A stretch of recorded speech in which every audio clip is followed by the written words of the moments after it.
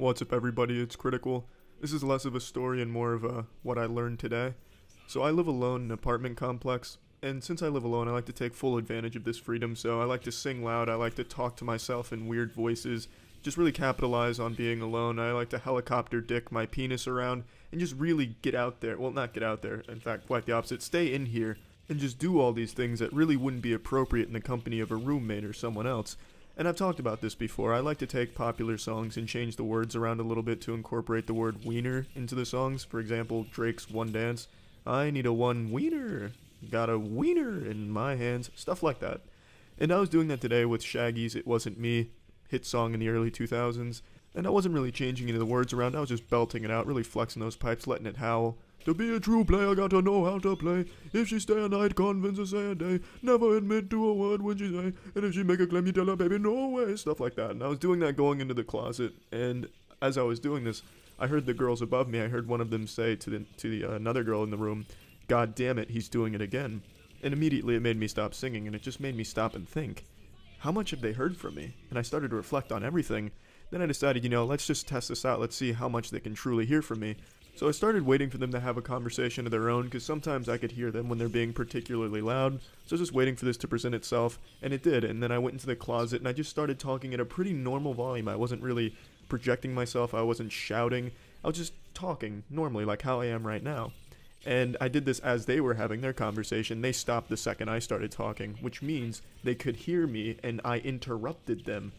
That means they could hear pretty much everything that I'm saying. They can hear me right now, actually. That's the impression I got from that.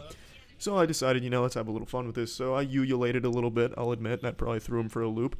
But still, it made me really think about all this. That means they can hear me when I'm making videos and shit like that, which means they've heard me say things like, cum blasted lobster loads and shit like that. That just sounds weird out of context.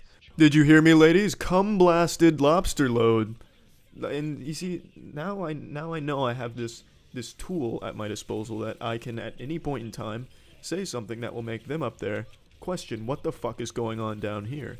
And it also makes me a little embarrassed, because now when I'm singing these songs and I'm just belting out these boner jams, I have to wonder what they think of what I'm doing right now. And I'm really not the kind of person that likes to be disruptive or anything like that, so it makes me want to take a step back and just evaluate how loud I'm being, or if they can hear me. So it's, it's just, I don't know, just thought it was worth sharing, and maybe to even serve as a lesson to all of you out there that you may not see anyone around, but there may be someone that can hear you or see what you're doing right now. So think twice before you break out that trombone and start playing that shit, because trombone doesn't sound good under any circumstances, so you probably shouldn't play that to begin with, but I don't know, just thought it was something worth sharing. That's it. So yeah. What's up everybody, it's Critical. I decided to kick this month off with a story. This actually happened last night, and this is for anyone out there who in the last 24 hours have embarrassed yourself in front of the person you're attracted to or completely ruined your chances with that person. This is for you, to let you know you're not alone. I'm in the same boat and we're in this together. So last night some friends and I decided to go to the bar, and while at the bar there was a girl I found extremely attractive there, and I'd seen her around quite a few times at this same bar, but never really went up and talked to her. I was too shy for that. But last night I was feeling particularly confident because I had won a stuffed animal from the crane game at the International House of Pancakes, so I wasn't shitting around with the shit-arounds anymore. So I gave my nipples some stimulation, a few circles around them on the areolas, and I decided to buckle down and go up and start a conversation with her. And to my surprise, the conversation was flowing nicely. We went through about 4 or 5 sentences, and I hadn't even spilled my drink on her yet. I didn't even mention the word turbo, so this was going far better than anything I had done in the past, until my friend comes along. My friend's a big Pokemon Go player, and I play too. I have a lot of good Pokemon. I fuck shit up on the Pokemon Go front. And he starts talking about Pokemon Go, and I'm like, fuck, you just sank my battleship. She's not going to want to talk about this. Especially because my friend was doing calf raises and just giddy with excitement, just absolutely jubilant over nothing. He just couldn't sit still. I couldn't understand why he was doing this. It didn't make any sense at all. He had no reason for it. But she actually went along with the conversation. She played Pokemon Go too. She loved it. And my friend was saying how insane my Pokemon were. Because my Pokemon, there's some pretty powerful bitches in that arsenal. I got a lot of 2000 CPs and 1600 CPs. I'm not trying to flex too hard right now, but I got some high CP Pokemon over there. My shit fucks. And he wanted me to show her, but I insisted I wasn't going to do that. I didn't think it was a good idea. So he reached into my pocket real fucking swift like a real master thief, pulled out my phone, brought up the Pokemon Go app, and then showed her my top CP Pokemon. Now the problem with this is I've named all of my top CP Pokemon some variation of the word cum, such as Cum Duck for my Gold Duck, Cumcutioner for my 1619 Executioner. You know, he's a pretty fucking big boy, he means business. But yeah, all of my Pokemon are named some variation of word cum, except for one of my Pokemon, which I named something far grosser. I named him Smegma Saucer. And he shows her this without thinking at all. She sees it and is immediately disgusted with me. She even scoffed at me. And you could just feel the mood swing from a mile away. I'm sure the whole bar knew that something sinister had just unfolded. Some type of dark presence just came over this bar as she saw all of these Pokemon names. I could feel my urethra prolapsing like it was eating my penis. It was just such an uncomfortable situation to be in, and my friend just kept going on and on. Look at these Pokemon, can you believe this shit? Oh, he fucking caught these. It just on and on and on. And she'd had just about enough of it. She put her foot down. She tried to trooper it out. She gave a real valiant attempt, but he just kept going about these Pokemon. He was like the world's worst Energizer Bunny wingman. It was fucking ridiculous. So she walked away as he was still spouting out this shit about these Pokemon I caught. And my buddy just couldn't believe it. He was baffled. Can you believe this, Charlie? She just walked away. What is that about?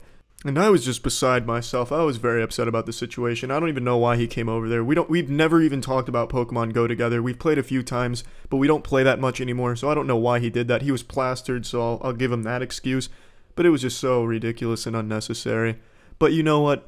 Looking back on it, you know, if she can't handle me when I'm naming my Pokemon cum, she doesn't deserve me when I'm not naming my Pokemon cum. Or at least that's how I'll sleep at night, I guess. But that's fine. It's alright. It was a learning experience. Now I know not to... I didn't learn shit from it. But, yeah, that's the story. And that's it. See ya. What? Wow. Fantastic start. Absolutely splendid shit. What's up, everybody? It's Critical. I wanted to share another story with you guys today. I know I just told one yesterday, actually, but that actually happened last week. I made that video last week, and I only posted it yesterday. And the night after that happened, we went out again, and I had another unfortunate encounter, and another one that was just out of my control. It was my friend again, not the same guy, just another one of my friends, someone I thought I could trust, you know, someone that I thought I could give my Yu-Gi-Oh card collection to and expect to have it returned to me back in mint condition. I haven't fucking touched my Yu-Gi-Oh cards in years, but I feel like that's a pretty big display of trust. I'd let them walk around in my animal slippers, which is something I don't let a lot of people do, so, you know, I trusted this person, and it backfired yet again. And this is a tale I don't tell easily because I genuinely have been having some fucking PTSD flashbacks to this scenario. Every time I think about it, it's like a frag grenade goes off in my apartment, my vision gets blurry, everything seems like it's covered in smoke, my ears start ringing. You know that feeling where it sounds like Alpha 5 from the Mighty Morphin Power Rangers having a thunderous orgasm in your ear? Yeah, every time I think about this, that's what happens to me. So this story starts the same as all of history's most influential and most memorable stories. I was taking a fat shit in my bathroom getting ready to go out with my friends. We were pre-gaming a little bit, not too hard because there's really no point to pre-game super hard to happy hours and other drink specials. So we finish this, I pinch off the Grumpy, and I'm ready to rock and roll. We go to this different bar, not the same one from the night before. And this was around the time Hurricane Herbert or Hermione or whatever the fuck the name of that hurricane was hitting. So it was very moist out. There was a lot of moisture in the air. There was a little bit of rain, just some sprinkling, you know, just spitting out there. So people were fucking climbing over each other, World War Z style, trying to get into the bar. Pretty long line, but it wasn't too bad, and it wasn't raining really hard or anything like that. It was just kind of a nuisance. So when my friends and I got into the bar, we started going turbo immediately. We just went up to the bar and just started fucking slapping drinks hardcore and just getting absolutely obliterated. And while we were doing this, a girl that I kinda knew at the time came up because she saw us. She's like, you know what, I want to get in on that action. They're going hard in the paint. I'm about that life. I'm gonna try and put anus to faces over here too, like these guys are. And this girl is absolutely gorgeous, probably one of the prettiest girls that I know. And it's not like we're super familiar with each other. We never exchanged numbers or hooked up or anything like that. But we had gotten fucked up at bars together in the past, so we knew each other a little bit. And this girl was going, and she was fucking ordering drinks faster than we were. She's like, come on, hold on a second, pussy tits. I'm getting 2 more. And just taking them both, bam, breaking shit on her fucking face. She wasn't doing that, but that would have been pretty cool too. But yeah, it was just fun. And after doing this for like an hour or 2 hours, however long it was, one of my friends, he was flopping around like a noodle. He was too drunk, so he went home because he lived pretty close. And then it was just me and my other friend, actually the same friend from my ceramic story, G. So it was me and G and this girl. And we were ready to leave. We were going to go back to my place, which is also walking distance from this bar, and we were just going to hang out for a bit. And since Hurricane Hermione was hitting in full force, shit, the rain was fucking coming in sideways. It felt like hail. It felt like we were just getting bullets shot at us, and it was kind of cool. And on this adventure back to my apartment, this 0.2 mile walk, the girl and I had made out, and things seemed to be going pretty well, you know? She seemed like she wanted to come back and stay over. And G was going to sleep on my couch bed hybrid thing, because my couch pulls out into a bed, some Star Trek style shit, I know, real advanced technology. And because that's what he usually does when he gets too drunk, because his place is too far away to walk to. And he's done this many times in the past. So we get back to my place, and her and I are just waiting for G to go to sleep. We're just waiting for him to be like, alright, y'all, I'm tired. I'm peacing out. I'm gonna have some sweet dreams real quick. Night, night. And he wasn't doing it. He wasn't feeling it. This guy, he was in it for the long haul. He wanted to stay up till the sun was coming up. And eventually, her and I were like, alright, we're getting tired. We're gonna call it a night. And G was like, alright, Charlie, take me home. And I was shell-shocked. I was like, excuse me, that has to be a joke. So I laughed in his face. I was like, oh, you really yanked my chain good there, partner. No, I'm not doing that. I'm definitely not taking you home. And he was adamant about this. He was not budging. This man had slept on my couch at least 10 times in the fucking past, even when I didn't even want him to or know he was sleeping on my couch. We would just be playing a fucking game and he'd be like, alright, Charlie, I'm going to sleep, and just crash on my couch all night. And then tonight, the one time I fucking needed him to crash on my couch, he was just not having it. He was driving a fucking hard bargain. And we just went back and forth. I was like, gee, no, I don't want to do that. I'm not going to do that. I'd already sobered up because we'd been at my place for a while, and I wasn't drunk anymore, so I could take him home if I wanted to, but I didn't want to. And the girl was just watching back, both of us going back and forth. It was like an Indian soap opera where it keeps zooming in on the girl as she's looking at the two people talking, you know what I mean, real dramatic like. And I could see beads of sweat just dripping down her face. No, please, don't budge. Don't drive him home. She was very concerned that I wasn't going to plant my feet and was going to give in to this. And this was just a real-life example of that conundrum. What happens when an unstoppable force of sexually driven hormones meets an immovable object of reluctance to sleep on a couch? And unfortunately, I just gave in because he just kept going. He's like, you know what, fuck it, alright, I'll just walk home, it's not a big deal. But he'd be walking 3 miles through a really shitty part of town. It's akin to walking through a fucking minefield. And I just kept giving him every chance in the book. I was like, gee, come on, you've slept on that couch so many times, wouldn't it just be far more convenient if you did that? He's like, no, Charlie, no, I will not sleep on that fucking couch. That couch has poopy on it right now, I don't want to lay in poopy. Just on. And then I just kept saying, gee, look, please, I don't want to do this. I was fucking begging him, don't make me do this. And then eventually I just gave in. Yeah, I was like, fuck it, G, you win, I'll drive you home. And then I could see the girl was very disappointed and upset, and so was I. Had fucking tears in my eyes, and I was begging her, please, it'll only take me 20-25 minutes to do this. Just wait in my bed, just, you know, nap for a little bit, please. Sorewa, machurizo, just wait. Just, you know, everything. I was just trying it all. It was like a scene in all of those romantic movies, like the really sad scene where they're chasing each other through a garden. The dude or the girl is shouting the other person's name, and they just can't hear it, they just keep walking. She had already made her decision, she wasn't going to wait. She was going to just go back to her place. Since we live in the same apartment complex, she just walked right back to her apartment and went to bed. And then the entire ride, I was bringing G home. I was so fucking tight about it. I was just telling him, G, you know what you've done, right? Do you realize the implications? Do you realize what you have fucking done to me, G? And he in his defense, I don't think he knew what was going on, even though I pretty much blatantly told him to his face, like, please, you know, this is what's going on.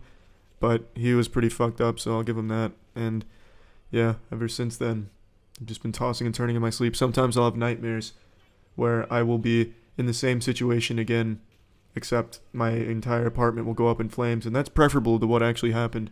I would have rather my apartment just get fucking taken out by Hurricane Hermione at that point in time than have to have this memory, this very sour memory. But yeah, that's the back-to-back nights of unfortunate circumstances I had no control over. The double whammy, the double fisting, the double penetration, the double dare, the double disappointment. Yeah, and that's about it. So yeah. What's up, everybody? It's Critical. This week I've been flooded with an unusual volume of emails pertaining to something I talked about in the past, and usually my emails consist of websites like Habbo Hotel telling me that my son has signed up for an account. I don't have a son. Daily Betty Crocker updates because some sick fuck out there signed me up for a Betty Crocker newsletter, but god damn it if some of those aren't some surprising meals from Betty Crocker, I'll give her that much. So I was a bit shocked this week when I looked past all of the strange newsletters and questions like if my ass was a dog, what would its name be and what breed, to see that I was getting questions about something I talked about in minimal detail a while back. So I figured I'd dive a bit deeper into this tale to give closure to those people that are asking for it. So it would have been about 2 years ago now, maybe a little more than 2 years ago. The story begins as all good tales do. The previous night I was out drinking heavily, and I woke up the next morning with a pretty bad hangover. And as one does when they're faced with a rough hangover and regret from spotty memories from the previous night where you're claiming you're Alexei Vanderwolf, famed bear wrestler from Russia, you get out of bed and you start masturbating to help get over the hangover. I don't understand why it works, but it does. It helps get over the hangover. So I began cleaning the clarinet, and I was really in the zone. I threw on my favorite lesbian porn film. It's a threesome called Ménage à Trois. It's on Pornhub if any of you would like to watch it. I believe it's probably the best hangover cure out there right now. And I was really just enjoying it, and I wasn't even considering it a masturbatory task. It was just me, this beautiful video I was watching, and my cock in my hand. Also, as a side note, I like to watch the porn on my phone because you can double tap and zoom in so you can kind of be your own cameraman, and I like that aspect because sometimes the camera angles aren't great, so I like the double tap feature. It's not really pertinent to the story at all, but I just thought it's worth throwing in there. And as by the time the video started winding down, and it's a 30+ minute video, and this was an entire 30 minutes of me going at it pretty hard. I was beating my dick like it owed me money, and eventually my dick deployed its cream and my mission was complete. I ejaculated, in other words, or if I want to be more hip with lingo, I made cum. So I paused the video and I closed my eyes and thanked Jesus for what I had just watched on my screen. And then I turned off my phone and I went to clean up my cock, and my neck was stiff because I was holding it at eye level, and I guess I just hadn't moved very much. I was like a fucking statue just looking at this thing. You probably could have mistaken me for a wax figure except for the rapid hand movement on my penis. And I very slowly looked down to begin the cleanup process, and I noticed my dick was extremely red. And it was also beginning to swell because my dick did not have this type of girth. It looked like my dick had been replaced with a head of cauliflower. The skin surrounding the pecker had it inflated so much so it was like someone was trying to make a fucking balloon animal out of it. I immediately was able to recognize that something had gone awry in this masturbatory process. I decided I didn't want to go get it seen right away because that's kind of an embarrassing thing to tell a doctor. Hey, look, I beat my meat so hard that now it looks like I've hurt myself. What do I do? So I decided to wait it out. I gave it like an hour to see if the swelling or the redness would go down, but it just continued to get worse. By the time I did go get it checked out, it looked like a fucking bowling ball down there. That's not really a good comparison though, because it wasn't like a fucking bowling ball. It didn't turn into a giant ball or anything. It still had like a penis shape, but since it was flaccid, there was more girth than length to it, and it was super swollen. It looked like you could have sucked helium out of it. But anyway, I went to a walk-in clinic because I wanted to get seen right away. And if any of you have been following me for a long time, you know that I'm very much a hypochondriac. That's not an exaggeration. I am genuinely a hypochondriac.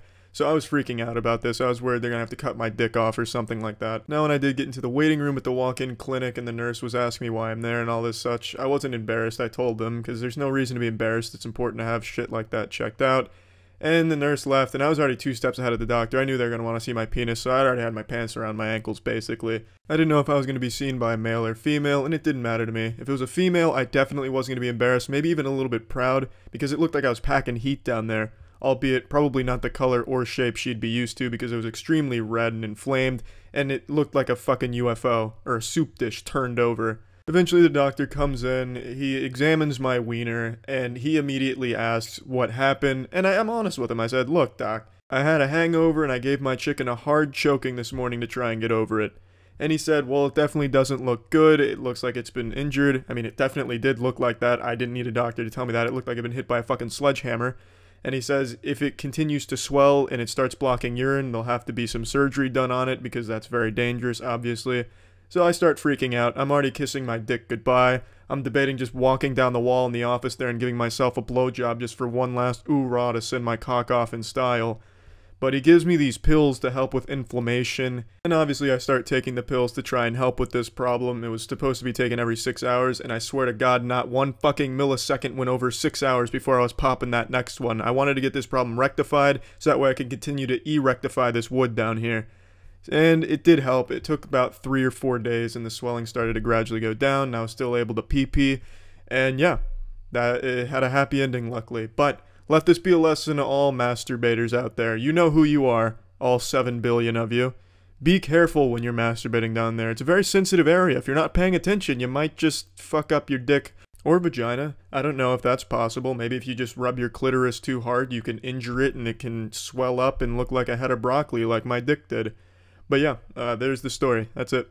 See ya. Yeah, so new movies are finally going back to movie theaters, and I'm not going to see any of them. I'm not going to be one of those stupid fucking mice that fall into a trap because I saw a nice piece of cheese there. I'm at least twice as smart as a mouse, and there is no fucking way in my area I'm going to a movie theater risking my life to see The New Mutants or some shit like that.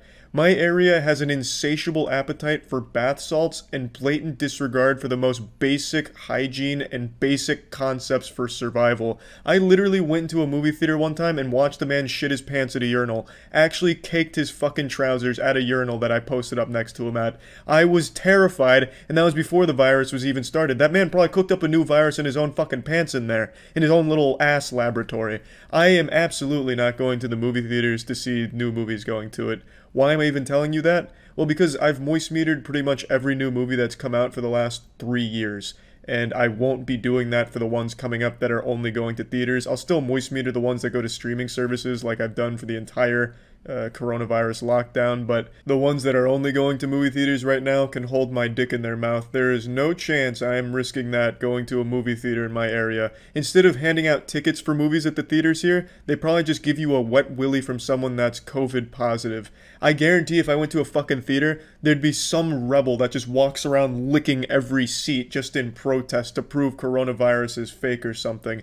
There's literally a dude that lives here that's famous for licking shoes. That's not an exaggeration, and I'm not making shit up. This isn't like some kind of folklore fairy tale superhero or something. There is a man that lives here who has a sexual fetish for the bottom of shoes that have been walked around on. So if you encounter him out and about in the wild, he'll politely ask you if he can lick the bottom of your shoe, because he loves it. So you think I'm gonna wiggle my ass into a chair at a movie theater around here? You got me fucked up. No disrespect to the guy that licks shoes, I'm wishing him all the best, but as far as hygiene goes, that's like at the very bottom of the list, next to giving yourself a raw sewage enema. I can understand to a certain degree why they're trying to put movies back in the theaters, obviously, and no disrespect to the people that do go. Maybe it's a lot safer in your area so you feel more comfortable, so I have no problem with people going to the movie theater if your area seems like a safe place for it, but around here, it'd just be like playing Russian roulette. That would be me with my cock and balls out and laying it on top of landmines from 50 years ago and hoping they're not still active.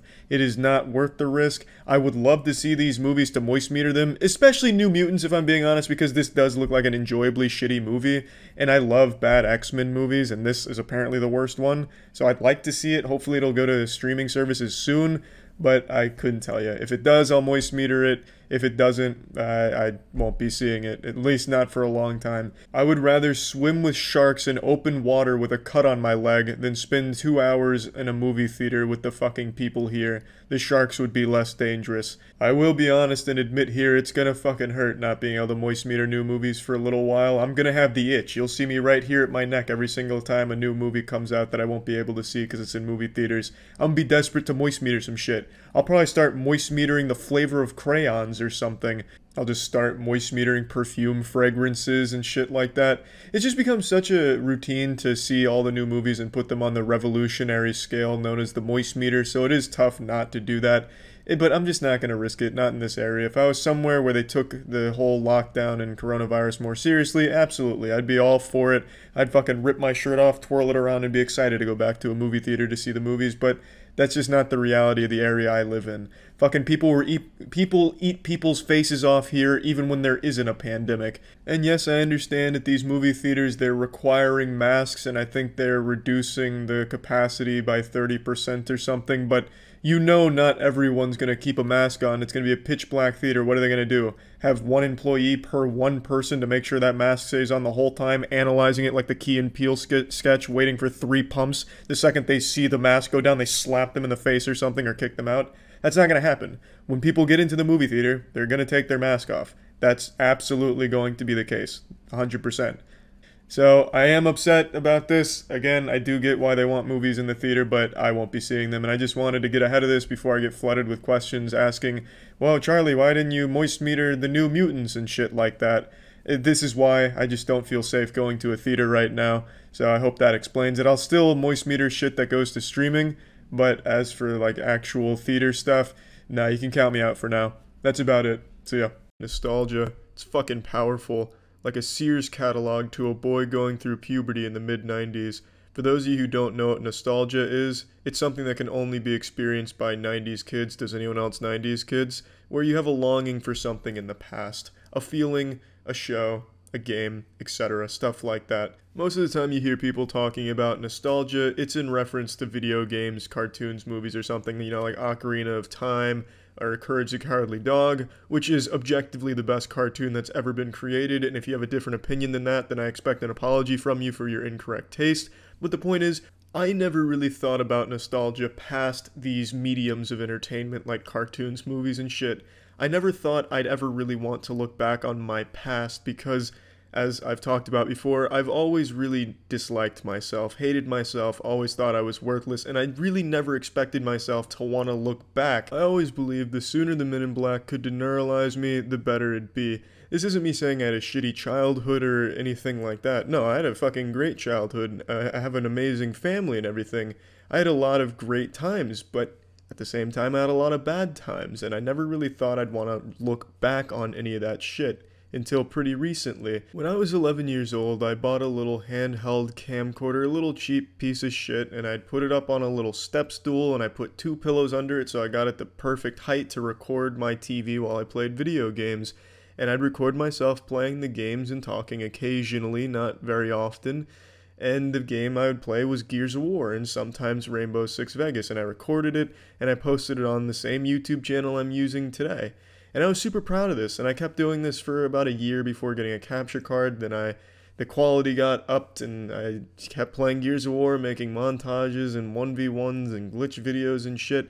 I put a ton of work into it, then I got Sony Vegas, started editing it. So much work went into all of it, and I was so fucking proud of it. Kind of. Not super proud of it. Obviously not proud enough, because as I kept doing that, I got kind of tired of it, and then I started branching out, and then I did the commentary stuff. And then in 2010, Ray William Johnson featured one of the commentary videos I did for QWOP. And the second that happened, I immediately purged my channel of every video from my past because I was ashamed. I was very embarrassed. I didn't like what I made at that point. And, you know, objectively, it probably wasn't that great.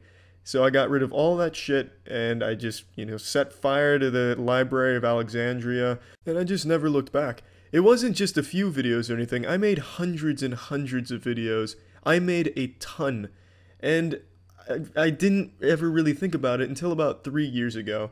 I was thinking to myself that I'd really like to be able to look at those again and just be flooded with the memories of all the hard work I put into them, what I was experiencing at the time, and just kind of see where it all started. Now, that's not exactly accurate because prior to getting the camcorder when I was like 8 or 9 years old, I used to make little videos on another old camcorder for Dragon Ball Z Budokai and shit, but I never had anywhere to post those because the internet was primitive back then, and all we had was the occasional still image of a titty that would load after dial-up connected after 30 minutes. I had nowhere to put any of those, so that's been gone and buried in the earth's soil somewhere. But the videos that I posted on here when I was 11 to 14, I would really like to see those, because from there is really where my passion for creating came from. And like I said before, I used to use creating videos as my form of escapism from the real world to distract myself from feeling invisible, and I'd really like to see those videos I made during that period. Now, the reason I'm making this, there's 2 reasons really. One, YouTube, can you please give me those fucking videos back? I know you've stored that shit somewhere. Facebook stores information from my fucking birth certificate to the last time I ejaculated, to exactly what second in the porn video I came. You have to have those videos somewhere. Don't fucking try and tell me they're permanently deleted. I know they're not. I'm not that stupid. And the second reason I'm making this is because I really regret deleting those videos. I don't have a lot of pictures of myself because I never wanted a lot of pictures of myself. I still don't really, honestly. I don't like pictures, but the point is I don't have a lot to look back on and remember because I don't have those things. I don't have like a time capsule or anything, but those videos I could have looked back on and had all of those memories and, you know, smiled about it. Oh, I remember this. Oh, that was cool. Oh, shit. Fuck all this cool shit. And a lot of people I know are probably in a similar boat. You know, a lot of people have made things they're not proud of, you know, whether it be an art piece, maybe even a video, could be anything. And you just don't want anyone to ever see it, and you never want to see it yourself. You just want to forget it exists because you think you're better off. but I argue it's very important to look back on the things that you're embarrassed about. It's very important to reflect on your past. At least that's just my view on it. Every now and then I'll go on a really hard nostalgia bender on YouTube because most of my formative years were spent on the internet, mainly watching game-related shit, game-related people. So when I go back and watch things like Gears of War montages and Halo 2 and 3 montages, like Walshy's Halo 2 montage, Furion and Fluxy's Dual-tage in Halo 3, fucking Calamosity's Gears of War montage and shit, all of those things will remind me of what I was like when I first watched them, and it also shows you where you've come from and how you've grown, and really just gives you a nice perspective on things, on time, really. So yeah, just to wrap it all up and put the condom on this throbbing nostalgia boner, maybe don't jump the gun and delete things that you're embarrassed of now. Maybe just let it sit there so you always have the option to go back and look at it should you ever choose to. Maybe at some point you won't be embarrassed of it, and I think it's very important that you at least have the option of looking back on your past, and that's just my opinion on it. And YouTube, just give the fucking video files back. I know you have them somewhere in your fucking deep filing Area 51 servers and shit. There's somewhere out there, and I know that they're doing you no good. Just give them back to me. Let them come home safely. Stop. Just stop and give them to me. That's it. See ya. What's up, everybody? It's Critical. I just got back from the gym and I had a pretty interesting experience. This isn't your standard tale of seeing an old man schlong or just some old dude flopping his wiener around in the locker room. Those are a dime a dozen. This is a true tale of discomfort. So I went to my apartment's little gym. It's pretty shitty. It has like 2 treadmills and a slab of concrete that you're supposed to use for everything else. And I only go there because it's so close by. There's no reason not to. So I'm going to the Iron Temple trying to get my pump on to pray to the creatine gods, way men. It was just me and this one dude and his girlfriend. The dude looked like the offspring of the Naked Brothers band lead singer in Popeye. He was fucking massive but was somehow shorter than me, which is extremely rare. His face also looked like he had just gotten out of middle school, but I'm sure he was around my age, like 23, 24. And he was bumping some really shitty music from a small 1990s boombox. The audio quality was just abysmal. It sounded like it was being transmitted via ham radio while underwater. I could barely make out some of this shit, but I could recognize some of the songs. Already this man has checked one pet peeve of mine, which is just playing music for everyone to hear. Why not just put on headphones? But regardless, he's just letting these flaccid jams blare, and he's singing along too, and he's dancing. He doesn't even care that I'm there. I don't even think he's registered my presence, even though I'm right in front of him. So I'm immediately uncomfortable before I've even started any of my sets. And this man's just fucking animal. He's going straight barbarian mode. He was on a cable machine that the gym has, and he was just like fucking throwing it forward. It was like he was doing, it wasn't even an exercise I'd seen before. It was like he was throwing footballs with both of his hands, like working on his passing technique. His girlfriend was doing squats. All the while he's doing this tribal rain dance, he's singing the song that's playing. I don't know what song it was, but the chorus he was singing goes, "Fuck me to sleep." So he was just singing that, just letting it howl. I don't know why you would sing that chorus out loud. It's a pretty shitty chorus, and it's a pretty stupid thing to be singing out loud, but whatever. This man's, he's letting it go. He's doing his thing. I respect that. He's fucking feeling himself. And I'm just trying not to laugh, because it was just so goofy to me seeing this meatball of a man just saying, "Fuck me to sleep." I didn't want to laugh because I didn't want to feel his wrath. He would probably fuck me up. He'd break me in half, I bet. He was super huge, and he was pumping some big weight. I'm not going to sell the dude short.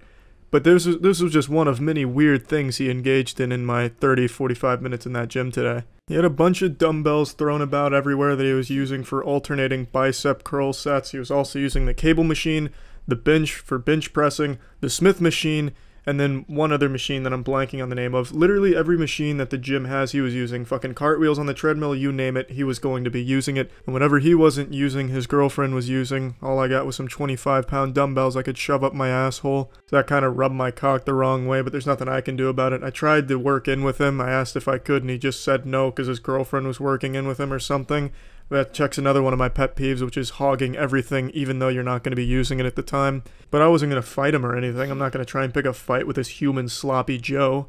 I'm just going to use my 25-pound dumbbells. Fuck it. I guess it's better than nothing. So I'm just doing my thing, you know, with my 25-pound dumbbells. And then this man goes and checks off another one of my pet peeves, which is flexing in the mirror and taking his shirt off. I absolutely hate when people do that at the gym, where they start checking themselves out, This man's just fucking feeling his titties and flexing really hard in front of his girlfriend. And then once again, I was trying not to laugh at him because his girlfriend was about 8 or 9 inches taller than him, looking down and pretending to be impressed by it. I could tell she didn't really care and just wanted to finish her workout and be done for the day. But I started to get used to his singing and the hogging of all the weights and his bizarre exercises he was doing. I wouldn't have been surprised if they had picked up the boombox and started playing volleyball with it to train their triceps. I'm starting to wind down my workout, and I could tell they were starting to be towards the end of theirs as well. And then they did something I've never seen before. It's that kind of shit that you only see on YouTube from like fitness couples that do some wacky, crazy shit. They gave it their best attempt and it didn't work. So the girl went down into like a pretzel position and the guy was doing like a reverse praying dog yoga pose. And then the girl rolled on top of the guy and he assumed a planking position, and then she just started doing some push-ups on his back, and meanwhile the dude's acting like an old fucking fitness DVD workout guy who's, you know, come on, keep at it, you can do better, I expect more from you, what, you milk babies with those titties, I don't believe it, come on. And this girl's fucking sweating trying to do push-ups on his back and he's not happy with it. She was busting her ass for these push-ups, but he didn't think she was giving it her all. So then it was his turn to do this on her back. So she gets in a plank position and this man gets in his push-up position on her back and he starts fucking jackhammering her with push-ups, just fucking nailing him out, and this girl's just like fucking wobbling all over the place. It was like a Street Fighter Turbo ultimate finishing move. This man was trying to drive his girlfriend into the Earth's core. He was like a bodybuilding plunger and his girlfriend was the clogged toilet. The shit was brutal. Just absolutely brutalizing his poor girlfriend with these push-ups.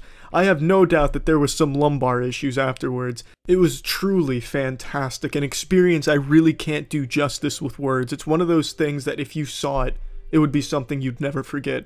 And I will definitely never forget that. I was pretty much done working out. 25 pounds isn't enough to get in a decent workout in any capacity. I was really just kind of killing time to watch them. I was just kind of a spectator for their show they were putting on.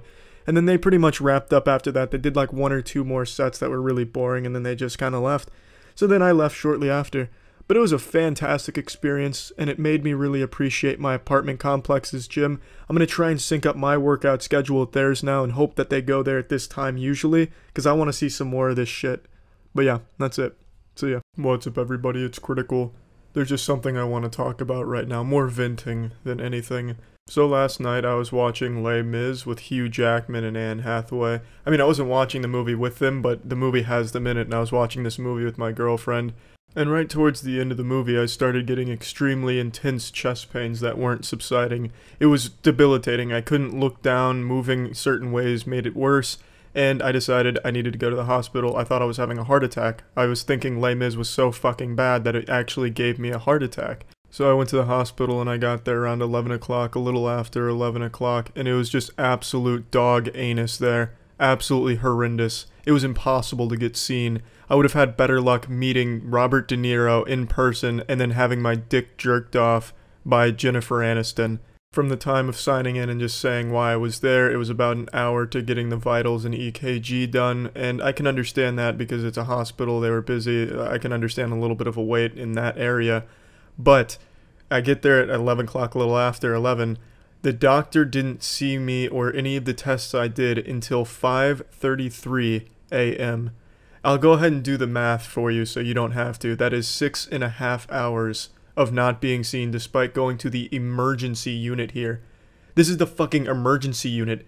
Luckily I wasn't having a heart attack, but if I was having a heart attack I would have fucking dropped dead in their waiting room and then would have been about 2 hours for them to clean up the body. I just don't understand how that's acceptable. They weren't even filling me in like, oh, I'm sorry, we're just so busy right now, the doctors are overloaded with a whole lot of work. They weren't communicating anything. I was just left in this fucking waiting room developing deep vein thrombosis, waiting for this shit. I'm surprised that isn't a goddamn epidemic at Tampa General, just people dropping dead from deep vein thrombosis waiting to be seen in the emergency room.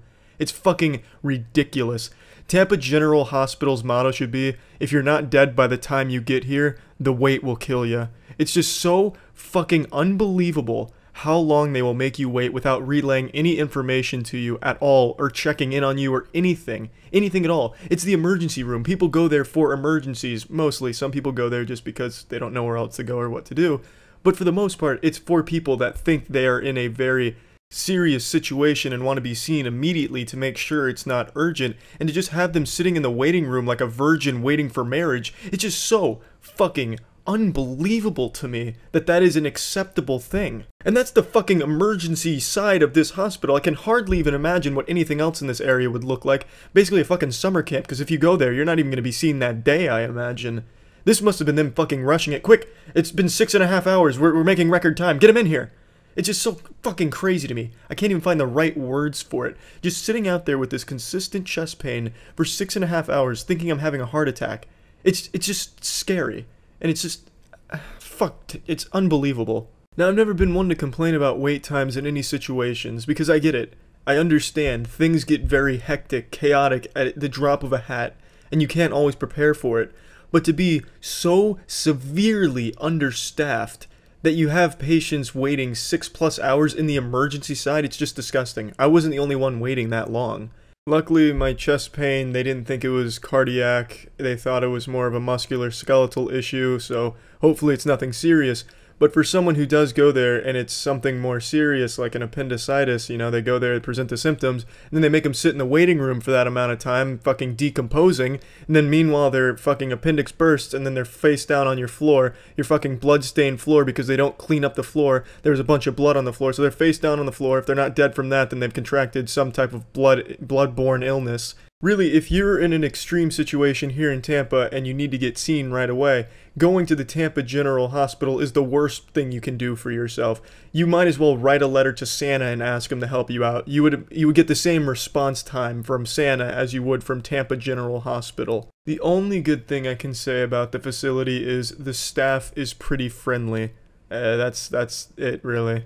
In total, the time at the hospital last night was about 8.5, kind of close to 9 hours, not quite 9 hours.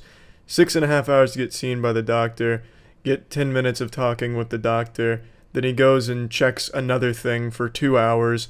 The shift changes, I get another doctor who has to go do the same procedure again, comes back, and then I got released. Overall, just absolutely disgusting how poorly run that facility is. I can't understand how they can be so understaffed. And I did talk to some of the staff there asking, you know, what's going on, you know, every 3 or 4 hours, you know, I'd check in, you know, what's going on? Did the fucking doctor get blown up in an explosion back there? What's going on? Fill me in. And they told me it's just Mondays. They say they get busy on Mondays. Well, fuck, if you know you're going to be busy on Mondays, why don't you have more people on site for Mondays then? Doesn't that make a little bit of sense? It doesn't even have to be qualified doctors and nurses. Have some fucking dogs carrying notes from the doctor out to the patients in the waiting room. Anything at all, to let them know that you haven't forgot about them. So I'm going to stop ranting, but overall, a horrible experience at that hospital with the waiting. I would not recommend it if you need some urgent care. However, I would recommend Tampa General Hospital if you need a place to charge your phone. They have some phone charging stations, and they're pretty effective. Yeah, that's it. So yeah. Ladies and gentlemen, I come before you today as a simple man with a problem with something that's common in the world today. Something I truly believe should be outlawed, and anyone who partakes in it should be punished to the fullest extent of barbarism, just straight up slaughtering and beating up anyone who happens to partake in this activity. I'm talking about one-ply toilet paper. Now I know this is low-hanging fruit, everyone hates one-ply toilet paper, but you know what, I want to toss my nutsack into the sausage fest as well. One-ply toilet paper haunts my boners. I hate it. Whenever I see one-ply toilet paper, my mood is immediately destroyed. It's the worst fucking thing ever. It's like watching a car accident with your entire family involved whenever you just see one-ply toilet paper in the fucking public restroom. I hate it. I'd rather clean the public toilet seats with my fucking tongue than use the one-ply toilet paper in there. It's awful. It's miserable. I don't get it. It's fucking horrible. I mean, I do understand why they use it. It's cheap to get, but still. Have some morals. It's unethical. Give me sandpaper. I'd enjoy that more. Give me fucking metal. Aluminum foil even. I don't care, but just don't give me one-ply toilet paper. That is the worst. Fuck. It's like using tracing paper on your asshole. No matter what, no matter how careful you are, no matter how many times you fold it over, that toilet paper is going to rip right in your chocolate starfish and you're going to finger your asshole. Without fail. Every single time. You're just in the public restroom and you have to shit. You know, no one really likes to shit in the public restroom, but sometimes shit happens. And you go in there, You take the one-ply toilet paper, you know, you're just having a nice little gentle rub on your asshole, all of a sudden it rips, next thing you know, your whole fist is in your anus. I fucking swear, one-ply toilet paper was one of the major curses of ancient Egypt. Excuse me, one of ancient Egypt's major plagues, you know, the locusts, all that kind of shit. One-ply toilet paper must have been at least tossed around as a plague, but they deemed it too unethical and just decided to omit it from it. Even they understood just how bad it was. It is truly beyond words. It makes me hate whatever location is using it as well. I could absolutely love the place, love everything about it, but if I go to the bathroom and I see one-ply toilet paper, that shit's getting a 1-star on Yelp. If I hit rock bottom and actually had a Yelp account, yeah, I would give it a fucking 1-star just because of one-ply toilet paper. It's just not right. It's wrong. That's not how a business should be run. It makes you look bad. It is bad. You're bad for using it. Fuck one-ply toilet paper. And God forbid that toilet paper get even the slightest bit of moisture in it. That thing will just literally explode. It just fucking melts. It's like a marshmallow that gets fucking roasted over an open flame. That toilet paper just turns to mush in your hand. If you have diarrhea, God forbid you have diarrhea and have to use a public restroom and you see one-ply toilet paper, you might as well just start praying right now, because that is going to be your demise. That is your end right there. That combination is fatal. One-ply toilet paper with a diarrhea butthole? No. That's a recipe for disaster. The second you use that one-ply toilet paper on that dirty rectum, it's over. You've already lost. Your fate has been sealed. Satan has taken your soul out through your asshole. An even more unholy combination is not only having one-ply toilet paper in the public restroom, but also being subjected to a toilet where the water isn't high enough to cushion the blow of your shit, nor is it low enough to not feel the impact of your shit. So when you drop your steaming load, it hits the water and creates this massive splashback as if a fucking sumo wrestler cannonballed into a fucking pool and just goes right up into your ass crack. And then you're going to be forced to use that one-ply toilet paper to not only clean your ass but dry it off. And that's not going to work. That toilet paper is just going to fucking disintegrate once it touches that water. I believe it's time we start to act like we're in the 21st century and just get rid of one-ply toilet paper. It can't save that much money to just put another fucking layer of paper over top of that one-ply. I truly don't think it's going to be that much more of an expense to at least improve someone's shitting experience in your business. I just can't imagine a business going under because they invested in a little bit better toilet paper. Ah, CEO Harold, what happened to your multi-billion-dollar business? Well, I invested in 2-ply toilet paper. Say it ain't so. What were you thinking? Ugh. So in conclusion, fuck one-ply toilet paper. It's time for change. It's time we start shining a spotlight on the important issues. It's time we demand better toilet paper. We're not cavemen. Cavemen probably had a better system for wiping their asshole. I'd rather use rocks like cavemen than use one-ply toilet paper. It's time we demand better toilet paper. That's it. Fuck one-ply toilet paper. So yeah, for a while now, people have been asking me to talk about food and health-related shit, you know, general advice or pro tips, life hacks, does anyone else, 90s kids, basically anything relating to this field of health, nutrition, working out and shit, because, as I've stated, I graduated with a degree in human sciences, more specifically exercise physiology. So I decided, instead of talking about this in my yearly answering major questions video I did not too long ago, I would make a whole video dedicated to it and tackle all the questions that I'm frequently asked in this area. So the first thing, there's no such thing as a superfood. Please stop emailing me asking me what superfoods I'd recommend. Oh, would you recommend the enhanced mulch with added fiber blend? No, superfoods don't exist, and I want you to tell yourself that every night before you go to bed after you brush your teeth. Look in the mirror and tell yourself superfoods aren't out there. It's like the boogeyman, it doesn't exist. Yeah, I'm sorry to be the one to tell you it's not the tooth fairy that's going to be leaving kale dust under your pillow when you put a tooth there. It doesn't exist. There's obviously foods that are super good for you, but there's no food that's going to be this end-all be-all where you implement it into your diet and everything is honky-dory, you're losing weight, you're gaining muscle, and your dick's growing. It doesn't exist. That's just a marketing ploy to get you to buy some products that ordinarily you wouldn't even think about. And sometimes the products are actually really good for you, but they don't do all of these incredible things that they claim to have done or will do. And on that same topic, I'll go to the next subject.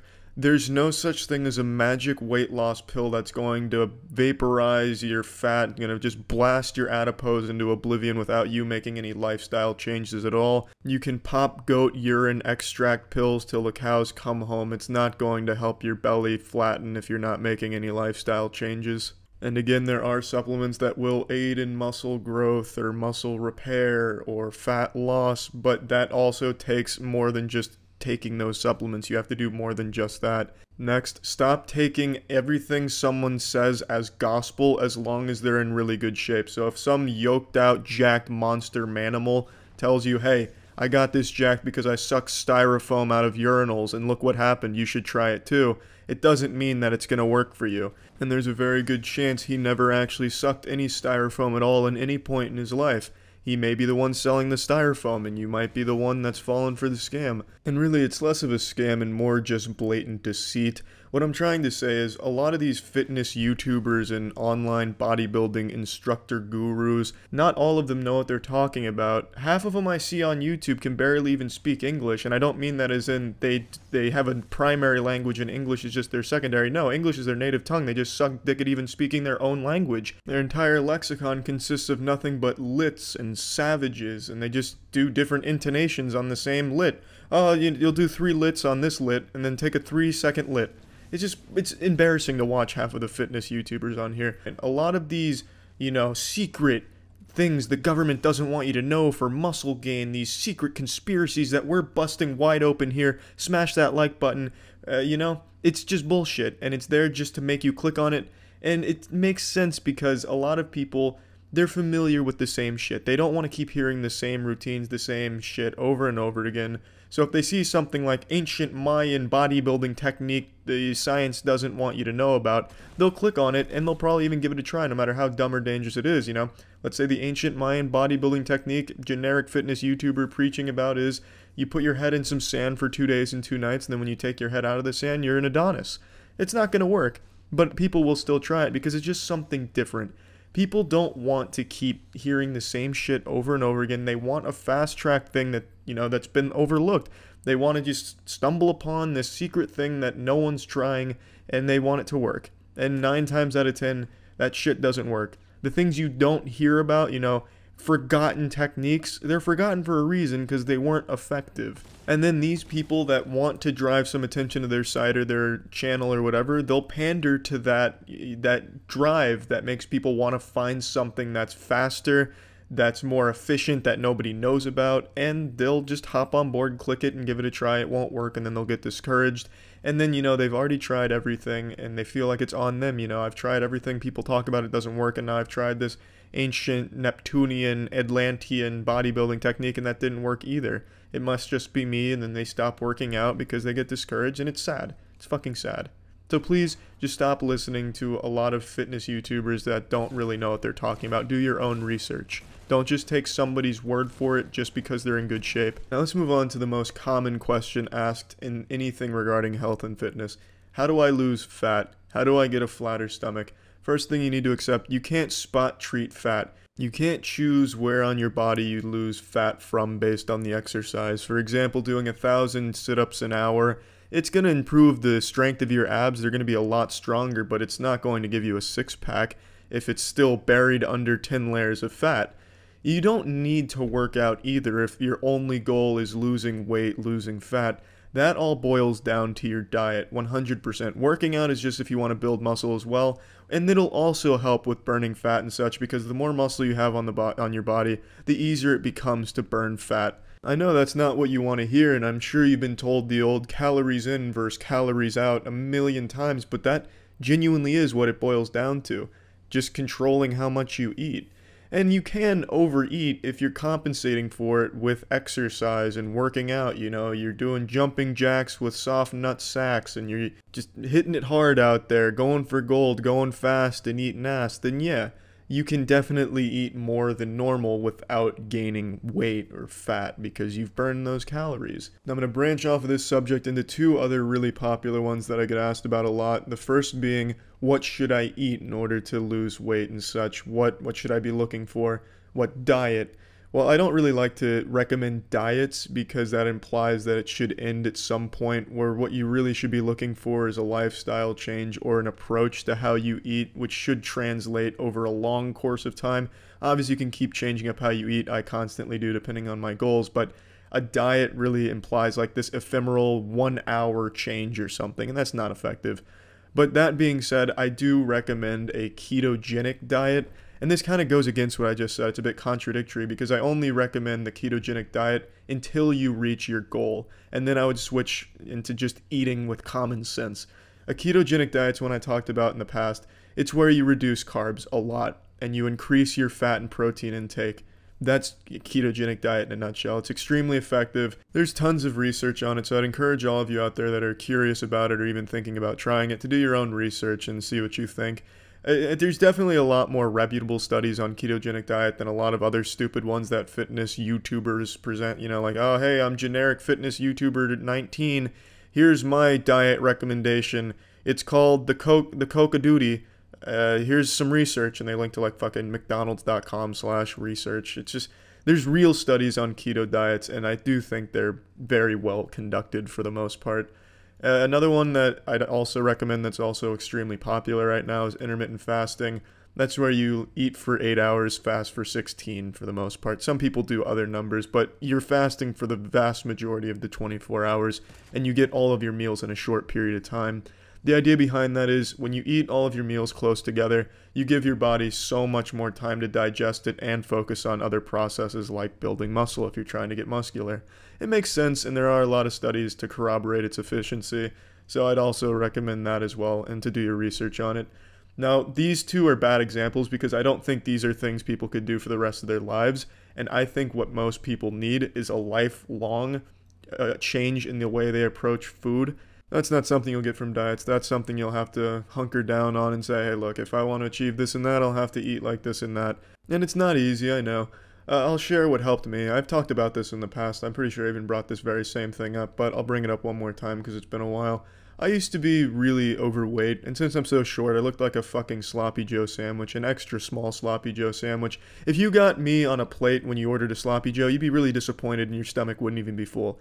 I was fat and I was short, so it wasn't a good combination at all. But eventually I realized, you know, I eat like shit, but why? If I eat like shit or I eat healthy, it doesn't matter because 2 minutes after I've finished eating, it's already gone. The happiness from eating is gone. It's just so temporary, what's the point? I might as well eat a little bit better if I want to be happier with the way I look. So that's a perspective that helped me out. Now going on to the next part of this topic is how to work out, and what to do to gain muscle and such. Well, I don't want to design a general workout plan for everyone out there or give a general workout routine or anything like that. But I will say you want as many compound lifts as possible. When I say compound lift, I'm talking things like the bench press, the deadlift, the squat, the big three. I'm sure all of you have heard of those before. They're very popular for a very good reason. They recruit a lot of muscles to complete the movement. They increase testosterone. It's what you want. That's what you're looking for. But if you don't really care about weightlifting, you don't have to do weightlifting to get muscular. Calisthenics is extremely effective. In fact, it's probably even better if you're only looking for an athletic physique. You'll probably get more tone and ripped off a calisthenic-focused exercise routine. Calisthenics are body weight. The calisthenics involve just using your body weight as the resistance instead of weight. So things like push-ups, and then when you get more advanced, do a push-up with your toy poodle on your back. When you get even more advanced, do a handstand push-up with your toy poodle resting on your nutsack while you're upside down. Things in that nature. And that really helps build a really toned and athletic physique, which is what a lot of people only care about. So calisthenics might be what you're looking for if that's your goal. Now, this was also very hard for me when I was overweight. It's very difficult to start and then get in the routine of motivating yourself to keep going, so I'll share with you my perspective on how I viewed this and what helped me.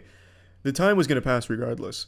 You know, let's say I wanted to spend I didn't want to spend an hour at the gym, but let's say I went and spent an hour to the gym and I fucking hated it. Well, that hour was going to pass no matter what I did, so at least I spent an hour helping me get to a point where I'm not disgusted every time I look in the mirror and want to fucking puke out of my penis hole. It really came to this conclusion where, you know, time's going to pass. No matter what I do, I might as well spend a little bit of that time getting me to a point where I'll be happier 3 months from now with how I look. That's kind of what helped me. Kind of in the same way I viewed food, you know, it's no matter what, you're going to forget how much fun that shitty meal was. No matter what, the time's going to pass, even if you spend it doing something fun, like jerking off while playing a video game and watching hentai.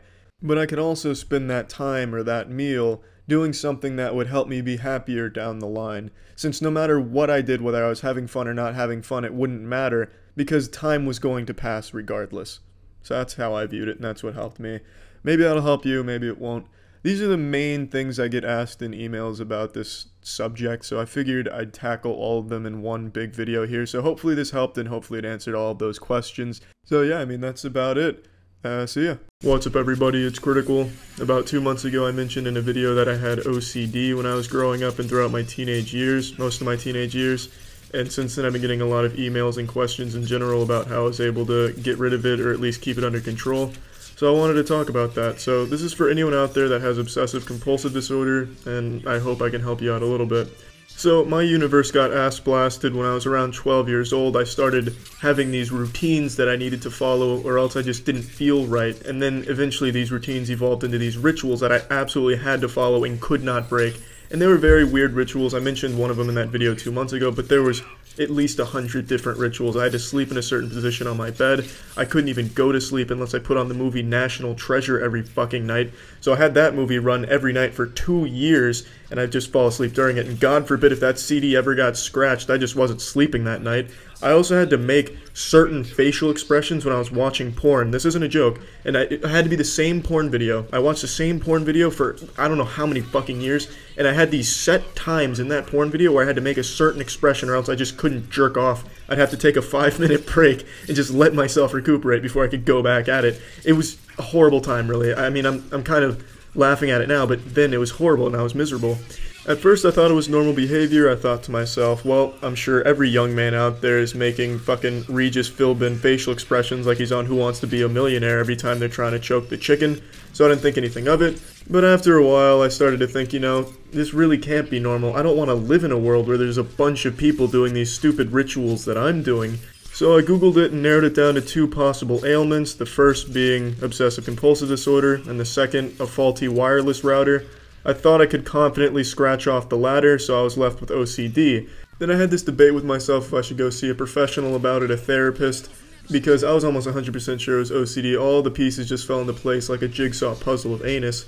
But then I thought, you know, they're probably going to prescribe me medication, and I didn't have a lot of faith in the medication a therapist would have prescribed me because I thought, one, the medication would either perpetuate the illness further and I would have to keep going back to them to get more drugs that would cost my family a lot of money and it wouldn't even solve the problem, and I definitely didn't want to do that. Or 2, it would make it worse because I had read that shit sometimes makes it worse, and I definitely didn't want to take that chance. I don't even know how it could have gotten worse. I guess I would have just had to follow like a specific set of steps every single day and never deviate from these specific walking patterns. I have no idea how it could have fucking gotten worse, but I didn't want to take either of those chances. So I thought it would be best for everyone if I just tried to figure it out by myself. Now, I was really good at hiding it. None of my friends knew I had OCD. No one knew I had OCD outside of my family, and even my family really didn't know the extent of it. They only knew some very small bits and pieces of it. And I feel like a lot of people with OCD are really good at hiding it, so you would never know if somebody actually has it. And that means that they don't ask for help, and I didn't either. But looking back on it, it really probably would have been beneficial if I involved some people in helping me get over this. But I didn't, and I eventually did figure out a plan that got it under control and pretty much got rid of it. So I looked at it in a big scale. I knew I was in control of my actions. I knew I was the one doing these rituals. I was making this conscious decision to do these things, and I was in control of that, nobody else. So I knew I couldn't just break these rituals, get rid of them all at once. I had to go in small steps in order to do this. So I started to break them down into smaller rituals. I started to break them down piece by piece, making them just a tiny bit shorter than they were, or eliminating some very tiny things. And the first one I really targeted was one I had with eating. I had to eat a meal at an exact time every day. I had to eat each meal at an exact time, and you started to make bargains with myself. I would eat this meal a little bit sooner or this meal a little bit later, and that was the first thing I really went after, because that was something very small that I could control every time. So I started to change the meal times up, and once I started to get those more flexible, I was eating meals 30 minutes sooner or whenever I felt like, then I started to go for the bigger ones and make those a little bit shorter. Instead of sleeping in a specific position on my bed, I would move over a little bit, or I would do this, or I would do that, stuff like that. The National Treasure one I had already gotten over because the DVD actually did break, thankfully. So after 2 years of being hostage to Nicolas Cage's acting in that movie, despite it being a pretty decent movie, I was finally free of that one. So that was before really I knew I had OCD. But with the sleeping habits, I managed to just convince myself to sleep in different positions, different sides of the bed. And I just started making these little changes to my rituals, and eventually I made the changes bigger and bigger and bigger until eventually I could convince myself to just not do the ritual at all. The ritual was so short and consisted of so little things. What's the point in even doing the ritual? And I was able to do that. I was able to just not do the rituals, and now I don't do any of it anymore. Now, there are still a few remnants of my OCD that I just cannot seem to get rid of. For instance, my YouTube profile picture has been the same negative 50p image for the last 7 years, and I just cannot, no matter what, convince myself to change it because I feel it would just cause such a discomfort to me. And a few other little things that are still reminding me of OCD are still there because of OCD. But for the most part, it is completely gone. I don't struggle with it anymore. I'm not miserable because of it anymore, or miserable in general.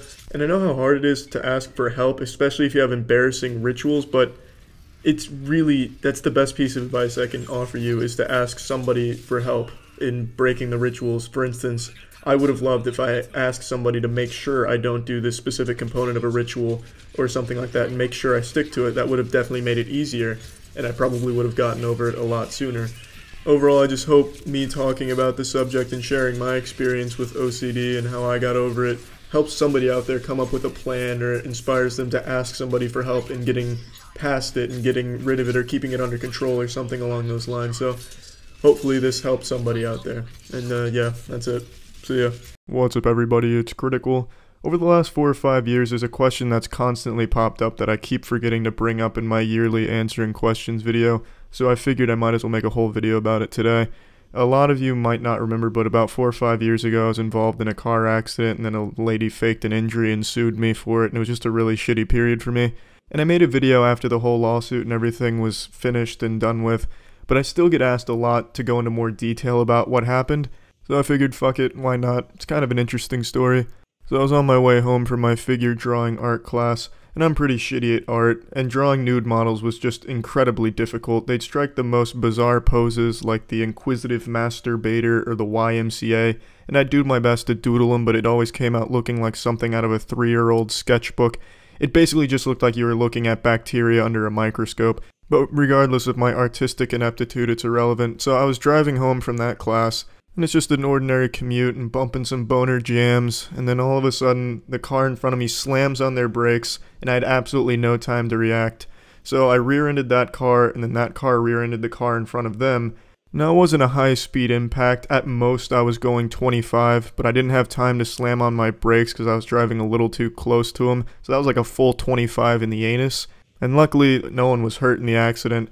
But I turn off the boner jams and I go check on the passengers in both cars, and I swear I couldn't have gotten in an accident with 2 worse groups of people in those cars.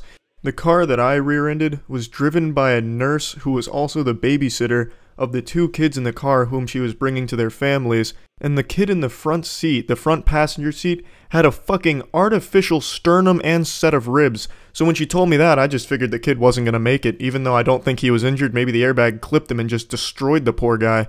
But he was fine. The kid in the back seat was on like an oxygen tank or something, or I don't know what he had back there. He had some type of Star Trek contraption that was keeping him afloat. So I just thought they were both gone for. The lady was totally fine, and turns out the kids were both fine, but I was fucking panicked once I heard all of this information and saw when I looked in the car. And then the car they rear-ended was driven by a mid-90s woman transporting her 74-year-old son to a doctor's appointment to check on the condition of his fucked up leg. And when I went up to this car to check if they were alright, I thought it was just driven by 2 statues. They didn't even react. They were confused as to why I was up there. I don't even think they knew they were in an accident until all the dust settled, and then they realized their car was kind of damaged. When I saw them, though, I thought it was game over. I thought there was no way they survived this. It looked like a rogue tumbleweed could take them out. Turns out they were totally fine, and more so just annoyed that they were going to be late to the doctor's appointment. So luckily, everyone was 100% fine. The only one who even sustained any type of injury was me, and it was from when I went to check on the car in front of me. It was covered in broken glass that I didn't see, and I just cut the shit out of my hand on it.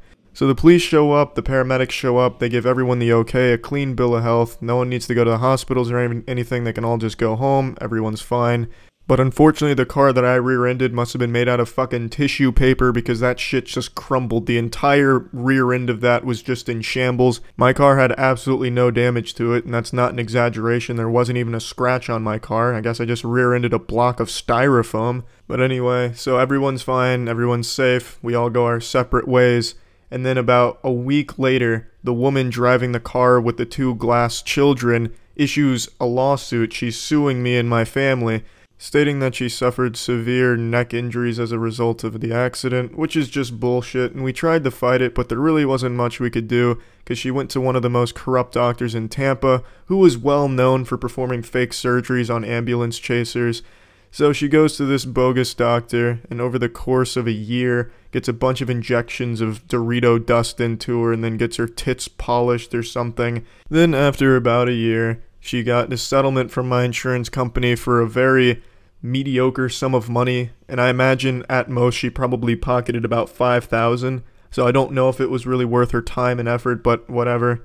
All power to you, you fucking asshole. So yeah, that's the whole story about what happened there.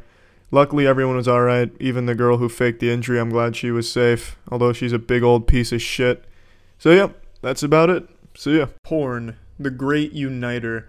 The one force that ties strangers to strangers in a way they don't even realize. The one thing every human being has in common, the love of porn, the art of porn, the ethereal beauty of the craft. Now, as the title of the video suggests, I used to watch the same porn video for the better part of 2 years, perhaps a little longer than 2 years, but I'm going to say 2 years just to err on the side of caution. I've made it no secret that I refuse to get a haircut at the moment, and that I also used to have very bad OCD. Not your generic watered down bullshit meaningless version of OCD where you move your car keys from the counter to the drawer because you don't like them on the counter. That's not fucking OCD, you goddamn bigot. Don't you hijack what OCD actually means. I had literal OCD, and one of my rituals was watching the exact same lesbian porn video for the better part of 2 years. And I want to tell you what happened as a result of doing that. Now, let's go ahead and start. The video was called Nice Pair of Lesbians. Let's take a moment of silence to remember that beautiful video from redtube.com. It is no longer on redtube.com. Okay, thank you for participating. The video still exists. I know, I get emails all the time like, hey, I found that lesbian porn that you used to jerk off to, you know, that used to haunt your fucking boners. Here it is. Yes, I know it's still on the internet, but in like 240 and 360p. On RedTube, it used to be 480. 480p or higher does not exist anywhere on the internet anymore. Trust me, I have looked. But that's besides the point. That's just to give you the context of what the video is. Maybe someone else out there used to also have OCD and jerk off to this video for 2 years straight. And if so, you're not alone, my brother, or my sister. You and I now share a cosmic bond, a bond stronger than the bond between a mother and her child. I love you. Now, it wasn't just watching this lesbian porno. I had an entire routine for it, like a choreographed dance routine for jerking off to this video. And I know I've talked about a little of this on the podcast before, but I still get emails asking me to talk more about that porno that I jerked off to for 2 years. So I figured I'd talk more about it. I also get emails asking me what's my Twitch account, and I'm glad you asked. It's twitch.tv/moistcritical. Go drop a follow, subscribe. Love to see you over there. I stream daily. Twitch.tv/moistcritical. Fuck yeah. But anyway, so this routine that I came up with, well, not that I came up with, that I kind of fucking cursed myself with and burdened myself with at the time. I would make certain facial expressions during certain points in the video. I would say certain things to the actresses in the video, and make no mistake, you goddamn delusional incels, the porn actresses are just that, they're actresses. They have a script of certain moves they're going to do. It's not like they're just fingering themselves and ass blasting their assholes with their fists for your enjoyment alone. It is a job, and they are actresses. Get it through your fucking skull. But anyway, I would say things to them like, oh, you're so hot, that's so sexy, I'm touching my dick to you. As if they could hear me, and as if I was communicating to them directly as like the director of this video. It was a really weird routine, it really was. To kind of give you a brief oversight of all of it, I'm not going to walk you through every step that I would do here. In fact, I don't even remember all of them anymore. But before I would watch the video, I would queue it up and let it all buffer and load, because this was a long time ago. I'm fucking using RedTube, so obviously it's a long time ago. And while it was buffering and loading, I would turn around from the video, so that way I couldn't see them, and they couldn't see me, obviously. And I would look at my penis until it was completely flaccid, entirely soft. So that way I was coming in there with like a clean canvas, and they were going to 100% get me from 0 to hero. So once I was certain that my dick was super soft, I would then sit down and get ready for the action. As it would start, I would say hello to the girls and I'd compliment them on their beauty. The video started with a girl fingering herself, and I would compliment her on how great she was doing. And then the other girl joined in, and then I'd say hi to her, like, oh, hey, you just stopping by? Shit like that. It was really fucking weird. And honestly, I hope the NSA was watching during those times, because I would love to see those documents. I'd love to see that film. I think that shit would make for a really incredible case study on OCD, because that shit was goofy as fuck. And I would love to remember exactly all the shit that I would say. I don't necessarily want to see underage me jerking himself off into the webcam or anything. I could skip that part. But I at least want to see what I was saying to the girls during the video. But that's kind of how it went. Facial expressions, words and things I would say to the girls. It was always the same. I had to make sure I said the same things to the girls. I had to make sure I made the same facial expressions. I even made sure to keep track of licking my lips. I had certain time marks where I felt I needed to lick my lips at those times, otherwise I was disrespecting them. It was very weird. Now, I did this for, like I said, the better part of 2 years, and honestly probably a little bit more, but we'll say 2 years, and I didn't deviate from that video. I didn't venture out. That was my home. I lived in Nice Pair of Lesbians on RedTube, and they took my home away. It's not there anymore. I'd like to remind you all that it's not fucking there. It's a goddamn crime. It's a fucking sin what they've done removing that. But now, to tie it back to the title of the video, I watched the lesbian porn for 2 years. Here's what happened. What happened is I recognized how weird it was, and I started to really combat my OCD, and I started cheating on the porno by watching other videos. I did. I'll come out and say it. I fucking cheated on that porn video and watched other ones. And that's what happened. I stopped being so fucking weird through a lot of effort to try and combat my OCD rituals. I've talked about that in the past, so I'm not going to get into how I did that or the steps I took. But that's the result of watching porn for 2 years. You feel like a fucking degenerate loser, and then eventually you stop, hopefully, if you try hard enough. But anyway, that's the story for today. Thank you all. See ya. It's been a little while since I told a story, so I figured it was about time that I sit you all down by the campfire and put some fear in your boners. I'm going to tell you a really recent story, something that I think everyone can take a lesson away from and use it in their everyday lives. So before I really dig into the meat of this, I want to preface this by saying I have not pissed my pants in a very long time. Now that that's off the table, let's get into what the story is about. As you've probably surmised from that intro, it's about pee-peeing in the pants. It's about a time where I flirted with that devil. And this all takes place in the mythical year of 2019 AD on October 4th. It was literally 6 days ago as of recording this video. It was right before going to happy hour, and if you watch my streams at twitch.tv/moistcritical, you know that the streams are fucking bangers, and that I also pee a lot. I drink a lot of water, which means I'm constantly expelling a lot of urine from my body at jet stream-like pace. I really fucking pressure wash my toilet when I get in there to do that business, so if urinating is considered a game of chess, then I'm the goddamn grandmaster. Now, this was right before going to happy hour. I had just gotten all dressed up and spruced up, ready for action, and we needed to pick my friends up before going to the bars we were going to. But before going, I had the little inkling of a pee-pee coming on. It was still brewing, but it hadn't matured yet. So I figured there really wasn't any point to doing that. The bars weren't far, my friends weren't far. I'd just hold it till I got there and then just do my business out there in public. Just kind of to assert my dominance, like, hey, I'm not afraid to mark a urinal with my seal of approval. I'm not afraid to stamp this with my penis juice. So I just wanted to wait. I didn't see the point in going before heading over. That being said, on the journey to my friend's place, it was still very tame, very manageable, barely even noticed it. Got to my friend's place, didn't notice it. The second they got in my car, it's like they unleashed the piss demon. All of a sudden, all at once, it hit me like a fucking brick. Like a train had left the station, a bullet train, and it was hitting my bladder. There was no putting this genie back in the bottle. I was going to tinkle, it was just a matter of where. In my nice trousers, in a dirty bathroom somewhere on the way, or on the side of the road. The last two options weren't exactly options, because to get to the bar you had to go over this pretty long bridge, and there was no way I was going to be able to hold it through the duration of the bridge, so I'd be just trapped like a prisoner in its cell in the car, just urinating all over my friends. or I'd have to hold it and literally cork my cock, and I'd probably fucking drown internally with urine pouring out of my mouth like I just swallowed a cyanide capsule of urine. It was just a nightmarish situation because I really had to go. So I informed Tiana, who was now driving, and I told my friends, look, I'm sorry to be an inconvenience, but we got to pull over somewhere to go to the bathroom because I'm going to literally ruin our happy hour and turn it into the not so happy hour by coating this entire car in piss.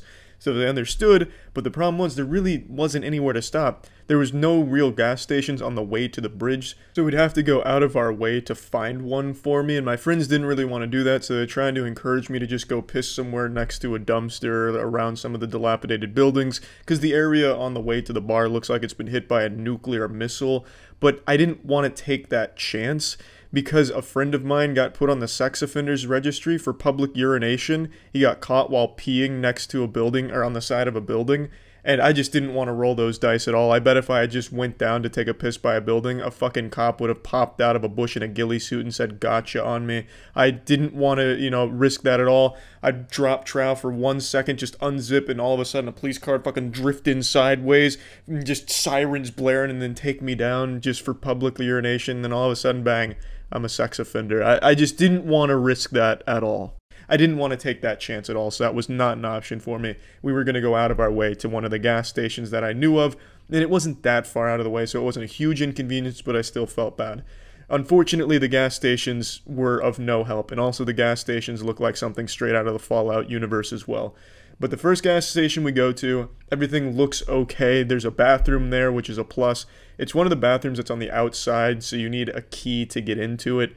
So all confidently, while I'm like basically grabbing my cock, just trying to keep everything where it needs to be before I explode with urine, I go in there waddling in and I say to the guy, hey, look, I've got to use your shitter. Can I get the key to that bad boy?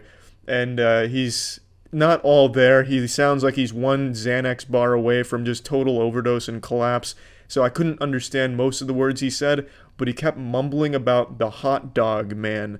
I didn't know what that meant. I thought he was making like idle conversation. Maybe there was a hot dog vendor outside that he wanted me to go buy from before he gave me the key. I didn't know, so I asked him, what are you talking about? The hot dog man? Who's a hot dog man? I love hot dogs, even though I fucking hate hot dogs. Just anything to get that fucking key. Felt like it was a mission in a video game that I needed to get that key to complete the quest. But so I'm making this small talk, and his answers make no sense to me. He's like, no bathroom, hot dog man. So then I'm starting to connect these dots in my head. Okay, so the hot dog man, no bathroom.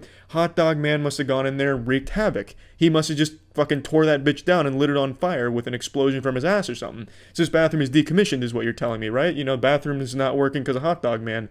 He just shakes his head, no. Hot dog man. I felt like I was in a goddamn horror movie, as if like the hot dog man was terrorizing this area like the fucking Slender Man. I didn't know what he was talking about, the hot dog man. All I knew was I was not getting that key from him. So I walked out all disappointed because I knew I wasn't getting the key, and it's all because of this menace, the hot dog man, who I'd never even fucking heard of in fairy tales. So I had to waddle back to the car disappointedly, and even in more of a rush, the sense of urgency was overwhelming. Felt like the entire universe was collapsing inside on me. Also, as a side, there was no hot dog vendor outside. There wasn't even the remnants of what could have been a hot dog vendor at any point in time. So I don't know who the fuck this hot dog man is.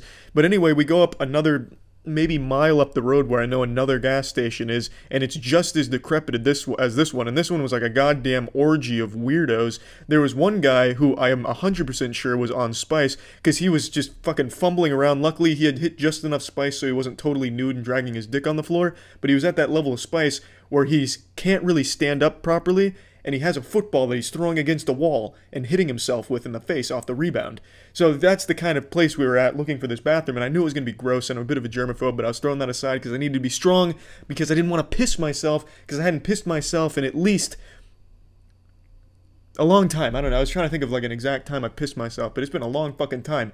I have a pretty clean streak there, and I wasn't about to have that collapse on this night. So we get to this disgusting gas station, and it's another one where the bathroom's on the outside, so I need to go in to get the keys. There's a guy in there playing the lottery, and he's taking a long time scratching it off. That's fine, that's not his fault. He doesn't know that I'm about to explode behind him like an IED of urine. So I'm not mad at him at all. He was none the wiser, not his fault or anything. When he's finally done, I go up to the counter, I say, hey man, can I get the keys to that turbo shitter? I gotta go do some business over there. He's super cool about it, gives me the keys, and I'm on my way. The guy who's throwing the football now fixates his eyes on me, and he wants to get me involved in his game. I can tell because while he couldn't really get the words out properly, he was making motions like, I'm gonna hit you with this spiral real quick, Tom Brady style, and I just, You know, I'm putting my hands up like, please, no, thank you, you know, politely, I've got to use the restroom. Finally get around the corner to where the bathrooms are on the side of the place. There's a man asleep on the curb in front of the bathrooms. I don't know if he was passed out or just really tired. Maybe at one point he was the gate guardian of the bathrooms, but now that he found bath salts, now he just sleeps there. I really don't know. But, you know, I go... not over him because I was already on the side. I go around him, and then I finally put that key into the bathroom, and a sense of elation and jubilation just fills my whole body as I finally turn it, and I open it, and I'm greeted with the most unholy smell this world has ever concocted. It smelled like a fucking hate crime. It was the most repulsive, revolting smell I've ever smelled in my life, and I've smelled some shit. I've smelled some serious shit, but this was something else. This smelled like the hot dog man had gone there, killed somebody, and then took a shit all over the corpse. And it's really weird because the toilet itself was pristine. The toilet was clean enough to drink out of, eat off of. It was a fantastic looking toilet, not a speck of dirt or poopy in sight. But the bathroom itself was tainted with the remnants of 1,000 angry spirits that were all shitting in unison. It's no doubt the work of the hot dog man. There's not a single doubt in my mind. He must just be like a serial bathroom shitter. Just goes around shitting in all the bathrooms, fucking terrorizing them, ruining them for people that gotta pee like me. But I really don't know. Anyway, the smell was so overwhelming. For just a brief moment, I relaxed my penis sphincter, and a little bit of urine dripped onto my boxers. I don't count that as pissing my pants because it was just enough where it only dribbled out, and I was able to once again voluntarily collapse the muscle so it didn't squeak out anymore as I finally approached the toilet, and I finally released the sweet relief into the toilet, and I finally peed. I couldn't breathe. It was fucking hazardous to my health, no doubt, with all the shit particles floating around in the air, but god damn it, I finally peed. So the lesson to take away from here, just when you feel like even like the smallest amount of pee building inside of you, just piss. It's gonna get worse. You're gonna just need to pee. Don't try and hold it. Don't be a hero like I was, because you might find yourself in a similar situation where you dribble on yourself and you visit a really disgusting smelling bathroom that really just ruins your sense of smell for like a good 2 hours. But anyway, that's the story. The lesson to learn: pee when you feel like you have to, even a little bit. Don't try and hold it, because that is just absolutely devastating and leads to this domino effect of unfortunate circumstances and a lot of stress. That's it. So yeah.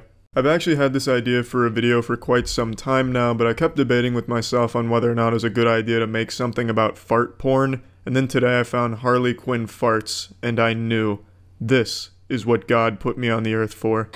That jalapeno chili's talking back at me.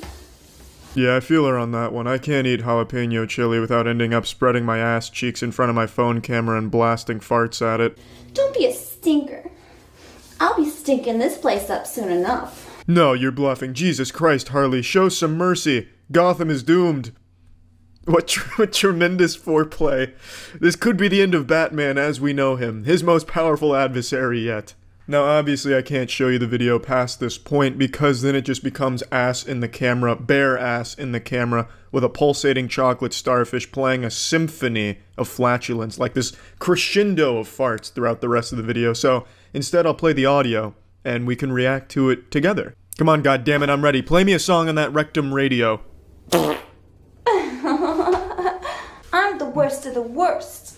Ooh, wow. You know, this is my problem when it comes to fart porn. Unrealistic expectations of men in the real world. See, this is all just fantasy. You can't fart like this all the time, ladies. Yeah, you know, a girl will watch this, get super fucking horny, and then she'll have sex with a man, and he can't even fart like this. This kind of paints this unrealistic picture of what fart sex is supposed to be like and sound like. My farts don't sound anything like these wet celebrations of flatulence. Mine sound like very slowly letting the air out of a balloon. My farts are embarrassing. Girls would laugh at my farts if I did these kind of videos in a Harley Quinn cosplay. Now, the only criticism I can really give here, she's doing a great job blowing some farts out here. She truly is absolutely killing it, but I don't like that she laughs about it. It's not supposed to be comedy. This is fart porn. This shit's supposed to be hot. Don't laugh. Don't like shame me because I'm over here jerking off to your farts. All right? Take it seriously a little bit next time, Harley Quinn, please, but keep farting. My asshole's talking some serious shit right now. A classic. Truly a classic. That's a line that's gonna echo throughout time. You know, like you got Blade Runner, like Tears Lost in the Rain, And then right underneath that, you'll have, my asshole's talking some serious shit right now, as Harley Quinn is blowing some fucking fat farts into the camera. Pay up, B-man. Gas ain't free. Jesus Christ, hit the deck. That fart had some power behind it. I could fucking feel that one through the computer screen. Nearly threw me back into my seat there in the recoil. This lady has some incredible one-liners. Like, you know, gas ain't free. My asshole's talking some serious shit right now.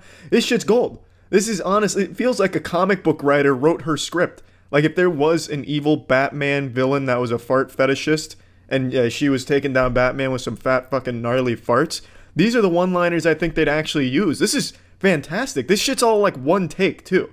She is a professional. This is just probably the perfect fart porn video. Granted, I haven't seen too many. My horizons haven't really been expanded that much in the world of fart porn or anything, but of the few that I've seen, this one is by far S tier. Whereas all the other fart porns that I've, you know, taken a sampling of, a quick little taste test of, they all seem to just want to show the asshole farting, and there's really no art to it. But this is almost like a poetic celebration of what it means to be human and to fart. It's just such a well-made video that'll no doubt bring a tear to your eye and some cum to your penis. Oh, ooh, them stinkers. Oops, I think I got you in the eye. Ooh, ooh. In conclusion, fart porn is art. I rest my case. Thank you. So yeah, here's a little touching story for all of you from my past. I believe this was in my freshman or sophomore year of high school, and you know, puberty was coming in full swing. My body was changing, I was getting hair on my nutsack, my butthole. My height really wasn't changing. I've pretty much been short my whole life. 5'6" has pretty much been my max level cap. Hopefully soon there'll be a new patch or a new expansion set to this godforsaken world where they can increase my height without having to obliterate my fucking legs in some back alley meth lab. But anyway, that's not really part of the story about me being short. Anyway, I was going through a really hard porn addiction phase. I was an absolute porn fiend, and one day before class, I wanted to see some vagina. I wanted to ejaculate. I wanted to just bust a nut real hard before class. But I couldn't. I watched a lot of porn for the better part of 25 minutes, which for me was a bender and a half. Usually I would have come 3 times during that period back then. But on this cursed day, my well was dried up and I had no more semen left to give my boxers. It's also worth noting as an important detail, during this time I never needed to jerk off. I never even knew how. I'd always just ejaculate after getting an erection, and sometimes I'd try different techniques like slapping it around or something to see if that helped the sensations or anything, but I never really jerked off. That's the point here. I could ejaculate using just the power of my intellect and euphoric gamer senses. I was able to just propel cum when I was stimulated visually or mentally. Alright, so now take that little nugget of wisdom and put it in your back pocket and save it for trivia night. It's going to play a major role in the plot a little further down the line in this story. So I wanted to stay home and just ejaculate because I thought something was wrong with me. I thought my dick stopped working or God banned me from ejaculating. I just thought something was awry, and I wanted to stay home, but my parents wouldn't let me because that day we had a school play to perform. It was Hamlet, and I was playing the role of fucking P. Diddy. Who's the character with the P in his name? Palpatine? Jesus, it's definitely not fucking Palpatine. I'm not playing Chancellor Palpatine or anything like that. It's like Polonius. I was playing Polonius, and he gets stabbed, and I guess that's like crucial to the story maybe. So I couldn't miss it. My parents didn't want me to miss it. They'd already planned on going to see it, so I couldn't skip school that day to ejaculate. Plus, that's not exactly a strong reason. I was very forward with why I didn't want to go to school. I was telling my parents, look, I just want to come. You know, no sane parent's gonna be like, you know what, that's a good excuse, Harold, let's not send him to school today. So I get sent to school, I go through school per usual, and the play was supposed to take place right after school ended. So, you know, I was able to push back the you know, desire to ejaculate and all that for the entire school day, and up till the play, and I was rehearsing my lines or my actions, and all of a sudden, all at once, it was like a light switch went off. It was like I was having a fucking Jimmy Neutron brain blast in like the costume room, and all I was seeing was porn. Like my eyes just rolled into the back of my head, and all I was looking at was porn. Like I was Professor Xavier who just jacked into Cerebro, and I was seeing all of the porn that I'd ever seen in my life all at once. And I got hard as a fucking rock. And I knew that was dangerous because, like I said earlier, I never needed to like physically stimulate myself to ejaculate. So I'm sitting there in my Polonius costume on the verge of just blowing a hard load into it right before going on stage, and I'm panicking because we're about to perform this play and I have some shit I gotta do in the play. Like, I'd hate to be the guy that gets stabbed in the play, the curtain rolls back, and then all of a sudden I'm just laying on the floor with a boner and a wet spot in front of the whole school and all the school's parents. That'd be terrifying for all of them and myself. So I'm trying to brainstorm ideas. I didn't want to just go blow a load into the toilet because that thought never really occurred to me then.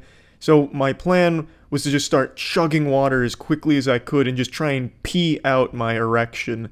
I thought that would work if I just kept urine flowing the best I could. I only had like T-minus 20 minutes till showtime, so I killed like 2 water bottles and the plan worked. I was able to like basically piss out all of my boner, and I was able to perform the play the best I could. But the lesson here is, no half measures. If you feel like you need to ejaculate, then fucking do it. Get it out of the way, because you never know when it might come back to haunt you. You might be in the middle of a school play, and then all of a sudden you're spitting out baby gravy into your costume and trying not to cry in front of the whole class. Just don't edge for like 9 hours. Just get it done, get it over with, and then be productive for the rest of the day. That's the lesson. I guess the lesson is quite literally jerk off if you need to. That's it. See ya. Hello, my friends. Happy afternoon to all of you. Christmas season is upon us, as I'm sure we all know, so please don't forget to leave out a joint and lighter and glass of milk for Santa Claus as he wiggles his fat ass down your chimney to deliver your Fortnite skins this year. Today, to get into the Christmas spirit, I thought I'd share a story. It's a story as old as time itself. I'm sure anyone out there can relate to it. It's a story of when I first tried to suck my own penis. All men have tried it. There's 2 types of men in this world: men who have tried to suck their own cock, and liars. So obviously I have tried before. And I'm pretty sure I've talked about this on the podcast, but I figured I'd make this entire video dedicated to it because I keep getting emails asking if I suck my own penis, and Twitch chat comments how I suck my own penis. So let's just tell the whole story start to finish the way it was written by Homer in the Odyssey. So to set the stage, I was probably around like 13 or 14, I'm not exactly sure when. And I was just starting to refine my palate and get a taste for what I liked from pornography and titties and stuff on the internet. And during this time I was very religious, so I was kind of fearful and ashamed of watching porn. I thought anytime I even touched my wiener, I was giving God the middle finger and he was ashamed of me and sad and he'd frown, so I didn't do it all that often. But occasionally the mood would strike me right and I'd Google image search for boobies and butts and vaginis, and, you know, get very excited looking at these things, you know, give it 2 thumbs up, and sometimes even save it to favorites on my folder. But anyway, one particular evening, I was extremely horny. I was Googling boobies left and right. I was like fucking Professor Xavier jacking into Cerebro. I was looking at boobies all over the place. I could see them all over the internet, and man, I was just really fucking feeling myself. I didn't jerk off or anything, though, because like I said, I thought jerking off was a bit too far in the eyes of Christianity, and Google Images was tame enough where, you know, I'd be forgiven. So I was looking at these images, and I eventually said, you know, this is enough. I went into the bathroom, I was going to take my shower. I was still sailing full mast, I was hard as a fucking diamond. And man, I was just so horny, I would have fucked my own ass if I could. But anyway, I'm standing there super erect in front of my shower, and I look at my wiener, and I'm like, damn, that's my fucking winky doodle right there. It's going in my mouth. But I was never a flexible guy. I could never throw my legs behind my head and start nibbling on my ball sack or anything. I just was never flexible at any point in my life. But for some reason, I got the idea that I could absolutely accomplish the sucking of my own cock. So I attempted. I get like halfway down, and then I damn near need life alert because I thought I was going to snap my spine in half going for this advanced contortionist move. So I'm just locked in this fucking demonic pose, looking like Schmeagol admiring his precious in Lord of the Rings. And then I start to worry, like, damn, if I die here, the authorities are going to find my body looking like some type of sexual deviant. This is going to be the worst way of going out. I'm not even going to have like a cool going out story. It's just the obituary is going to read, yeah, he died doing what he loved, attempting to blow himself or something like that. He broke himself in half going for a self-blowjob. That's not like cool at all.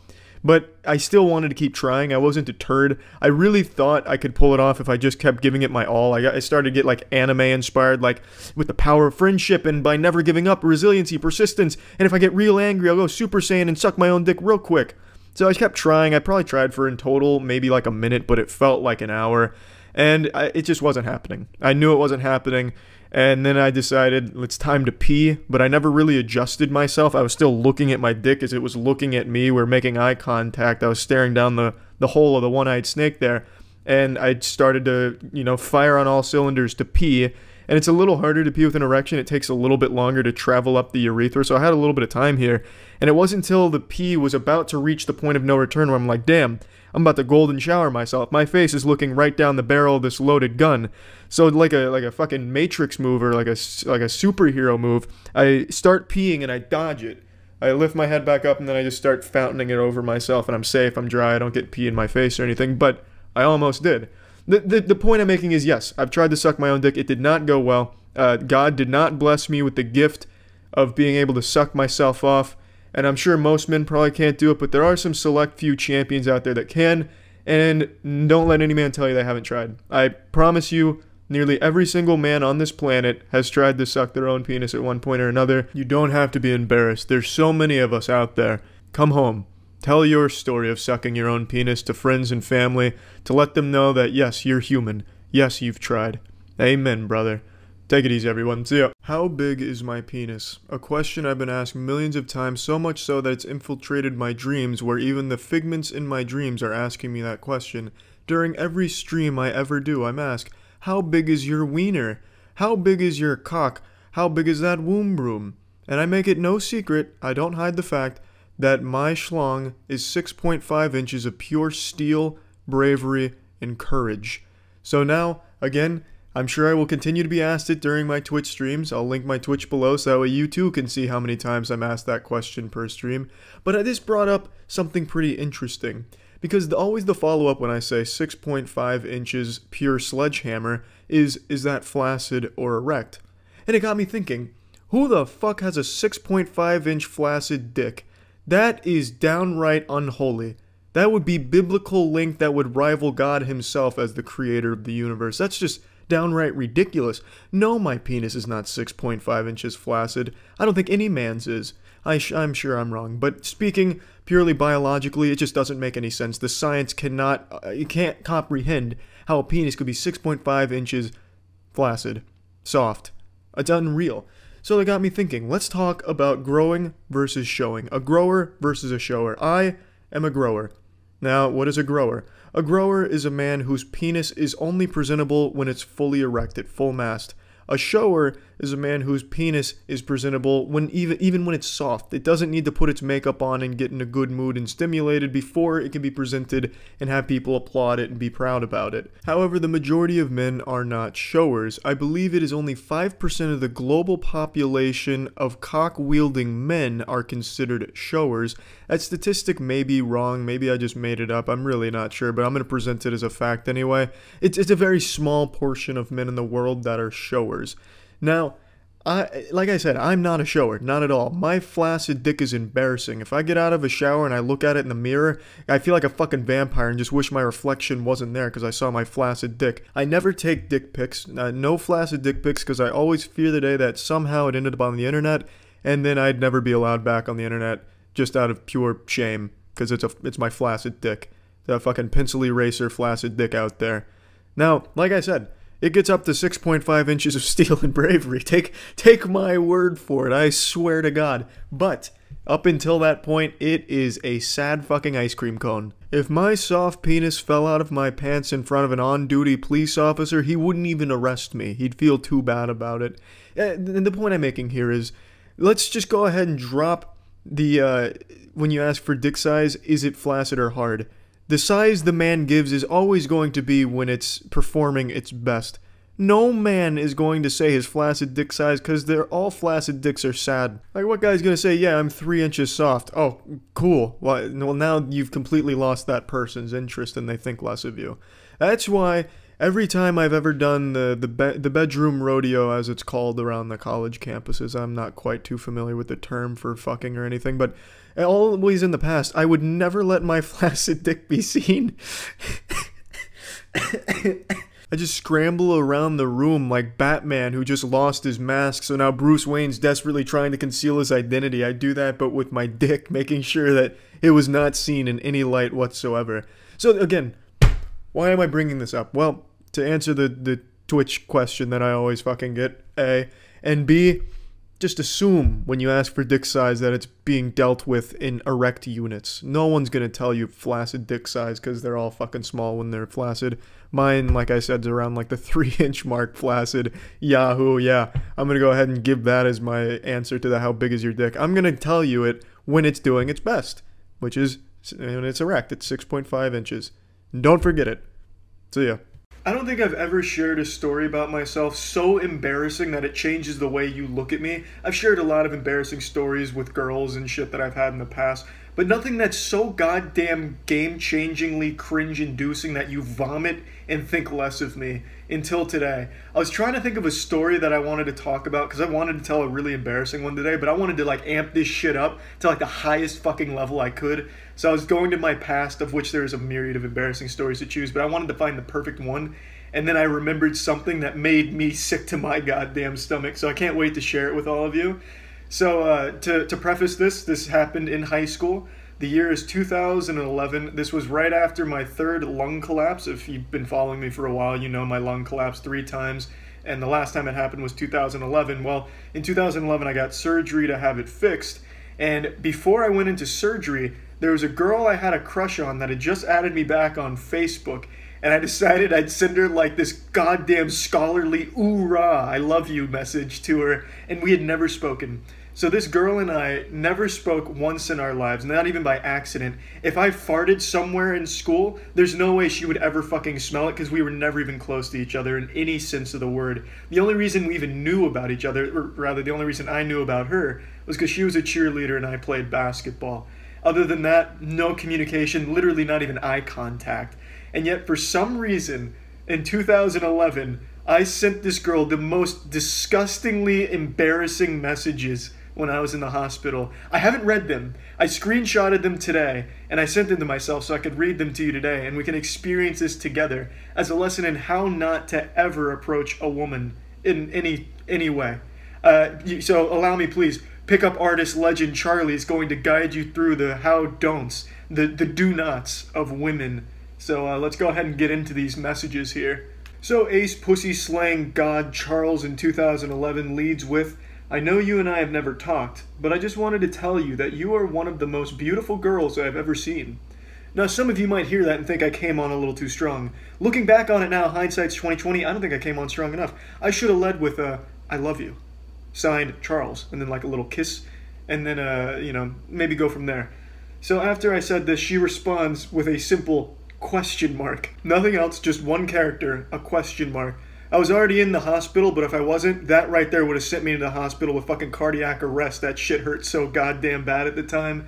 But I mean, what can you expect when someone leads with some shit like this? This is the kind of shit you see on Twitter with like a bad English associated with it, with a "send bobs and bitch lasagna, please, vagina look good with penis" and stuff like that. It's a creepy message. Any girl should respond with a question mark or nothing at all.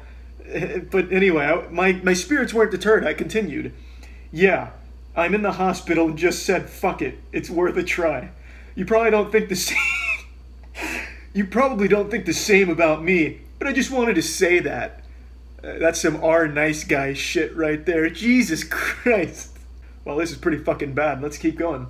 To that she says, "Oh, I'm sorry," frowny face, "but thanks, I guess. Why are you in the hospital?" I'm surprised she even believed I was in the hospital, to be honest. You got a fucking stranger coming at you, pretending like he's going off to war and sending a love letter out there like it's some goddamn type of anime. If someone sent me shit like this, I'd be like, "Yeah, sure, buddy. I'm sure you're in the hospital. What do you have? Small dick syndrome going on? There's no cure. Get out of my DMs. I have recurrent pneumothorax in my left lung. It has collapsed 3 times, and tomorrow I have surgery to repair it." Sad violins playing, I'm sure, when I was typing this. "I just wanted to tell you that before I had the surgery. I know that it is..." Excuse me, I've got to scroll to the next one. It's a little out of order. 2019 Charlie clearly doesn't know how to fucking screenshot things in order. Here we go. "I know that it is a weird way to start a conversation. I also know that I came on way too strong telling you that." Self-awareness, key. Key! Even back then I had it. Even back then I'm like, Jesus, I'm sounding really fucking weird. But I'm still going for it. Didn't stop me. Should have stopped me, to be honest. Yeah, that's the lesson to take away here. Don't do this. You know, at this, when you're starting to recognize like, holy shit, this is too strong and I'm being very weird, just stop. Then she says something very odd. On behalf of all the YouTube comments, Charles, I hope you cut your hair. I'm not cutting my hair. She didn't say that. I'm just telling you. Stop telling me to fucking cut my hair. I want to see what it looks like real long. I want to look like a goddamn lead singer in a mid-2000s emo band. Just let me fucking have this, alright? So anyway, she asked about the surgery and shit. Nothing to talk about there. But then, as we're starting to wrap up, I say, just wondering, do you know who I am? If you don't, I bet this is the most fucked up conversation you've ever been a part of. I mean, yeah, that's definitely a fucked up way of going about things, past Charles. Jesus Christ. I sound like some type of spoiled rich kid. Do you know who my father is? He invented Bing. I'm a big deal. Please, please love me, please. God damn it. I'm in the hospital. For God's sakes, do you know who I am? God, these are such embarrassing messages. She says, haha, no, I do know who you are. Like, I've seen you, but that's it. Yeah, I mean, yeah, that sounds about right. I was a very odd guy. Odd looking, too. I had this really weird my hair looks like shit now, but back then I had an even weirder hairstyle where I shaved all, like, the side, the back, and the top of my head. Like, it was a one with the clippers, but the front was about as long as it is now. So everything was pretty shaven except the bangs. So yeah, I was a fucking lunatic. It'd be hard to forget it'd be hard not to see me and make fun of me. I was one step shy of like a trench coat fedora wearing fucking loser in high school. I really was. So yeah, it makes sense that she at least remembered what I looked like, because I looked like a goddamn fucking psychopath. So to that I said, oh, sorry.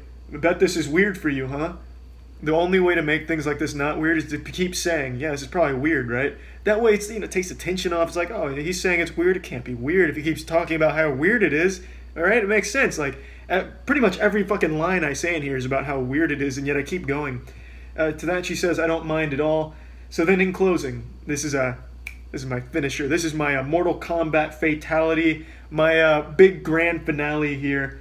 All right, cool. Maybe when I get out of here, we can talk more so I can get to know you a little better. I'm not as weird as this conversation makes me seem. You know. Little pro tip to the ladies: don't take someone up on that offer.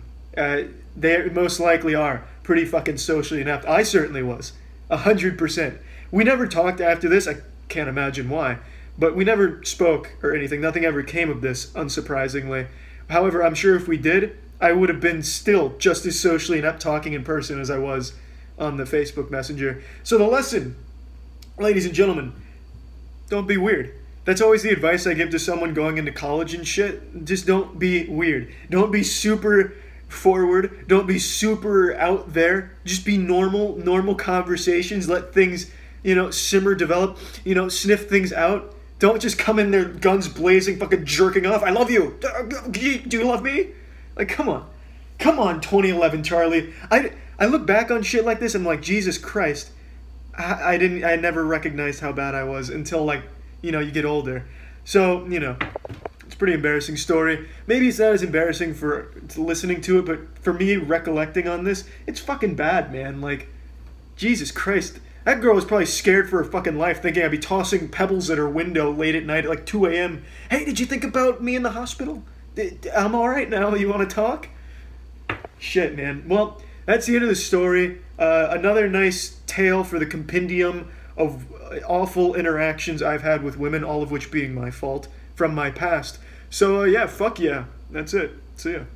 I've got a secret, and I'm not afraid to share it right now.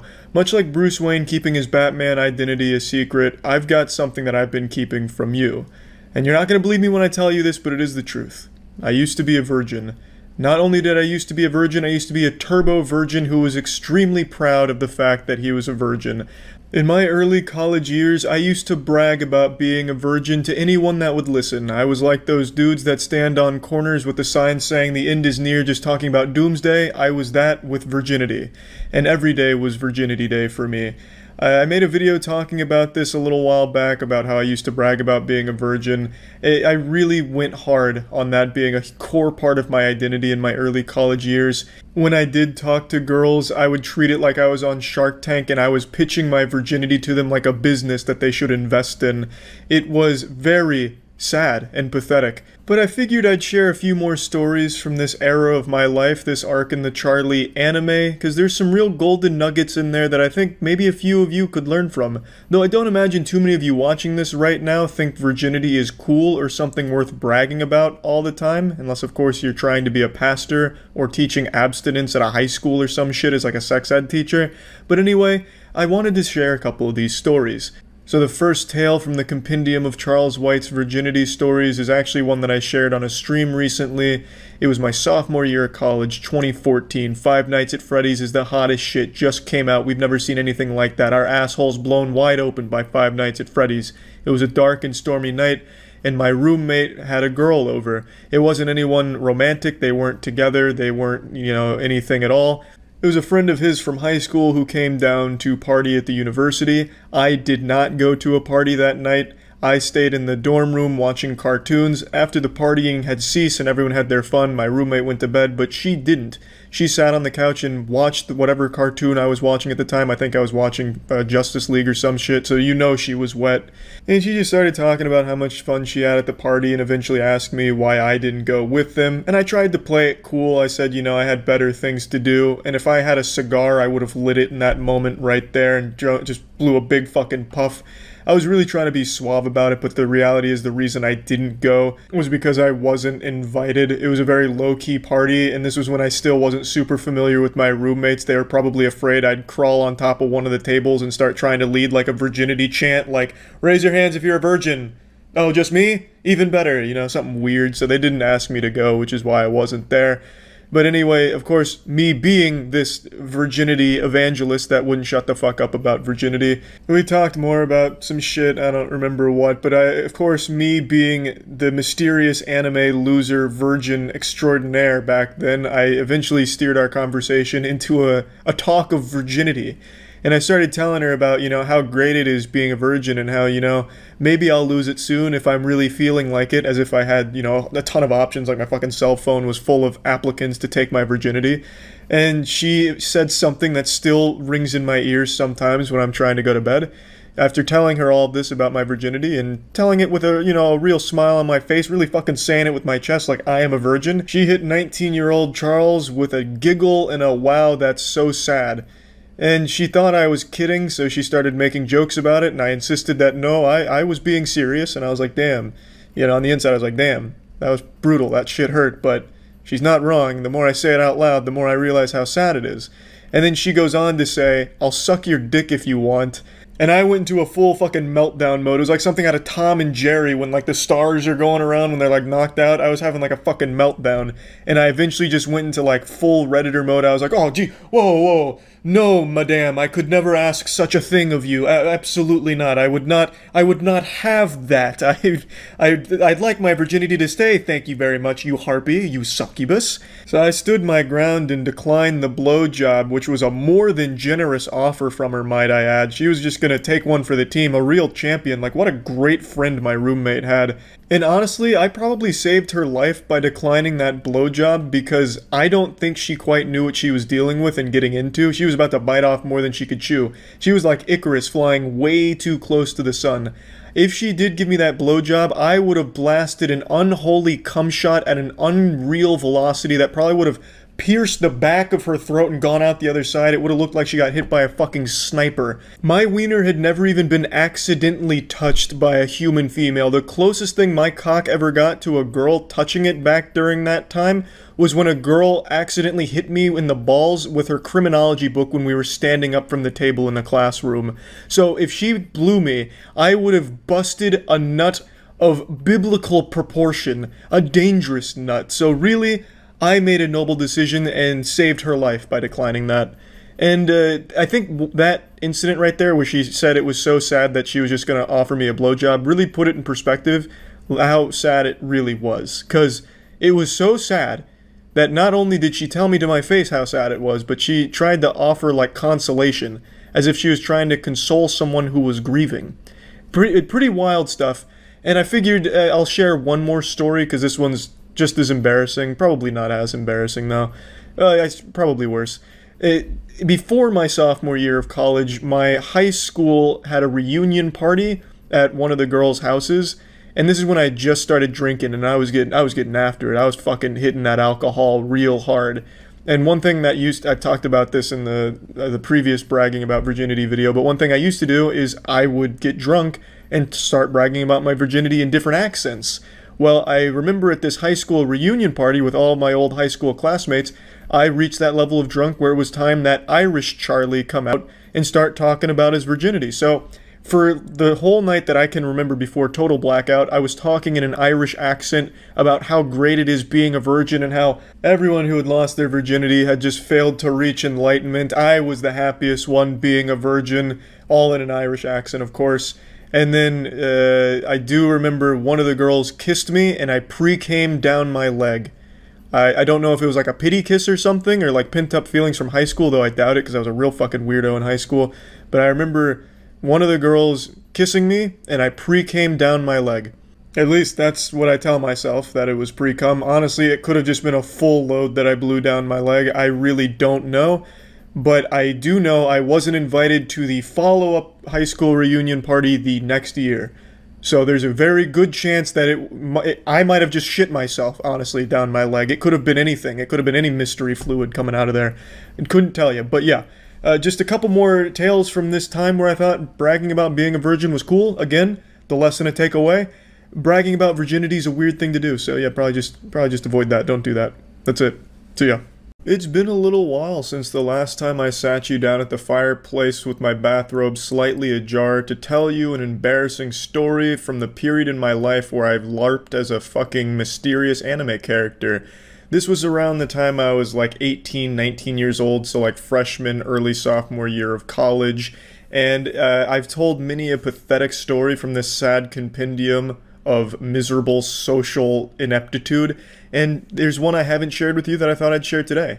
This was actually the first date I ever went on, like first official date. I'll just give you a brief lore update for those that haven't seen any of the other videos. Back in early college years, I thought it'd be great to reinvent myself as a mysterious anime character in real life.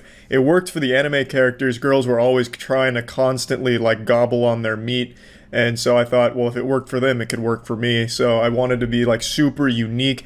I wanted to wear a chain with my favorite video game disc on it, Psychonauts. So just be like a fucking chain with Psychonauts on it.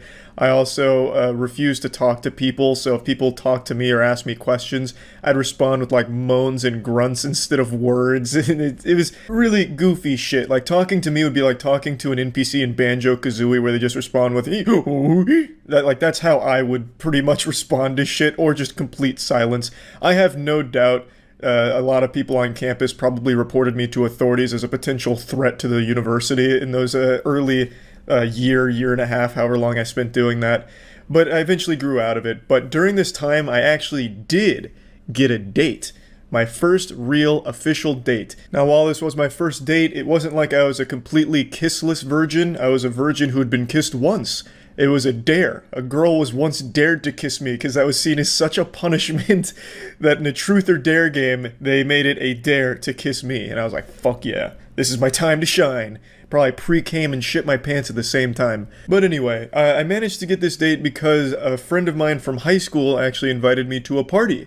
We hadn't seen each other in quite some time, and they invited me out to go drink with them. At the time, I was completely straight edge. I didn't want to touch drugs. I didn't want to touch beer. I also wasn't even sure I ever wanted to lose my virginity. I was starting to think it might even be best if I didn't.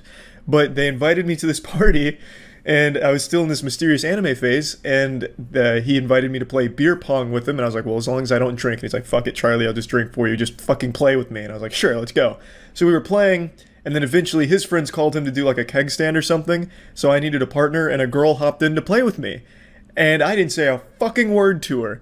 And I guess that must have been cool enough because she started talking to me, and then I eventually like mumbled out like, do you want to go to the beach? And she said yes. She gave me her number, and we set up a beach date for the next day. And my God, I don't even think I slept that night. I remember that night after the party, I went back to the dorm and I was just busting out hundreds of crunches and like bicycle crunches and shit, trying to sculpt out my abs speedrun style. I didn't eat. I only drank a ton of water, just trying desperately to get my six-pack to pop out a bit more.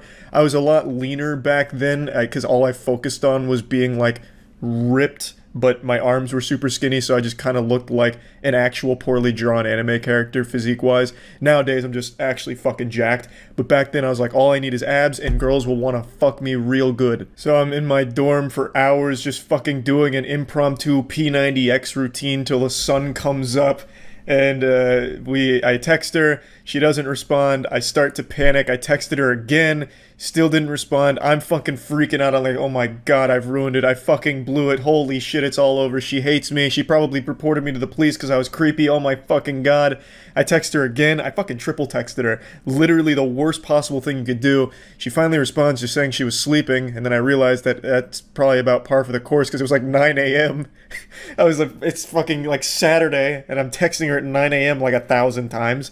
It you know, stands to reason that she might just be sleeping in. Fucking having a manic episode in the text messages there at 9 a.m. and then she still agrees to meet with me. She's like, yeah, we're still down for the beach, let's go. So we meet at my car. I play my boner jams, which was a real risk for me because the music I listened to then and the music I still listen to now isn't really popular. It's mainly like metal and shit like that. And luckily she likes that music. In fact, she even knew some of the bands like Cybreed. She likes Cybreed, which is still my favorite band right now. So that was cool, but I'd never done small talk or anything. So I didn't know how that was supposed to go, and I think she was picking up on that, so she took the initiative to talk to me. So she asked me, hey, did you have fun at the party last night? I said, nope. Which is a great response because, I mean, that's super cool. Like, hey, this guy is so goddamn badass, he didn't have any fun last night. But I do remember saying the only cool thing about the party was meeting you. I was like, that's kind of suave. So I hit her with that bit of smooth ass cheeks right there. To which she didn't really say anything. At least I don't remember her saying anything. Maybe she had just gotten completely sodden panties and, you know, that's probably what happened. But she continues, you know, standard stuff. What's your major? At the time it was digital arts. This was before I switched. Do you like digital arts? It sounds cool. What is that? And I was like, I fucking hate it. It's just making 3D animations. It sucks. So I'm just constantly doing my best to ruin any kind of positivity. That whole car ride was basically like condensed pessimism on wheels. And so she just keeps asking me these questions to which I'm giving like the worst responses to imaginable, convinced like the anime characters I've seen before that being different or being negative is cool to women, which it's definitely not. But she eventually gets to the dagger. What do you do? Like, she probably assumed I had like a job or something because she did. So she's like, well, what do you do for work? You know, what do you do? And I was like, can't get into that. It's a secret. Which obviously piqued her interest because, like, what the fuck does that mean? Am I like a CIA spy? Am I a hitman? An assassin? Like, what the fuck is that? She's like, well, what do you mean it's a secret? It's like, I just can't get into that. I can't talk about it.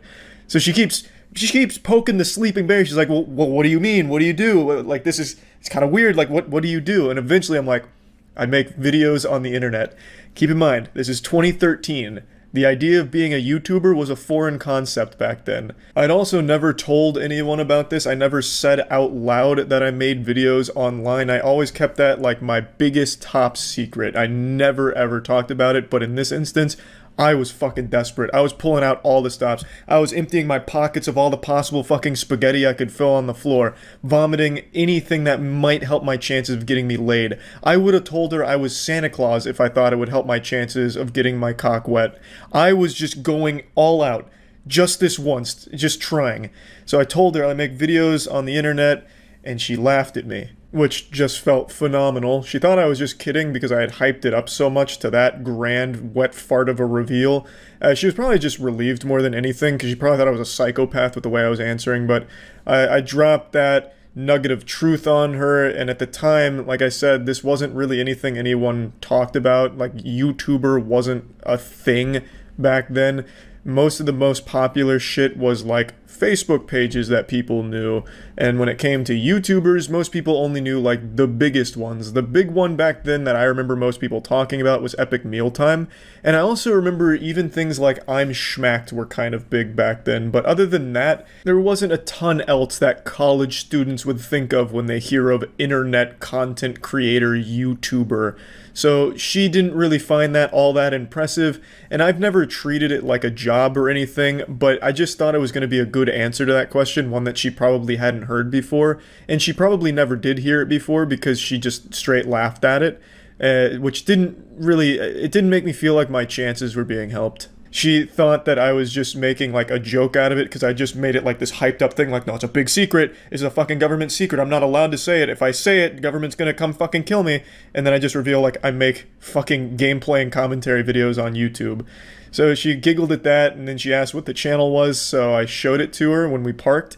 I brought up the channel, and at the time, the channel video that would autoplay was my titty simulator game, which of course was a kind of weird look, so I bring that up. At the time I had like 800,000 subscribers, which is a fucking ton, and she was impressed by the number, but the content itself I don't think she was too fond of, because it was titty simulator, with me talking about fucking honkin' milkers being dragged around by their nipple, and then some of the other related ones were other weird games like don't shit your pants and things.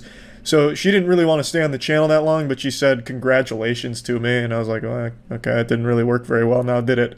So we finally arrive at the beach, confidence is shot, I can tell that this mysterious anime character facade's not doing me any favors, so we end up just going to like a pretty crowded area on the beach at Clearwater, and just laying down, and she played music with her earbuds in, and I just kind of laid there, you know, pretending like this was productive, like, yeah, I'd always wanted a tan, I'll just fucking lay here with my ass cheeks hanging out, I guess, why not? And just fucking sit there doing nothing while she's listening to music at the beach. At the end of it, I just kind of felt like I was an Uber driver who stayed a little too long. Like, she requested a ride, but then I had nothing else to do, so I also just went to the same destination. So we just kind of stayed there for like an hour, and then she's like, alright, I'm ready to head back, I'm kind of hungry. I didn't even bother asking if she wanted to get food with me, because I could already just pick up on the vibe here that it wasn't really going anywhere. So we go back, and then she hugged me, and I was like, fuck, it was all worth it, I got a hug, let's go! Woo! So I got a hug out of it, which means I was a champion that day, but we never talked again, surprisingly. And that's how my first date went. So overall, pretty successful. Got off to a great start, really, in the whole romance world. And yeah, I just wanted to share that with you. I also think it's a pretty interesting look at how things have changed recently, because back then, YouTuber wasn't even a word in anyone's vernacular. No one had ever really like heard of that before. It wasn't really an explored concept, just kind of like this emerging hobby that some people would pick up on. But nowadays, I think it's like 60% of kids want to grow up to be like a YouTuber or internet creator, which is wild. So in less than a decade, it has completely changed. But back then, yeah, that shit was not looked at too positively. But anyway, I just wanted to share this story because I haven't done this one before, and I thought it was worth sharing. That's about it. See ya. It's been a little while since I've told this story, so go ahead and hop on my lap here by the fireplace and I'll tell you a tale. As is common with most of my stories I've told on the channel, this takes place during the period of my life where I thought it was cool to be a mysterious anime character. This was like my early years of college. As you can probably imagine, my ability to socialize during this time was absolutely pathetic. Having a conversation with a magic 8-ball would have been more fun and engaging than talking to me back then. Those poor souls that talked to me back then probably instantly regretted it, because having a conversation with old Charlie was like talking to Alexa if she was overdosing on Xanax. It was rough. Why is this important though? Because this is setting the stage for one story I haven't told yet. I've told so many stories when it comes to all of the fucking weird and creepy interactions I've had with women. All my fault, of course, just because I was so unbelievably socially inept. Like, it's hard to put into words how bad I was at recognizing social cues and how to be, like, acceptable in society. I fucking bought one of those fake cigarettes one time. You know that shit that kids would buy from Spencer's when they were like 12? I bought one of those things when I was 18 because I thought it looked cool and I hated real cigarettes. You know how fucking sad that is? I'm surprised I didn't buy one of those colorful propeller hats and started spinning it to try and look cool or something. It was rough. So what I'm saying is, socially, I was the worst thing you could fucking imagine, but it didn't stop me from trying to have conversations with women. I tried to fake confidence, fake it to make it, and all of that shit, and today's story will be in that ballpark. So, this story takes place in a location where all good social interactions take place, at Gamestop. So let me take you back to the past when my social interactions sucked ass. This is Gamestop 2012, 2011, somewhere in that ballpark. I was, of course, virgin boy Charlie, if you can even believe that. Some say I lost my virginity before my dad, but the truth is, I was actually a virgin, embarrassingly enough. And I was doing what all virgins did, using Reddit for some advice. And Reddit is one of the worst places when it comes to seduction and just general advice when it comes to human interaction, because it's the blind leading the blind. The people giving that advice, they have likely never talked to a human being before. They're probably getting all of their social cues the same place I was. fucking anime. So I was using anime and r/relationship or something. I don't remember what subreddit. And these two things were clashing, and I was like, you know what? I'm going to take both of these, do like a little unholy fusion dance, and become this ultra Chad, the product of great advice and great animation. And I was going to channel this and show that, you know, I'm becoming more confident in myself by flirting with girls in public. And I chose my first rodeo to be at Gamestop. Before going to Gamestop, I had decided that I was going to march into Gamestop, right up to the counter to the girl that worked there, and call her beautiful right to her face. I was going to look her in the eyes. I was going to say, ma'am, you are fucking beautiful. You are gorgeous. I don't know what I expected to happen next because I didn't have a follow-up. Maybe I was fantasizing like one of those dream scenes where all of a sudden, like an anime, the girl blushes and then she calls out her 3 twin sisters or something, and they all fall in love with me. I don't know.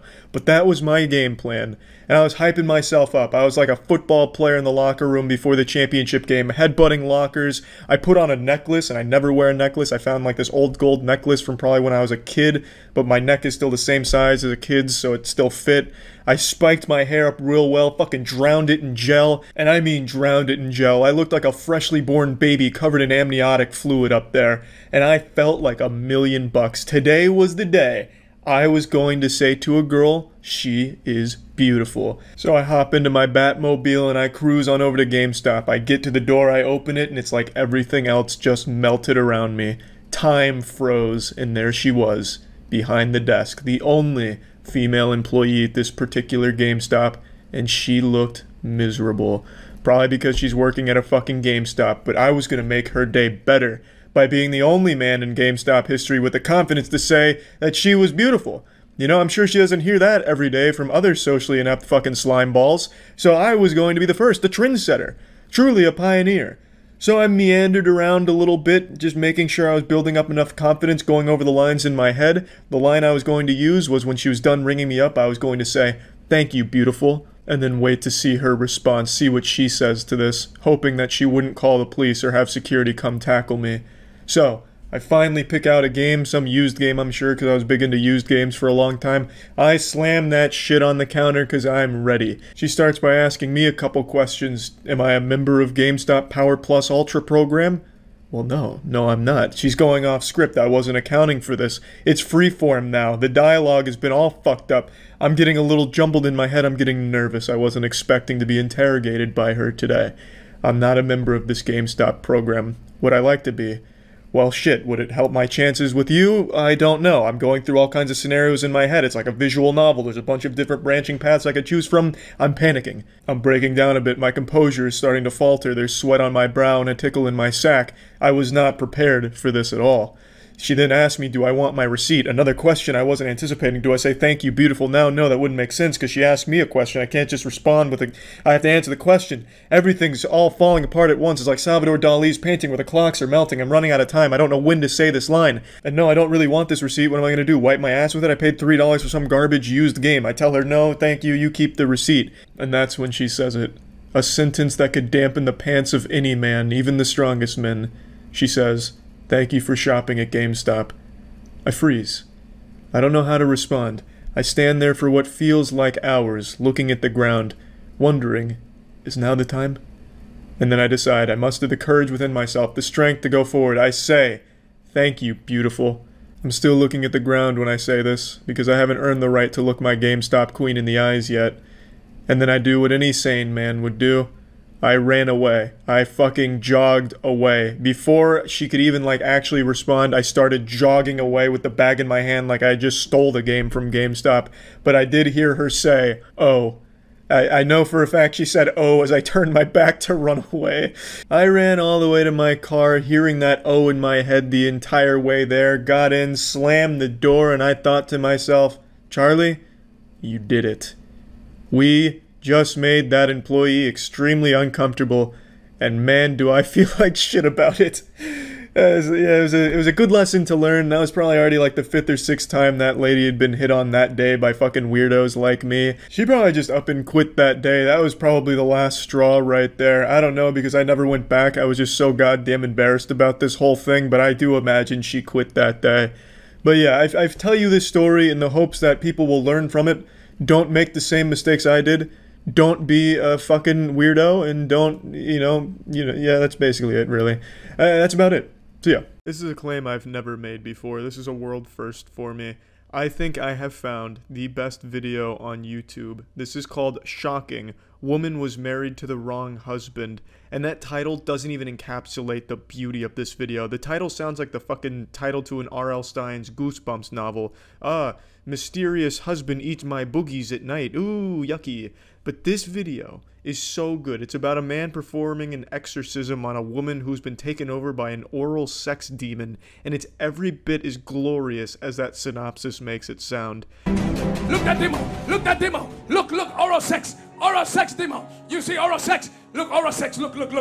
Only a trained eye from a true ambassador of Jesus Christ himself could have identified that as an oral sex demon taking over right there. I can speak for all of us here when I say all of us little people would have absolutely missed this subtle possession. But once His Holiness points it out, it becomes so crystal clear that that is indeed an oral sex demon. That's oral sex. It's like she's giving a blowjob to an invisible spirit, a ghost. This is downright unholy. You oral sex! Use oral sex! Let that sperm of that man out! Out! Out, you demon! Out! Let go! Good lord, I almost started spitting up cum when he started just getting her with the incantations. Let the sperm of that man out! Oh my lord. Surprised everyone in that vicinity didn't just start like shitting out sperm, and they hadn't even been fucked by an oral sex demon. Very powerful stuff. I don't think anyone here would ever question this man's expertise in exorcisms. That, usually it's ectoplasm that gets spit out, but this is just straight semen. Straight baby gravy coming out of this woman's mouth. He is literally jerking off the demon inside of her, and that demon is coming harder than he ever expected. A demon came with his penis and put it in my mouth. And then he came again and he slept with me last week, and I told the pastor that I need deliverance again, and since then my private part has been itching.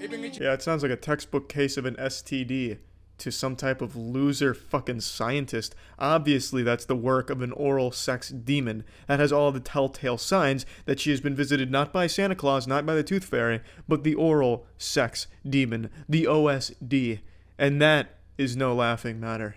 I'd be lying if I said I haven't tried a similar excuse in my life growing up, like with porn and shit. Like, oh, a demon is coming over me. It's typing in Pornhub.com. It's not me. I don't know how that got in my search history. I've been framed by Satan. Oh shit, I'm accidentally going to twitch.tv/moistcritical and I'm following and subscribing. This is actually an angel taking control of you in that case. I stream on twitch.tv/moistcritical. Come check it out. Yes. Okay. Who are you? Who are you? Who are you? Who are you? Speak! Who are you? Now he's getting down and dirty, rough and tough. He's fucking fist fighting the oral sex demon inside of her. Fucking karate slamming on top of her. Blasting it out of her. Literally slapped her so hard in the head. Fucking V8'd her in the forehead so goddamn hard she forgot how to speak. That's the demon coming out because the demon doesn't know English. He only knows sperm. And damn it, we don't speak sperm up here, demon. Look at that demon! Look at that demon! Look at that demon! Look at that demon! Who are you? Who are you? Speak! Speak out! Who are you? Who are you? Yeah, he fucking executed her there. He murdered her. But in his defense, he never said that she would survive the exorcism, the deliverance. My dog was sleeping behind me, and the exorcism was so powerful that during his sleep, it made him roll off the couch. He's sleeping on the floor now. He's alright. This man he's so powerful, he is working through the computer. Jesus' name. You demon can help you. Yeah?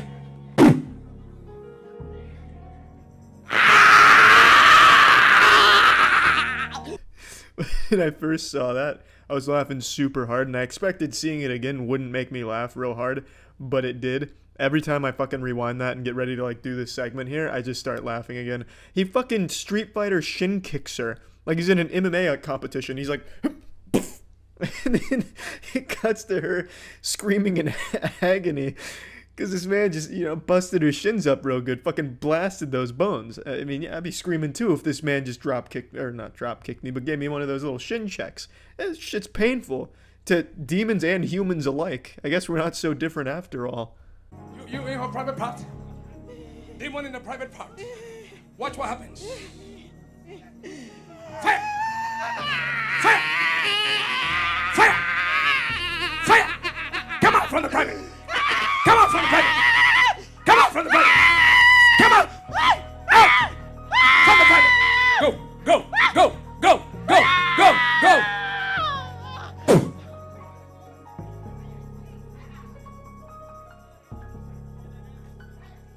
There is a lot to unpack on that action sequence right there, that anime arc. So he confronts the demon directly in her pussy. So he grabs his bottle of holy water and starts spritzing it, and you can see it in her face. She is in a lot of pain, but it's important to get rid of the demon in her private parts. So he keeps fucking spritzing her like an animal that's misbehaving that you're trying to train with a little spray bottle of water, and it's working. It's an effective treatment. She's fucking toughing it up. She's soldiering on despite the holy water burning her vagina, and then eventually he fucking slaps it in there, sealing all of the juices and banishing the demon back to hell. And as she's falling over in like the Mortal Kombat fatality, like wobbly and shit, like she's drunk, he starts like airplaning her. He's like looking around doing one of like these airplane maneuvers. What a fucking clip. I love this video and I can't wait to see more from this guy. I have to see more of his great work. I don't know how he's even going to take on like an anal asshole demon or something. That's going to be an entirely different one. I can't wait to see how he combats that raid boss. But I'm excited to see the rest of his catalog of exorcisms, and I hope you have now had your eyes open on the signs to look for in case you or a loved one are dealing with an oral sex demon. Call the Ghostbusters, call this man, and you'll be just fine. And that's the end of the video, really. It goes to like an interview about like, hey, what's your name? You're cured, you did it, we're good now, and then everyone's all happy, and I'm fucking happy too, because this video is great. That's it. See ya. Yeah, it's that magical time again where Grandpa Charlie comes over, sets you on his lap, asks you what you want for Christmas, ignores it, and tells you old war stories. Today I wanted to take you on a journey, a spiritual quest through the content I posted online when I was 15 years old, when I was just a boy coming into his own, a coming-of-age story of Charles when I was still just coming to terms with the fact that I might not get any taller. And I found some of it today, which put a big smile on my face, and I wanted to share it. Now, as I've said, I've made a couple videos on this, and in those videos I told you all that I made this channel when I was 11. On this channel I had hundreds and hundreds and hundreds of videos that I deleted, both out of embarrassment and out of fear, because a lot of the stuff I uploaded was like music from unsigned rappers like Soulja Boy. Before he had a label, I used to post his songs on my channel way back then. And stuff like that, and I made montages using really popular music, and I was worried about getting striked for the DMCA. So I lit the whole library on fire and pissed on the ashes. I removed hundreds of videos, and I still regret it to this day. I'm still shaking my fist, cursing the day that my prepubescent mind decided that this was the proper course when dealing with a potential threat of DMCA. When my video got picked up by Ray William Johnson, the Q-Op video, I panicked. I thought like all of a sudden my channel was going to be on the radar of like music industry hitmen. I thought there was going to be like assassins coming for me because I used a Breaking Benjamin song in one of my Gears of War montages, so I just fucking blasted all of those things out of existence. And to be fair, I wouldn't be surprised if there are assassins that the music industry sends against 12 and 11-year-olds for music, but I really do wish I had just privated the videos instead of just outright removing them, because I have still not found a way to get those back. Hopefully YouTube still has it somewhere, but I have no idea how to access it. But anyway, what I did find isn't those videos that I removed, but I found some of my old Justin TV live streams. That's how long I've been doing fucking content on the internet. I used to stream on Justin TV pretty often. I'd say like 3-4 times a week, and I was around 14, 15 at that time. And brother, let me tell you what, these are some of the finest live stream clips you'll ever see. As God is my witness, I make the claim that these are potentially the best live streaming clips to ever survive the Justin TV purge. Shit, I'm the last one. Critical. We can do oh, shit. Shit. Shit. Oh, shit. Shit. Ah! Damn it, I ran out of ammo. Ah! Split the defense. Split the defense. Hustle play. Go, critical. Buy something. Shit, I bought the same damn gun. I hate this fucking gun. Shit. I did it! Holy shit! Oh, Jesus. Alright, I'm back. Okay, what's going on here?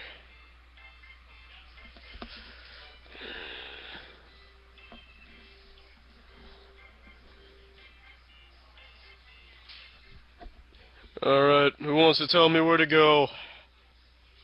Now that second clip, I know you're gonna need to cool down after all that adrenaline coursing through your veins after such a high-octane Paper Mario stream there, asking the chat to just guide me through it. How naive I was to think the chat had any fucking idea how to play the game, or really any game they backseat on. So, this is the only 2 surviving clips I could find of my Justin TV streaming career. I only streamed for like the first half of 2010, and maybe late 2009, I don't quite remember, but I streamed like Luigi's Mansion, a whole bunch of old style, old school games. And I'd really love to see some more of those, but they don't exist anymore unless Justin himself somehow kept the records from my old channel there. But for those that don't know, Justin TV was the predecessor to Twitch. Before Twitch, there was Justin TV. I remember when I was streaming on there, the most popular streams were like 200 viewers for Angry Video Game Nerd 24/7 streams, and also a channel called 4Player Podcast. And other than that, it was mainly just channels like mine, where it was like 10, 15 viewers, just playing a bunch of games in almost unrecognizable quality, so you didn't even know what the fuck you were looking at. It looked like snuff films or footage of Bigfoot, but that was just kind of the fun of it. It was just a crazy, wild time for the entire internet when it came to content creation. Now we're in luck, because I got a fucking double whammy here. I'm coming in with both fists. I also found my old GameFAQs posts. Now, as I've said on the podcast, and I'm pretty sure I've talked about it in videos before, when I was first starting to create content using, like, my voice and narrating stuff, I came up with the series called Fun Tactics, and it was for Battlefield, Bad Company 2, as well as other games, but Bad Company 2 is where it really started with making commentary videos. And I used to post every video from the Fun Tactics series on GameFAQs, because at the time, GameFAQs was the most popular forum for gamers. This was like the hub of gaming. Like, if you had gamer gunk in your veins, if you were an ultimate turbo gaming warlord, you were on GameFAQs writing shitty guides and participating in arguments there. It was like Reddit, but without everyone pretending to be super genius, MODOK, masterminds, supreme intelligence overlords.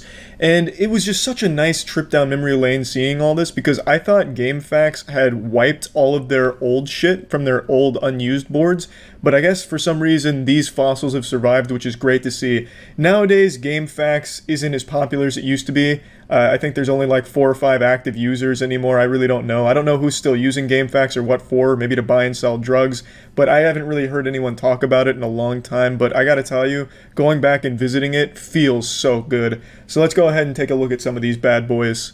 Here they are in all their glory, all of these incredible Fun Tactics posts. Oh, goodness gracious, still the best fire to ever drop on the Bad Company 2 GameFAQs board, I would say. Now, I scrolled through a lot of these reading some of the comments because I was looking for one guy in particular, and I talked about it on the podcast. I had like an arch nemesis in here, like the Thanos to my Avengers. His name was Boney Tony. I'll never forget his name. He would insult the fuck out of me every time I posted one of these, but I couldn't find him in any of these threads. I don't know if like he removed his account to remove the post or something, but I couldn't find any of them anymore. So, I don't know what happened there. I guess maybe there was like a truce at some point that I forgot about, but man, I still remember he would insult my voice, which is why in one of the videos I was talking about how it's my real voice, and, I'm not afraid to be confident in the way that I sound. And then there's this post right here, episode 5. This was a very controversial one. So, when I made this advanced spotting technique, people did not like it. I don't remember exactly what happened, but I know people were really upset because I wasn't actually helping the team at all. I was just kind of standing still and just making a mockery of it. And I gotta fucking tell you, they held my feet to the fire. I was thrown to the wolves, it felt like. They did not like the video, and I felt terrible. I felt horrible. I removed it and came up with a different fun tactic the next day. It was rough. They were eating my asshole for lunch. I wish I could see the video, because like I said, I don't actually remember what I did in it. If I had to guess, I imagine I was using like a tracker dart and shooting a teammate, maybe? Because at the time, I know I hated recon players that just camped in a bush sniping. So I guess probably what I would have done is just taken the tracker and shot my own teammate with it so the enemy could see them, which would make sense with the title, but I don't know for sure. I'm just spitballing because that sounds like something I would have done in Bad Company 2 back then. That would be my guess. But yeah, anyway, that was definitely the most controversial fun tactic video I ever made. And just seeing these posts again is such a fucking joy. It's just, man, what a crazy time on the internet back then. I think this is every surviving artifact from my early days on the internet that I could find. I really do hope at some point I can get access to the old deleted YouTube videos I had, because fuck, I want to see those so badly. I had AMVs and shit, I had montages, I had 1v1s, it was a, fuck, I really want to see all that shit again. And there were boner jams galore in those videos. I had boner jam after boner jam in those montages, and I don't remember a lot of those songs, so I'd like to hear those songs again too, like shit. I mean, hopefully those still exist somewhere on like some dusty old crusty ass YouTube server somewhere that I can eventually get access to, but for now can't find them, and I just wanted to share this shit with all of you because I thought it was a really cool trip down memory lane and just a little journey to the past. And yeah, that's about it. So yeah, today I wanted to tell a story I recently told on stream about the time I got scammed for all of the money I had at the time. I must have been 18, maybe 19. I was definitely still a virgin when this happened. Not that that's pertinent to the story, but just a little bit of lore there, a little side note. And my friend Andrew had come to visit me so we could party at my university. But unfortunately, when he came up, there were no parties, and if there were, we certainly weren't invited. The lacrosse bros did not want the gamer nerds coming in. So I've got my buddy Andrew over, and he's just eating fucking Reese's cups as we're doing nothing except playing like Tekken Tag Tournament 2. And then eventually we decided to find something else to do, and we found a carnival that had rolled into town. It was like one of those pop-up shop carnivals where they transport everything in on like a dilapidated school bus. So they scooted in and they set up shop nearby, and we're like, well, fuck it, we're not doing anything else. Let's go to this carnival. And I swear to God, when we got there, it looked like something out of Courage the Cowardly Dog. This place looked haunted. And we were basically like the only customers there. There was like a few children, or at least the spirits of children that were there, like hanging out, and they were riding the only ride at this carnival, which was one of those spinning rides, but it was like this giant horrifying metal contraption that just looked like a medieval torture device. It looked like a fucking transformer that had gotten hit with a stick of dynamite. It looked so rusted and gross. I have no doubt that was just a tetanus disaster waiting to happen. I don't even know if those kids are even alive anymore if they rode that fucking thing. But that's about all they had. They had that one ride and then a ton of shady carnival games. Not like the fun, goofy ones that you can actually win, you know, like the basketball one or shooting water into a target. They had only the rigged ones that you can't win under any circumstances. So this was less of a carnival that came in and more of just like a rolling scam that travels. But of course, I'm 18, 19 years old at the time. I'm a virgin, so all I'm really thinking about is titties and how I'm not seeing them. So, you know, I kind of disregard that, and I'm going around with Andrew, and we're playing a few of the games. Of course, we're not winning anything, not even like those tiny stuffed animals. We're getting nothing. The closest thing we're getting to a prize is stepping on a used condom in the parking lot. Like, there's just really nothing that we're accomplishing. We're just wasting money and wasting time. To reiterate the location, it was literally in a parking lot in between two condemned buildings. That was the location. This fucking barren wasteland looked like something out of the Fallout universe. It would have been less gross to just wander through catacombs, because at least then we wouldn't have been losing money doing it. But I came to this with like $200 in my wallet or something like that, and we were playing through these games, not winning, and I'd gone down like 50 or 60 bucks, I don't remember exactly what, but it was a lot. Like, we were spending a lot of time just indulging in this filthy sin. Now, before I get to like the actual meat here of when I lost all my money and how this all happened, I want to drive home a point. I'm not exactly like a super gullible person, I don't think. I like to imagine like I'm a grizzly, chiseled man with hair on my sack, because as an avid RuneScape player, I know how to recognize a scam. I started playing RuneScape in 2005, and I got used like a fleshlight on that game. I was falling for a lot of scams. I once gave my fucking password away to a guy who said that he didn't think my password was cool. So to prove him wrong, I just gave him my password in order to impress him. And then I lost my account to him. Like, I was scammed a lot. And it was an invaluable lesson it taught me. When someone's trying to take advantage of me, how to recognize a scammer, and just like all of these red flags that should go off in people's heads when they're faced with a scam. I think every child should be scammed at some point, teach them a valuable lesson. They don't need to lose their house or anything, or like get wrapped up with a crypto gambling scam or whatever, but maybe just like a small scale scam for candy. Teach them a little something. That I always believed that the lessons I learned in RuneScape through getting scammed would be very helpful, and so far they have been, but on that day, nothing could have prepared me for the scam that I was going to encounter at that godforsaken carnival. The game was the toss a ball off a backboard, make it land in a bucket, and you win one of the jumbo prizes, like the fucking wumbo-sized unicorns and bears and shit. So for those that don't know, the game is a wooden backboard, it's a big circle, and it's at an angle, it's slanted this way. Underneath it is a basket that's poking out just enough for a ball to bounce off the backboard and fall in the basket. And you only have to do it one time and you win the biggest prize. So this carnival's not very big, obviously. Andrew and I had passed this a few times and it wasn't like there was some heavenly glow on it, like this is the game for me, this is the one I want to play. But as we passed it for like the third or fourth time, the dude finally calls over. He's like, you guys are just wandering around, come over here, let's just like talk and hang out. And we weren't doing anything, so we'll come flirt with this guy, whatever.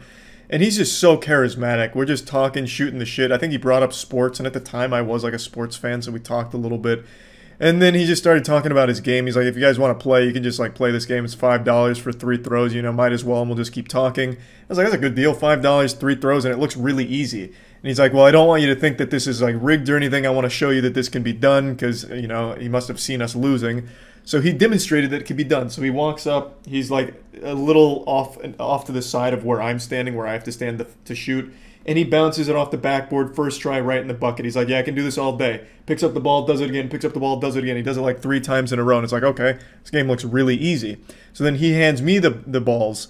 It's an absolute disaster. I'm sticking my dick in my own ass. I can't get a single ball even close to the bucket, no matter how lightly I throw it or where I'm hitting the backboard. For some reason, it's like it's being shot out of a cannon once it hits that backboard. And it's not making any sense to me because I'm doing like the exact same thing he is. I'm putting a little spin on it. It's just not getting the job done. Nothing's working. And then he hits me with this proposition. For $10, I'll give you 10 throws and I'll give you your money back from this round and the previous round and still give you the big prize. I was like, what in tarnation? This is the nicest guy on earth. What a great deal. 10 throws, $10, and I get all of my money back plus the big prize? What am I waiting for? I'm fucking losing money not playing right now. How am I going to say no to this? That right there is a huge red flag. I didn't know this until well after the fact, but this is a well-known carnival scam. When they start saying you could win your money back, they're doing that because they know you can't. The game is rigged. He shows me again, he's like, hey, let me just make sure you know that you can do this. Just do it just like this. So then he just makes it 5 more times right in front of me. Like, he just shows that it is very easily achievable. Hands me the balls, I go through all 10 balls, nothing even close. Like, sometimes you can get it to bounce off the backboard and hit the basket inside, but the ball's so light that it bounces right out, like every single time. So now I'm $15 in the shitter and I'm feeling really bad. Andrew's trying to be like the guardian angel on my shoulder, like, Charlie, let's just go ahead and leave. You're not going to make this. It's clearly too difficult and there's some trick to it you don't know. And I took that as a challenge. I'm like, excuse me, motherfucker, what did you say to me? You say I can't do this? Sign me up for another round, let's ride. And it's the same deal. He doubled the price again, so $20 for 10 balls, but I can win my money back. So for $20, I can win my $15 back, and then I'm back where I started and everything's good, and I get the big prize. So, again, I go through all 10 balls, nothing. Nothing at all. Now, this is a lot of money. Again, this was $200. That's everything I had in my wallet. That's everything I had at the time for spendable cash. So, this is a lot of money that I am juggling around here. We didn't go to the carnival with the intent to spend a lot, but just getting wrapped up in boredom and just, like, the will to not keep being a loser at the carnival just kept me spending. So, after the $20, I'm like, Jesus Christ, what is going on? It's definitely a me problem. I've seen this fucking guy do it, 10 times now. Now, let me paint a picture of the guy for you, because it's not like he was some kind of athlete where it's like, oh, this guy, he probably plays in the NBA, he's just got real talent. No. This guy had a body like a bag of hot dogs. Like, he is not some guru of backboard bouncing or anything. So, clearly, if he can do it, I should also be able to do it. Anyone should be able to do it. So he demonstrates it's possible again. He's like, bro, look, I really hate to see you lose this much money. I'm not going to double the price this time. Look, just give me another $20. I'll give you 10 more throws and you can win all your money back and I'll still give you the prize. I'm like, thank you for being such a nice guy. Damn near wanted to lean over and pat him on the ass. I was like, man, this guy, what a saint. So I give him another $20 and I do my 10 throws, and you know how the story goes. It doesn't go in. None of them go in. They're not even close. So at this point now, what am I, $55, $60 down almost? And it's been like half an hour of just this. Andrew's sitting there watching this whole train wreck happen. And it's not getting any better. The guy's gone from charming to full-blown scam mode. He like completely drops the facade of being nice. After like the second time I did $20 for 10 throws, he's like, yep, you want to do 20 more? You can win your money back. You probably want that money back. So he starts guilting me into it, and I'm like, he's right. I need that money back. So I give him another $20. I go through the balls. It's not even close. I lose again, and I'm sweating. I am sweating so fucking hard. Andrew is begging me not to keep playing the game. But I'm seeing red now, and I can't stop. I have to. So I do 20 again for another 10 throws to try and win my money back. I don't do it. I fail again. This fucking, like, this guy is still just prodding, still trying to squeeze every cent out of me. I'm just this dude's little dirty cum rag that he's wringing out and getting some money from. So we continue for another, like, 15, 20 minutes or however long it was. It felt like an eternity, and I'm down to my last $20 in my wallet. And, you know, I'm praying, you know, fucking give that $20 a kiss, and I spend it. I rolled the dice, I went for it one more time, and I don't win. I'm now completely out of money. I tell him that, and I start to just ask if he could just give me some of it back. I'm desperate. I wanted some of it back. I needed some of it back. And he's like, bro, I just can't do that. My boss would be really mad at me if I let that happen. But look, there's an ATM over, like, it was like a couple blocks away. He told me the location. He's like, just go to the ATM, get some more money, come back, and I will absolutely show you the perfect tricks. You're just not getting the technique right, and I'll show you what you're doing wrong. So this piece of shit tried to get me to go to an ATM to get more money out to keep playing his game, which was rigged. There was no way to win from the start. I'm shocked he didn't try and get me to sign some kind of contract with blood, this fucking demon. And I strongly considered it. I did, because that's a lot of money. It was like $140 that I spent on that game. $200 in total at that fucking carnival, but on that game in particular, there was $140 right in the goddamn toilet, right into that stinky dumpster. And I needed that back. Like, I really wanted that back. But Andrew talked me out of actually going to get more money from the ATM, like from savings or something. And I didn't go back. I ate the loss. That, to date, is one of like the most shameful moments / scams of my life. Now, it wasn't until way after the fact, in fact, even on stream is where I learned how he was actually able to do it. I thought that I remembered on one of those shows that bust carnival games that are rigged, I thought the reason he was able to make it and I wasn't was the angle he was able to throw from. He was able to throw much closer than I was. In this game, there is a line that you have to throw behind. There is like a little barrier that you have to throw from behind that in order to participate. And I thought that was the key. He was closer than I was, and that's how he was able to ricochet it off every time into the basket. But it's actually deeper than that. That does play a role, but he actually used a heavier ball. He didn't use the exact same balls that he gave me. His ball was weighted more, so when it bounced off the backboard, it didn't fly as far. So he was able to get it off the backboard into the basket and have it stay in the basket. And that's why mine couldn't do it. It was something I never noticed at the time, that he wasn't using the same balls he was giving me. He had a heavier one, or a heavier set to use. So even if I went and somehow found $1,000 to put into that game that night, I would have never had a chance of winning my money back, despite this guy showing me how it was done and promising me that if I just made one single ball in that bucket, I'd get all my money back and all the problems would be solved. I still absolutely despise that guy. I hold a grudge on that shit. It takes a lot to scam someone right to their face, especially like an 18-year-old college student who is telling you how much the money means to him, and for you to knowingly keep misleading them and make them believe they can win it back and that you're a good guy. Like, you're a giant piece of shit. Besides the obvious lesson I learned from this experience, I also learned how to fuck them in the ass. The games that aren't rigged, I mastered. I decided I wanted to win all their big prizes because fuck them. I'm able to win their biggest prizes on my first try, and I just give those prizes away to people at the carnival so I never feel scammed again. It's definitely petty, but it's a little bit of revenge for what the carnival took from me on that night. So, I posted this video a few years ago, and it's showing me winning like the basketball game and the beer bottle game for the giant prizes. Both of these games are also rigged in favor of the carnival, but I was able to master the way of doing them. So the basketball game, the rim is an oval instead of a circle, so you have to have an absolutely perfect high arcing shot in order for it to make it. And for the beer bottle game, you have to lean at the right time and the right like distance lean, and you can stand it up every time. So I master these games, I get the big prizes, and I give that shit away. Just that way they lose a little bit of money on those prizes, a little bit of pettiness from Charlie. I'm like the fucking Batman of carnivals. So yeah, anyway, I just wanted to share this story. Maybe it'll be like educational for someone out there, but at the end of the day, I just thought it was a fun story. I'm over it now. I still don't like the guy who did that to me, but yeah, I just thought it was worth sharing. That's about it. See ya. What's up, everybody? It's Critical. Wanted to tell another story tonight. A couple years ago, I used to mention from time to time that the hardest class I ever took in my academic career was a ceramics class in my sophomore year of college. And back then, a lot of people used to ask me to elaborate on it, and I just kind of figured now was the optimal time to do so. You know, 2 or 3 years later, when the interest is really peaked in the ceramics story. I see people all the time buzzing in the comments. Do you guys remember 3 years ago in that video that has 4 views on it in total, when he mentioned ceramics being such a hard course? I just need to know how it could be so fucking difficult.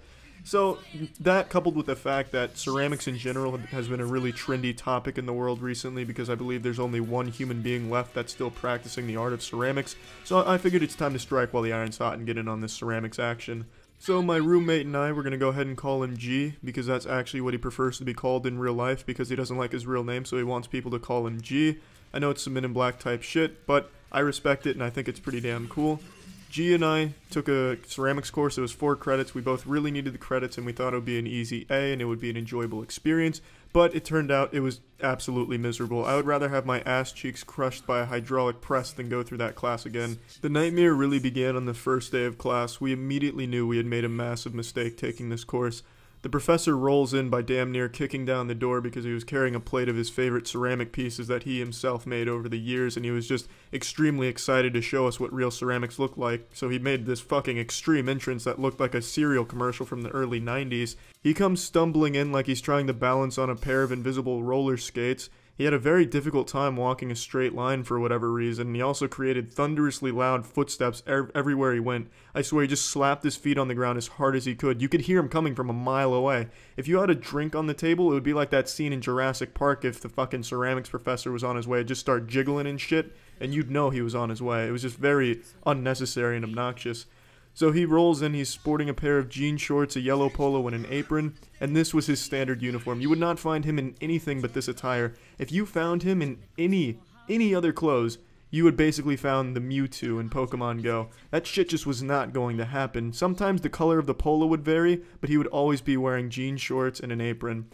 He had really blonde hair and gray eyebrows and a white mustache. It was a very strange clash of colors, but his mustache was the most interesting piece to me because it wasn't just the normal mustache. He wanted it to be the Hulk Hogan mustache, but his genetics, his facial hair just wouldn't allow him to have it.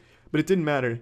He may not have had the look of Hulk Hogan, but he certainly embodied the spirit, because Hulkmania ran wild in that fucking ceramics class. Shit was just brutal. He surprise suplexed every single student in that class. He let us know right away that it was going to be the hardest course of the semester, and he was not wrong. We would have a quiz every week and a test every 2 weeks on the history of ceramics. Obviously there's no textbook on the subject because no one gives a shit about the history of ceramics except for him. So what he did is, over the course of a few years, he made hundreds of videos on the history of ceramics and put them on Vimeo, and we would have to watch them in order to pass the quizzes and the tests, and each video ranged from 3 to 4 hours, and I swear to you, he made up every sentence.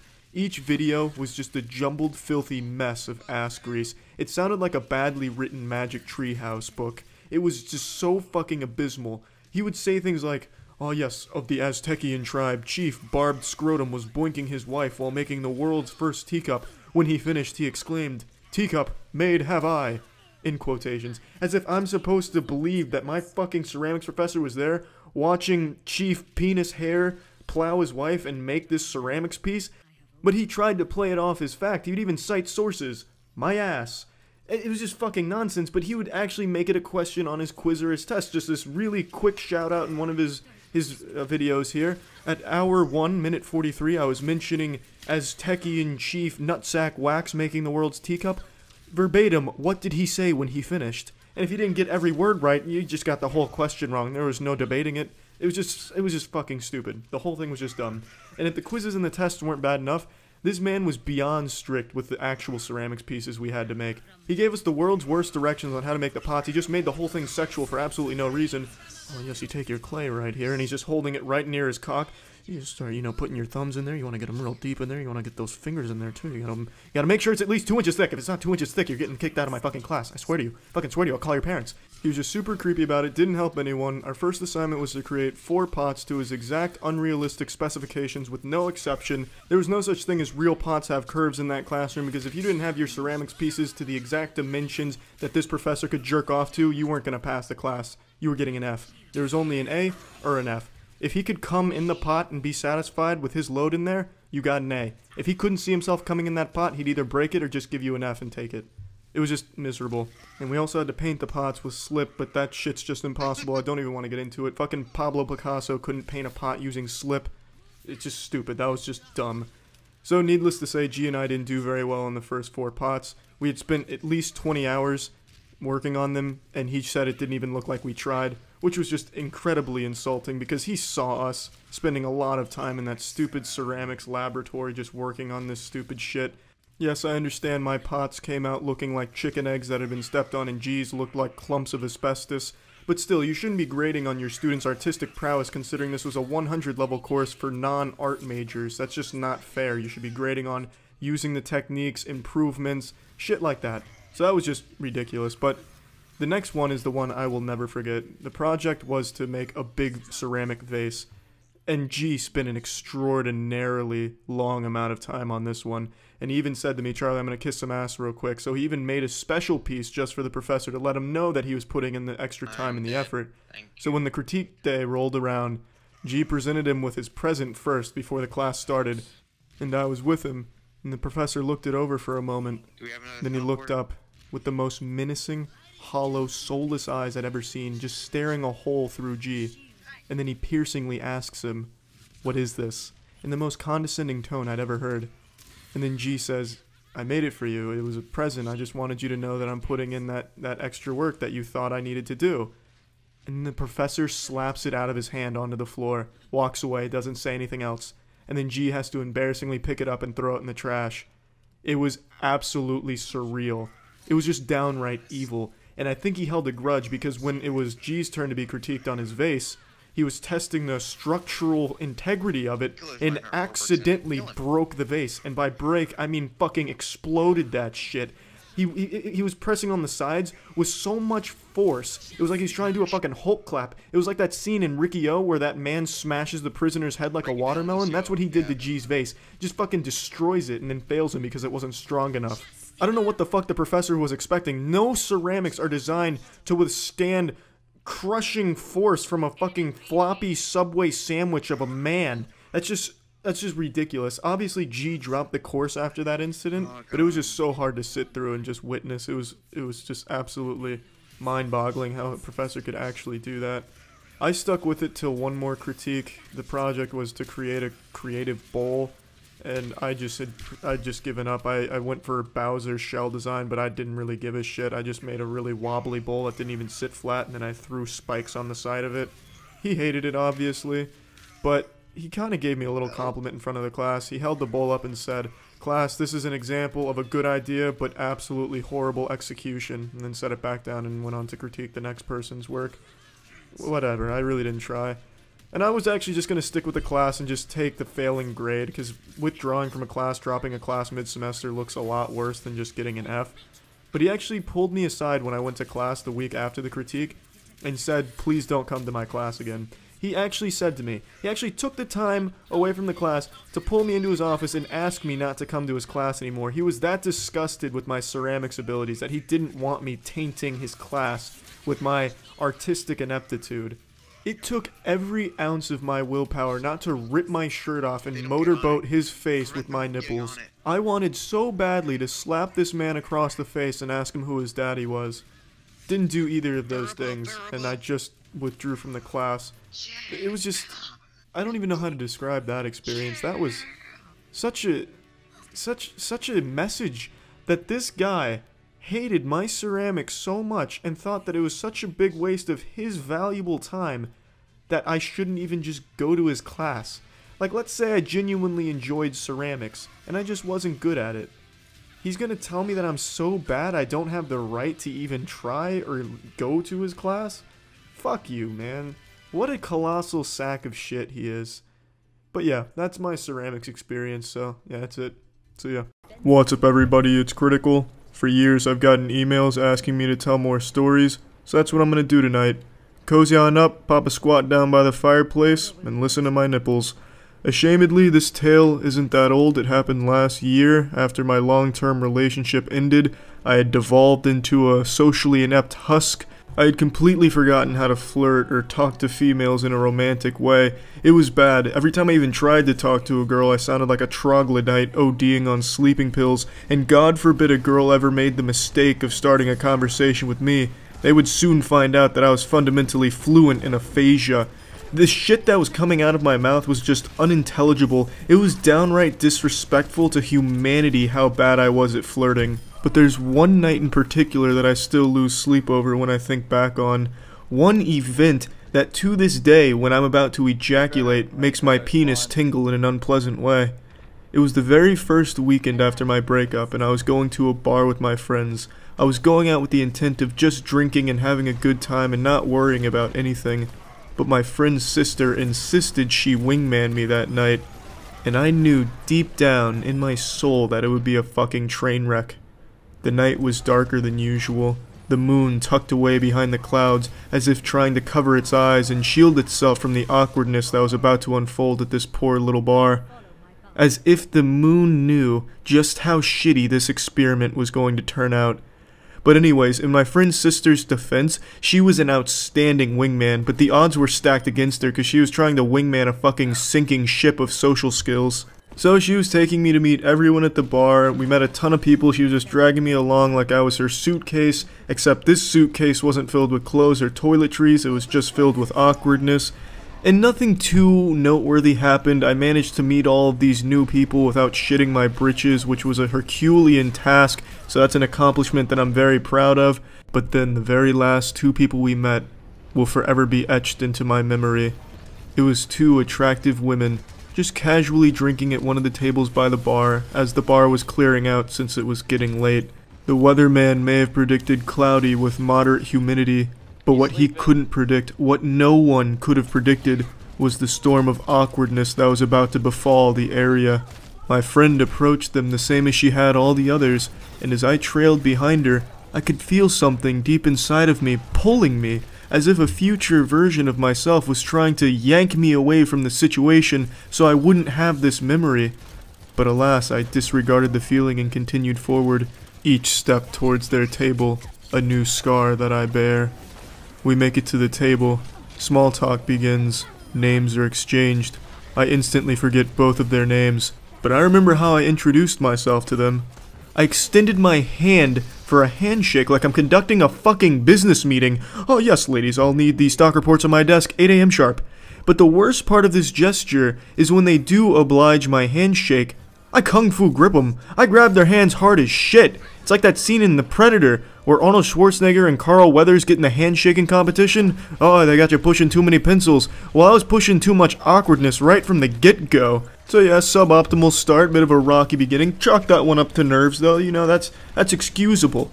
So my friend's sister starts distracting one of the girls. Oh, do you go to UT too? What sorority are you in? This and that. Working under the assumption that I am not a bumbling goober and can handle a one-on-one conversation with the other girl. Rookie mistake. I absolutely could not handle that in any capacity. It was abysmal. I have no doubt. I can say with confidence that it is the worst conversation she had ever been a part of, and probably to this day is still the worst conversation she has ever been a part of. With each sentence that I diarrheaed out, I could feel it getting more and more uncomfortable for the both of us. So, do you like alcohol? I mean, it's a good beverage. Envelope adhesives, how do they keep those damn things together? You know, some strong shit. Oh, this is some nice shoes. I like shoes. I wear shoes sometimes, too. I don't wear shoes when I sleep, though. I take shoes off when I sleep. I'm not weird. I don't take the shoes. It was fucking miserable. And this continues for about 15 or 20 minutes. I don't know how she resisted the urge to just puke in my face. But she just let me keep going. I'm just over here hooting and hollering about our universe being a simulation or some shit.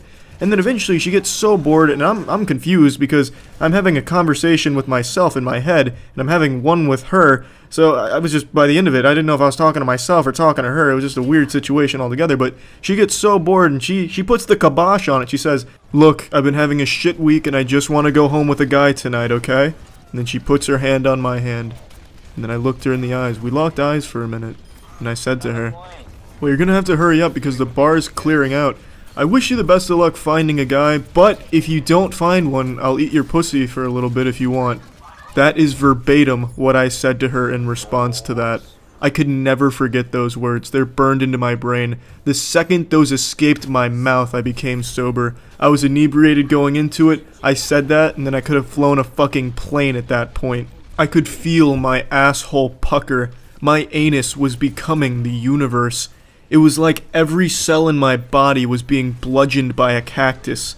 For me, this was proof that whatever higher power or creator exists, they truly don't care about this world. Because if they did, they would have sent a fucking wild ice cream truck to take me out right then and there. And the look on her face, I will never forget it. It was a look of pure shock, confusion, and anger. Every emotion a human is capable of feeling, she felt in that moment.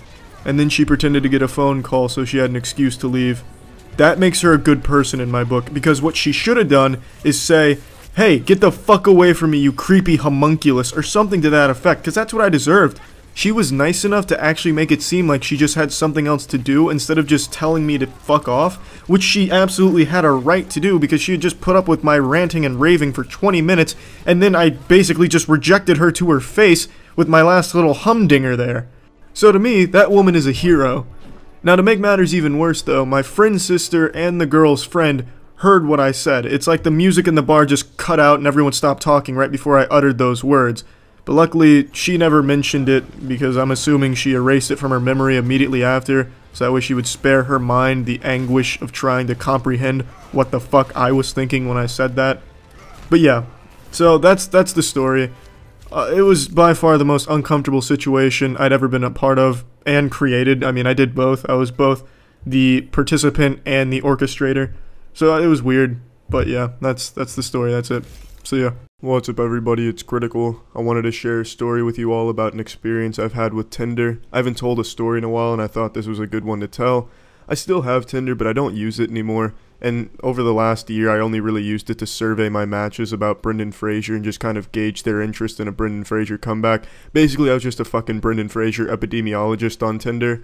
But that wasn't always the case. Back when Tinder was first starting to get big a few years ago, I put a lot of effort there and went on a few dates from Tinder. The majority of the dates were absolutely atrocious, just abysmal. But one date in particular will stand out as the worst date I've ever had, and probably will ever have. It's the worst date you could ever have. So I was talking to this girl from Tinder, and she was a real cutie patootie, and I was making some smooth moves. "Hey girl, you got that baloney, I got that turbo dick, let's make a sex sandwich." You know, some real suave shit. "Yahar, matey, your cooter be wetting me willy wants to set sail. Let's fuck," you know, some good shit, and she was into it.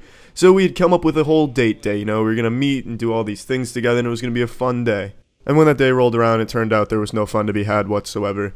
So the plan was I was gonna pick her up and we were gonna get food first, but I couldn't really figure out which house was hers because the address was all kind of fucked up in the GPS. I guess she lived in an underground bunker. So I pulled up to this weird looking house. It looked like a little crack shack, and then an old man exited the door as I was texting her. So I was like, oh shit, this guy that looks like a ZZ Top member's coming into my car. I've been bamboozled. I've been schmeckeldorfed. But then she calls me and it turns out I was just at her neighbor's house. But then when I pulled up to her house and she exited the door, it was the exact same experience. This girl looked nothing like her Tinder pictures or any of the Snapchats she sent me. This was a completely different person. But she was fun to talk to, so, you know, I still thought it was still going to be a fun day, even though she didn't look like what I expected or anything like that. So she opens my car, and as she sits down, she just rips ass. Just fucking explodes from the anus. It's like she just jumped on a whoopee cushion once she got in my car. And there was no reasonable excuse you could make here, you know, like, oh, damn sneaky sneakers making fart noises down there. No. It was very clear to everyone, including God, that that was a really hard breaking of wind. But she tried her best to try and hide the sound, so she just started coughing super loud, so that way, you know, oh, it was just a cough, a really loud cough. But she really overdid it. She went into a fucking 40-second coughing fit for a 1-second ass rippage. I don't understand. Maybe she was just farting the whole time she was under this coughing spell, just shitting her pants in my passenger seat. But I was worried I was going to have to fucking take her to the hospital. She just kept coughing and coughing and coughing, and I was panicking. And then all of a sudden she stopped and apologizes, and that's when the smell hits. This disgusting, foul Methodist fills my car, and it takes the breath right out of me. It makes my eyes water and my nose burn. It's like a biological weapon was just unleashed within my vehicle. I didn't know how to react, but I couldn't point out this elephant in the anus here. I just needed to pretend like I didn't smell anything. So I tried to act completely normal, but she was saying something to me and I couldn't make out what she was saying because it was as if a grenade had just gone off in this car. My ears were ringing, my vision was blurry. Her voice was muffled, her words were gibberish. She sounded like a fucking adult character in the Charlie Brown cartoon. Nothing was making sense. For a moment, I had exited this corporeal world through a fart. But then the dust began to settle and I came back to reality. And I just asked her to repeat what she said, and she did. I don't remember what she said. All that was on my mind is, how can I get out of this? So I came up with this genius plan, this absolutely brilliant scheme. So I told her, hey, look, I forgot my dad told me he wanted to go bowling today. We already made the plan last week, and I can't leave him hanging like this, so we can go get lunch, but after that, I've got to skedaddle. And she wasn't buying it. She knew something was awry here. What bowling alley are you going to, she asks. As beads of sweat start streaming down my face, I start trying to connect words that could sound like a bowling alley. So I came up with Sky King Pins. It doesn't really sound like a bowling alley. It sounds like somewhere you'd go to watch airplanes race against each other, but it was the best I could do at the time. And she was okay with that.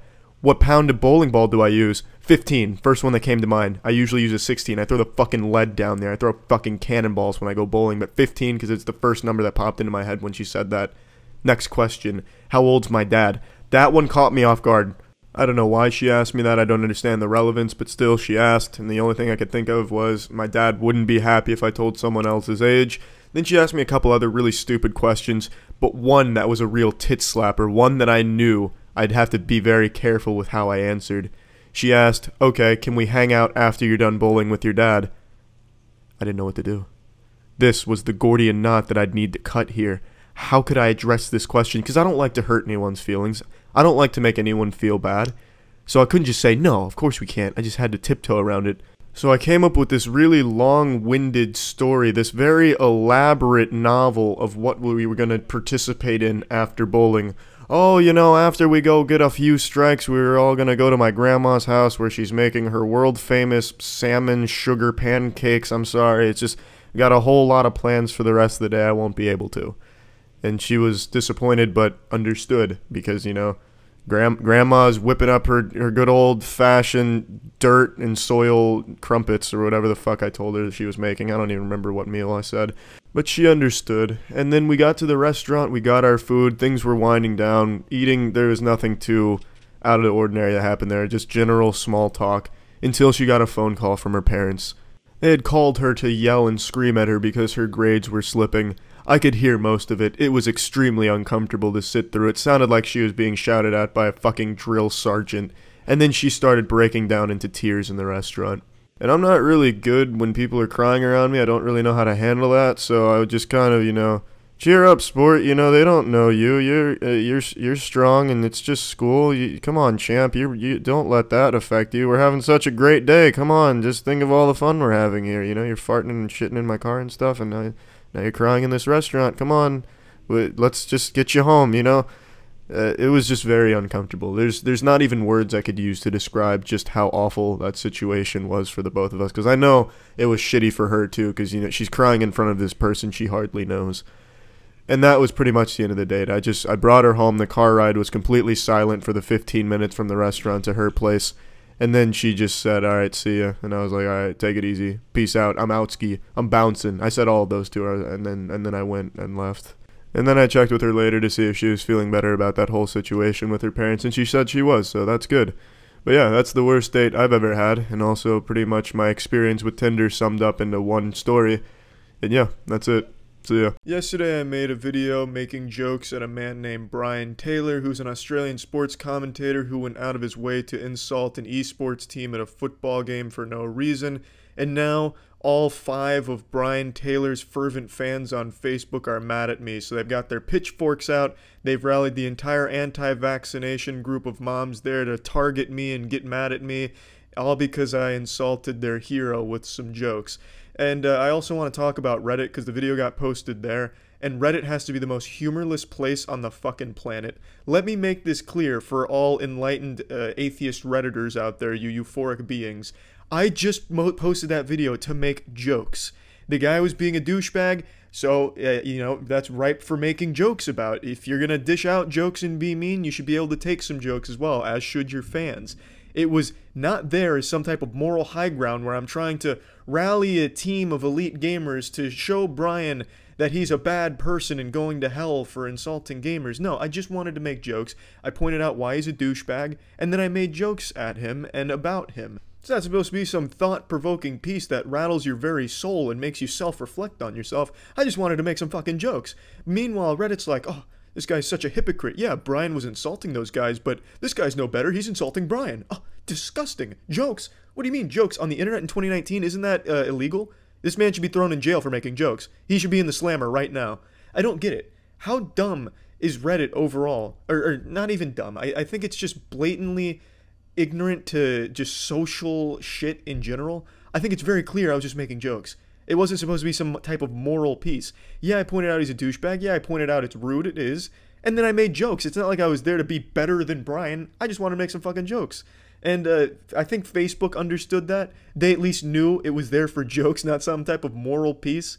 But let me give you a little background on the Facebook thing. So Brian Taylor's got a Facebook page, a fan page. It's not his page. And it started out as a satire piece to make fun of Brian Taylor originally. And then it got hijacked by people that actually like Brian Taylor. So now it has this identity crisis where sometimes it supports him and then other times it just takes the dick right out of him. So it's got this weird dichotomy going on, this weird civil war, and it seems I've united them as a common enemy like the raid boss. So now they've all come together to insult me. And I can't tell if it's ironic or not, and I don't really care because it's pretty goddamn entertaining. So Brian Taylor, the owner of the account, posted this, where he calls me a neck-bearded virgin who attacks BT. It's a bit of a stretch. I can tell the person who owns this account's probably in like mid-30s, because they must have just read neck-bearded virgin on like an archived 4chan source trying to catch up with like internet lingo and shit. I don't have a neck beard. I don't even grow hair down here except for like rogue pubic hairs that'll pop up here and there, which look fucking disgusting. And if I did have a neck beard growing in, I would immediately nair that off or like go to laser hair removal because I just can't stand the look of neck beards. I'm sure some people can pull them off. I can't. And I know neck beard's supposed to just be a general insult, but in this case it doesn't really apply. Virgin, I'm not a virgin, but if you want to make me a virgin in your own headcanon lore to jerk off to, I'm totally fucking fine with that as well. But anyway, the people, he posted this, and then the fans or the people shitposting for Brian Taylor hopped on board, and there's some bangers in there. So the senile owner of this page says, odds on this bastard living in his parents' basement at 30, and the fans of this page are so fucking dumb, the response to this was, $1.02. How do you even dress yourself in the morning? That's not how odds work. Are you fucking kidding me? How fucking dumb are you? I'm not gonna sit here and be your 3rd grade teacher and teach you how this works, but god damn. I want you to go through this out loud in your head, looking in the mirror at some point. Someone asks you, hey, what are the odds that this horse wins the horse race? Your response, $1.02. Does that sound right to you? Or if you want to do it in a more social situation, what are the odds I get real fucked up at this party and bang this girl that I've been interested in? $1.02 odds. Does that sound right? No, it doesn't. You need to rehearse a little bit here. Holy shit. And that's what most of the comments are. There's also this really cute, innocent one. Is anyone else Googling lolly porn? This poor guy. This guy's obviously probably a middle-aged father. He doesn't know what that is, and he's in for a real rude awakening. Or he's gonna find something very sexually evil within himself. It's one or the other, really. Could go either way. I really just don't have a whole lot to say about the comments on here or the beef between Brian Taylor and I, because I really think most of these are ironic. I just really, it feels that way. It feels like they're all in on the joke, and some of them are really sad that I almost have to convince myself that it's ironic at some point. Some of them I just plain out, just outright can't understand, like this one. He doesn't look like he plays any sports. Clearly an uneducated man who's got no idea. You bagged a Coleman in '86 kicking 100 snags. BT, goodness gracious me. Don't know what's going on in the brain department here. I understood maybe half of those words. I have no fucking clue what bagging a Coleman 86 100-foot snag proton electron kinesiology power stone loop-de-doop and pull is. So a lot of it's just lost in translation on these. I can't even tell if they're insulting me or not because it just doesn't make sense. I don't know the sport.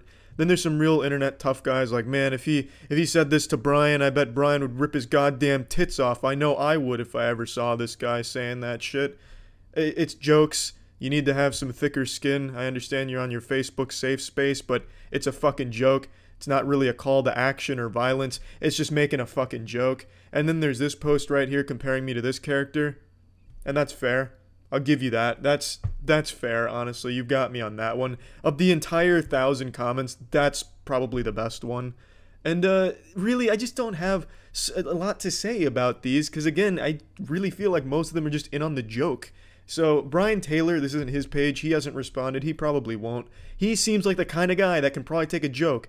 He doesn't need limp-dicked Facebook fan pages fighting his battles for him. I'm sure he can handle it himself if he wants to. Or there's a chance that he understands it's a goddamn joke. Reddit's the one that actually got under my skin just because of these fucking fart-sniffing, humorless assholes acting like they're the moral internet police and you're not allowed to make jokes at any point for any reason whatsoever. Like, you can criticize the jokes saying they're not good. That's totally fine. I get that. But to say that, you know, it's so hypocritical, jokes, that doesn't make any sense, that's just stupid. I hate that. So Reddit's the one that I actually felt more offended by than the Brian Taylor fan page that went out of their way to make a beef out of it, and I can't even tell if it's genuine or not, but either way it was entertaining. So that's about it. Brian Taylor was still a douchebag in that interview. He might be a good guy in real life, I don't know. That's it. See ya. Occasionally during my live streams, people bring up Miami because I'm in Florida and everyone knows Miami, so they always want to know, have I been there? Do I like Miami? And I made it very clear that I have a very palpable disdain for that city, if you can even call it a city. I call it a scam. I almost just don't even believe in Miami. It's kind of like the fucking Tooth Fairy to me. If the Tooth Fairy was a huge asshole whose only purpose was to bite your nipples off while you were asleep, I really do hate Miami. So let's get really into the meat and semen of why I hate Miami. I've only been one time. It was my junior year of college, and my friends and I went for spring break. We were going to celebrate it there, just go fucking wild. Yeah, Miami Beach party. Oh, tits all over the place. Look at all that ass, and look at all these beers and alcohols. And that was the plan. But we severely underestimated just how expensive everything in Miami is. We knew it was going to be a bit pricier, but not even Jesus Christ himself could have convinced us it'd be as expensive as it turned out to be. There was only one thing in all of Miami we could afford, and that was the hotel because we all pooled our money together to be able to afford that. Past that, we were left to die. The people in Miami wouldn't piss in your mouth if you were dying of thirst unless you had $1,000 to pay them for it. The prices there are out-fucking-rageous. We couldn't be left alone. We couldn't buy anything alone. We had to stay in a group and start budgeting our money. Hey man, look, I just ran out of soap and I need to get some at Walgreens. Can you spot me $50 so I can at least get halfway there and I'll cover the other 50? Because you can't afford anything. We couldn't buy a pack of almonds on our own without coming together as a group and budgeting that purchase. It's fucking insane how expensive everything there is. Let's go ahead and start from day one because it hit us immediately when we got there. We planned the trip for 4 days. We stayed all 4 days, but on the first day we knew we were in for a rude awakening. So day one we were already, ready to rock and roll, ready for partying. Hey, it's spring break. It's time to go nuts to butts. Let's fucking hit it and shit it. So we got a taxi, which was extremely expensive, got stuck in Miami traffic for an hour, and then made it to this area where all the bars are. I can't even remember what it's called, but there's a bar there that's like the Frankliner, or maybe like the Frankie Doolittle or something. I don't remember, but it's a big bar there, and we paid $20 to get in, which is huge for us because in Tampa, it's free entry if you're over 21, so paying $20 just to get in, that was a real slap to the urethra, but we did it anyway because spring break, baby, shirt over your head and everything, about ready to go wild. And we made the mistake of ordering shots right upon getting there. Shots of Fireball, because in Tampa, a shot of Fireball is $3, and I'll never forget what it is in Miami at the Frankie Muniz Hotel or whatever. $18. $18 for a shot of Fireball. Fireball is the shittiest alcohol you can get in a shot, and it was $18 there. It was insulting. So after taking that shot, needless to say, it was basically like swallowing all of our money at the same time. We were already running out of money just from our first bar visit and first round of drinks. If I wanted to take that shot glass and dunk it into their pool, I'd probably have to pay $10 for their chlorinated pool water with pee all in it. It's unreal, the prices there. But it wasn't all lost upon going to that bar, because there was a homeless man, probably not actually homeless, but he dressed like a homeless man, and he was doing magic tricks, and we got a little private magic show from him. And it was all hat magic, so he'd like be doing cool shit with his hat. And his grand finale was he pulled out a baggie of cocaine from his hat. It was really fucking cool, and we all gave him like $5 because he fucking earned it like a motherfucker. That man should be going on Penn and Teller's Fool Us, or maybe America's Got Talent. It was a great routine, and he's even got a little something to get the crowd energized. You know, just start throwing coke out. I could see him being a big magician someday. Hopefully he's doing well. We called it a night right after that, because it certainly wasn't getting better than that magic show, and it certainly wasn't getting cheaper. So we went back to the hotel, and we started just drinking all of the alcohol we brought. That was a lot of fun. Just 5 guys in the hotel room getting absolutely shit-faced because they couldn't afford to elsewhere.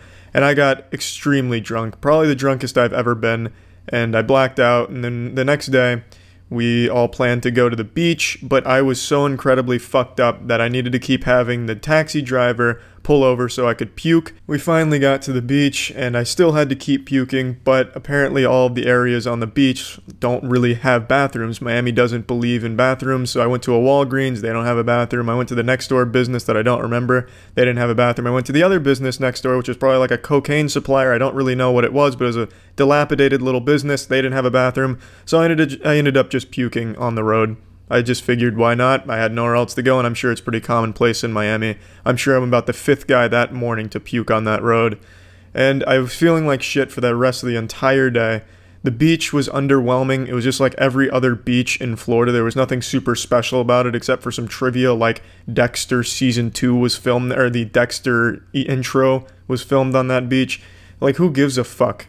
It was so boring. At least right up until a Category 5 hurricane hit Miami that day. It wasn't an actual hurricane, but there was a goddamn monsoon that blew through and completely annihilated us. Apparently there was like a fucking news warning that went out, like, this is gonna be the biggest storm we've had in 10 years.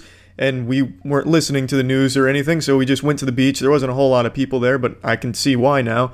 And it was just this incredibly disastrous storm that hit, with intense wind that was nearly knocking me over and my friends, and this hardest rain ever. It was like we were getting hit by baseballs.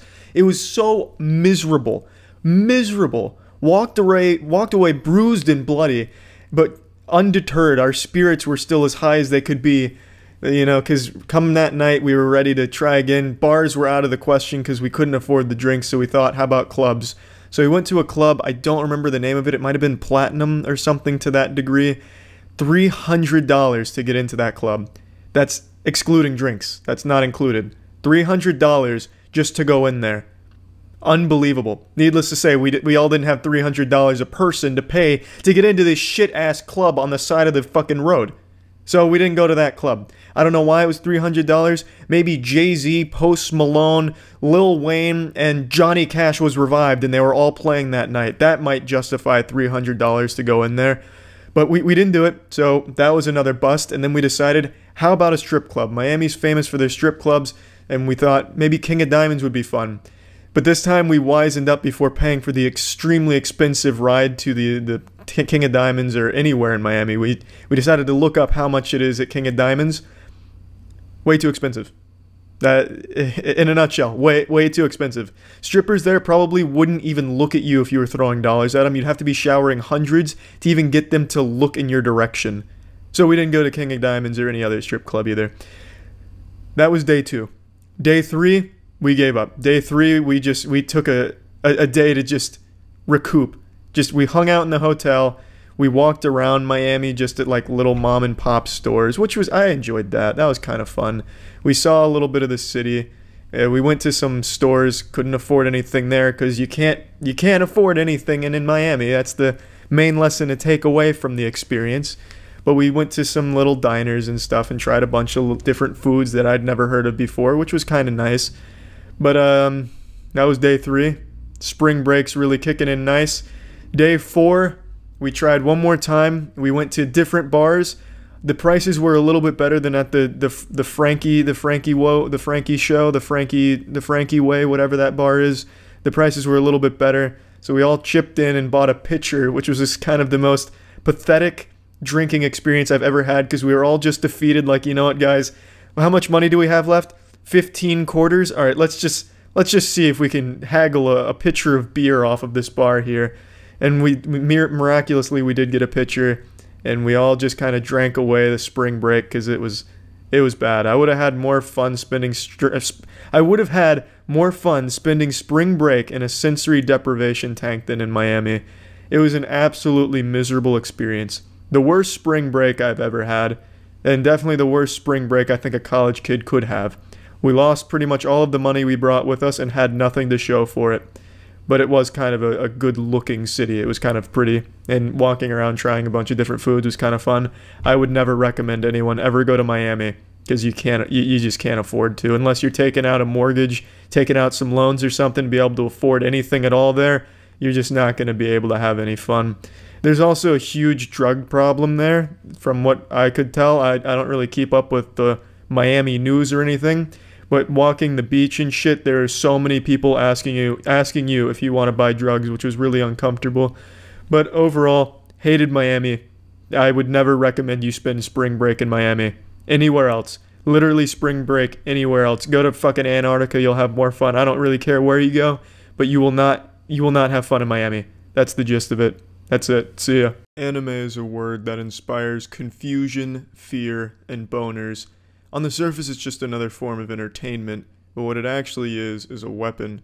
And like all weapons, there's the potential for misuse. This is the story of how I misused anime in my first year of college, and potentially led the entire student body to believe that I was some type of fucking lunatic who was one bad Naruto episode away from crashing his car into the side of the on-campus gym. It all started in high school. I was pretty reclusive, I didn't go out much, but I did watch a lot of anime, and it taught me 2 very important lessons. The first being, the power of friendship is the strongest force in the universe that not even God himself can compete with. Friendship probably led to the Big Bang creating our fucking universe. The second lesson being, the mysterious guy is always the coolest guy that big-titted girls want to fuck, and smaller-titted girls want to fuck. And I really took that lesson to heart, and I super shouldn't have. Absolutely not. But I did. And what happened is, as I graduated high school, I realized that college was my chance to really reinvent myself and change what people think about me, my perception, because no one knows about me. In high school, everyone knew me because I went to a small school, so I couldn't exactly just kick down the door one day sporting a leather jacket and riding a Harley Davidson and have everyone think I was super cool all of a sudden. They'd probably just think I was possessed by the spirit of a 40-year-old father going through his midlife crisis. But in college, nobody knew me, so I could be anything I wanted to be. And man, I wanted to be the anime mysterious guy. And holy shit did it lead to a very embarrassing and lonely first year of my college. So my college anime opened up with an incredible season opener, just a beautiful introduction. On move-in day, the literal first time setting foot in college soil, being an adult, a full-grown, full-hairy, penised adult on a college campus. On move-in day, I had my dad helping me.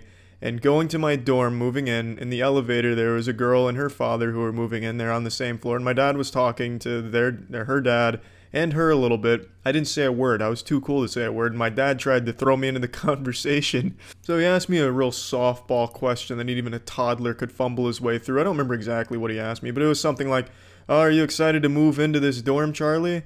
And I'll never forget my response because I remember this verbatim.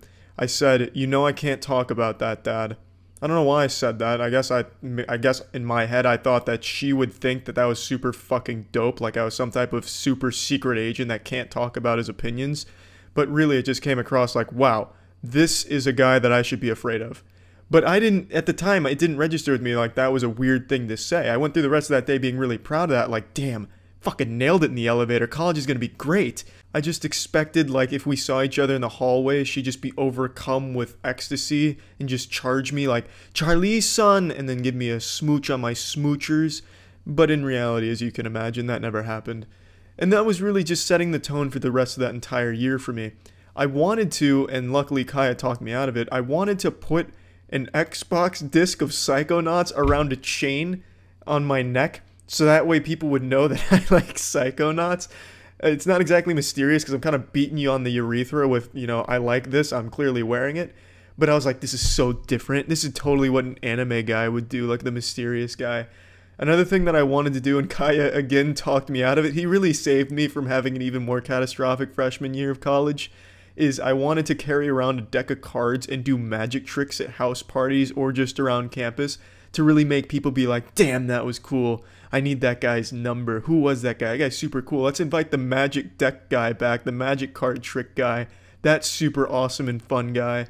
I didn't end up doing that, but I did used to do some magic tricks at house parties, which is still embarrassing, but the cards were already there. I didn't bring them or like come up to people, hey, you want to see a fucking magic trick?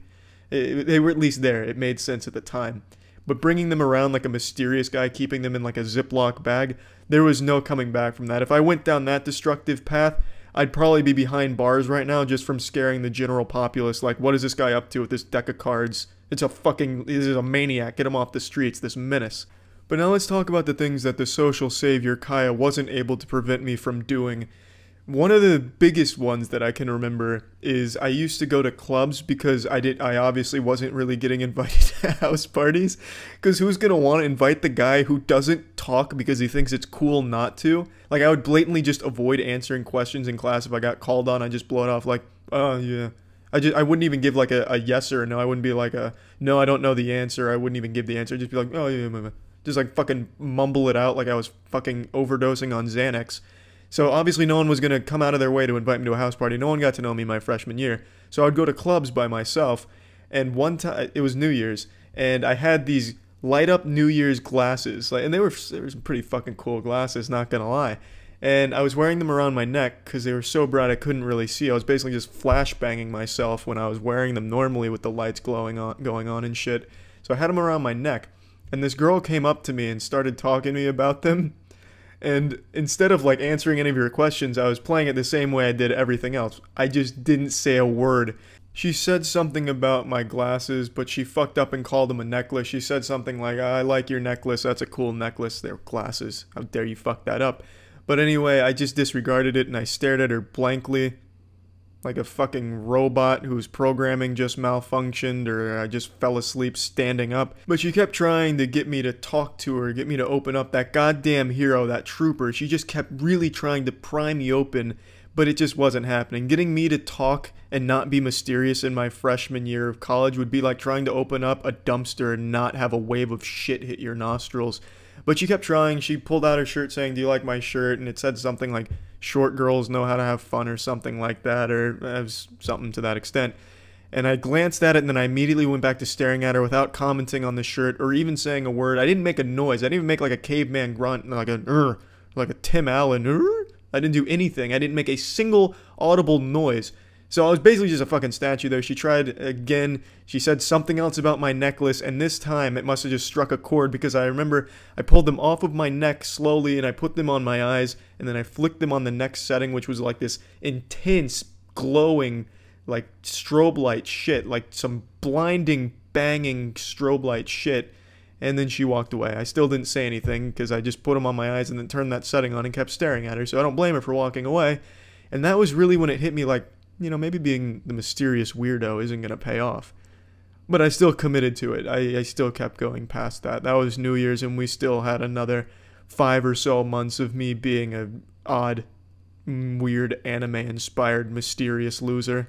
There's really no other big events that really stick out to me. Just a bunch of small stuff that I kept doing throughout the entirety of my freshman year.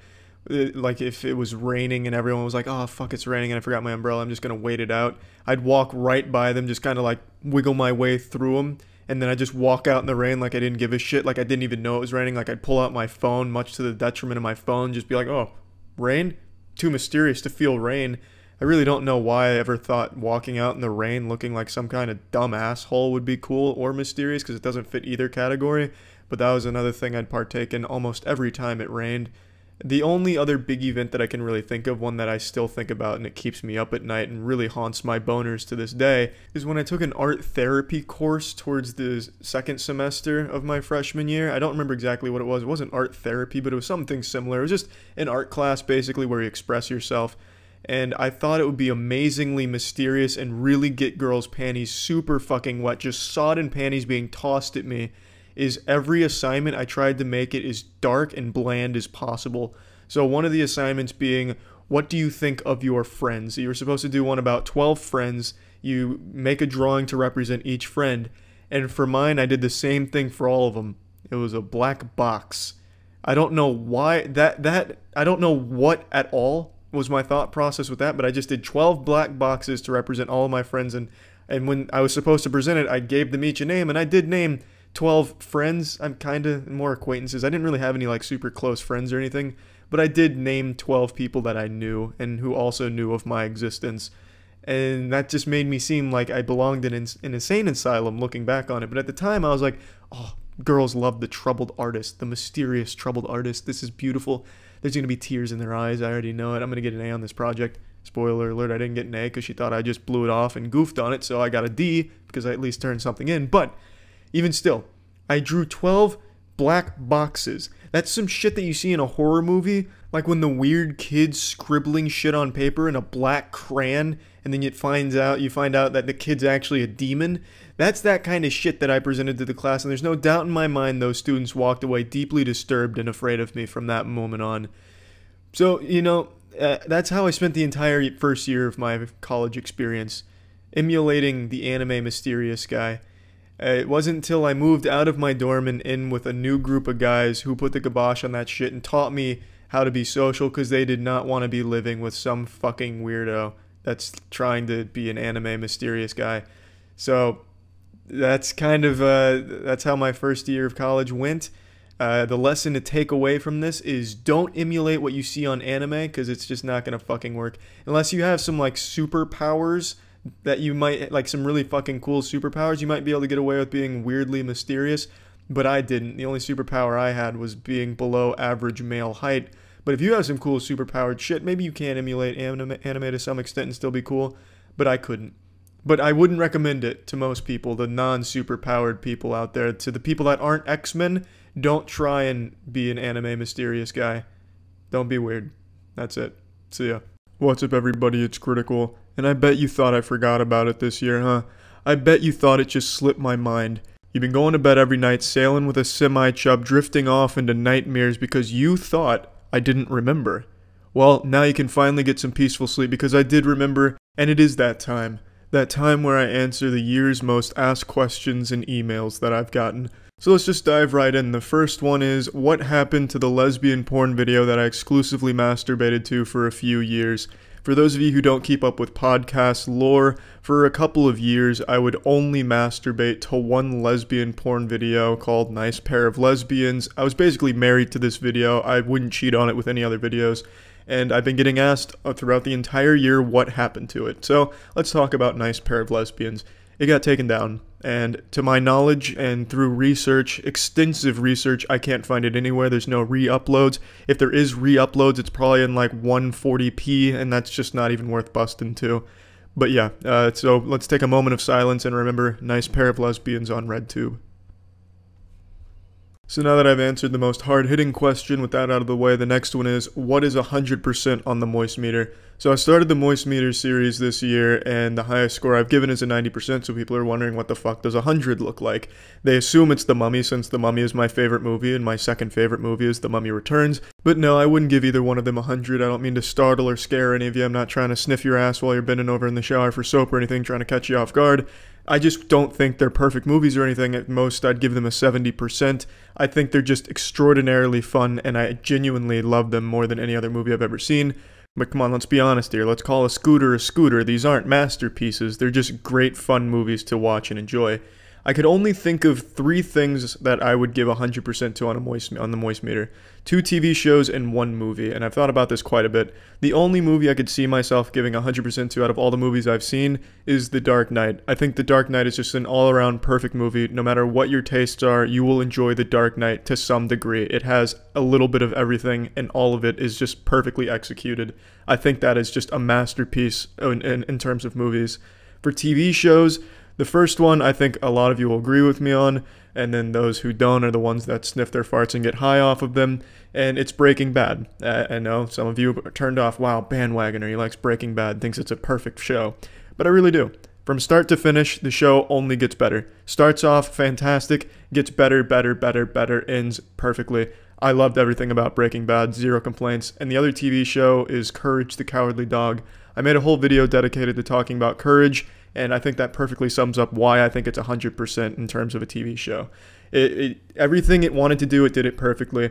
It was just the best possible cartoon you could ever make. It was great for adults, great for children, had a lot of comedy, had a lot of horror, had great messages. Great show, 100%. Those are the only 3 things I can think of for 100% on the moist meter. The next big question is, why don't I like PUBG? So if you're unfamiliar with PUBG, God bless you, you're very lucky. But for those of you who do know, PUBG has taken off in popularity, it's done some incredible stuff, and it's spawned an incredibly hostile, toxic community that makes Overwatch community look like saints. And I don't like PUBG for one big reason. The game is fucking boring. At its core, it's just a boring game. Now, I loved it when it first came out. It did Battle Royale better than every other game out there at the time. And just as a side note, PlayerUnknown's Battleground didn't invent the Battle Royale genre. Please stop trying to copyright it, you fucking micro dicks at Bluehole or Pub Corporation, whatever the fuck you're calling yourself. I think it's Pub Corp. Sounds like a Resident Evil 7 faction that's evil. And they are evil people. But yeah, they did it the best at the time, and I loved it because the proximity voice chat was super fucking fun. Some unique memories that will never be able to exist in any other type of game. It was just a really fun wild, wild west of people looking for a good time and to fuck around. But the game at its core is just a boring game. The optimal strategy to win PUBG games is to avoid conflict at all cost, until the very end when the safe zone is shrunk down to about 20 virgins in a small area. But until then, everyone's just so spread across this absolutely massive map, and I say that in a bad way because the map is way too fucking big for only 100 players. Half the game is nothing happening at all. The map is so fucking big, it makes the entire state of Florida feel the size of a Dave & Buster's. It would take you longer to run from one side of the PUBG map, either one, the desert one or the other one. It would take you longer to run from one side to the other than it would for me to run from Orlando to St. Augustine. The map is far, far, far too big. And the games just consist of the same shit over and over again. You go to the ghost town, you loot for 15 minutes, then you run through an open field for 30 minutes with nothing at all happening. You just click auto run and that's the end of that. You get to the safe zone, you wait a little while, then you start auto running again with nothing happening the whole time. It's a boring fucking game at its core if you're trying to win. And now on to the next question, which really just kind of piggybacks off the last one. Why don't I like PlayerUnknown? Well, it's because, in my opinion, he's just a laughably pathetic developer, but I just think the way he conducts himself is sad. You could cough in his general direction, you will not only get banned in his game, he will then go on Twitter and drum up some sob story about how when he was 8 years old, a serial killer coughed near him and it cursed his whole family, so it's a traumatic experience. He's just such a sad man, in my opinion. It's just, he made this game, he showed it no tender love and care, he just rakes in all this money, he goes the way of greed with the loot boxes instead of fixing the shit that's glaringly wrong. But I mean, he's raking in so much money, it just doesn't matter to him, and you know, the game could have been a lot better, but fuck it, he's just gonna go cry on Twitter instead of doing shit that's actually beneficial. So, on to the next big question of the year. Do I still attempt shaving my asshole every now and then? Previous years answering questions video, I was asked, do I shave my asshole a lot? And the answer was, yeah, occasionally I give it a try because I feel like, you know, cleaner shits, less wiping, and also less sweating down there. But turns out, counterproductive. Shaving your asshole just leads to like fucking greased ass cheeks. It's far more moist down there, a lot more swamp ass, so no, I don't shave it down there anymore. Now on to a little speed round here because these are pretty simple answers to simple questions. What's my favorite 2017 game? Neo, by far. Fucking landslide, love that game. What is my streaming schedule, or do I have a streaming schedule? No, I don't. I always just stream whenever I feel like streaming. Forcing yourself to do something is never a good thing, unless of course you're like afraid of water and you never drink water, then you probably at some point gotta force yourself to drink some fucking water. Do I plan on doing any more voice acting? That's not up to me. I'd like to. If any big budget video games, blockbuster movies need an emotionless husk to voice a character, I'm your guy. Another last big major question I've been asked a lot this year is what camera do I use to record real life videos? I use an iPhone camera. I set it up in all types of baffling ways. You would be surprised at the amount of ways I've been able to set up this phone to record it the way I want it to be recorded. And sometimes that doesn't work, as you have seen in a video recently called Yes, I Know the Camera is Shitty and Confusing. That wasn't the original title of the video, only early birds got to see the real title, but the camera work was so fucking bad that I thought I might as well just acknowledge that since the comments are saying how bad the camera is, yes, I'm aware the camera's fucking bad, and I didn't notice it until afterwards, and I'd already paid $30 for the card, so rode with it. Point being, I set up my phone camera in a lot of different fucking ways. Sometimes it works, sometimes it doesn't. But I don't have a video camera, just my phone. So yeah, those are the biggest questions I got asked in 2017. So yeah, that's it. See ya.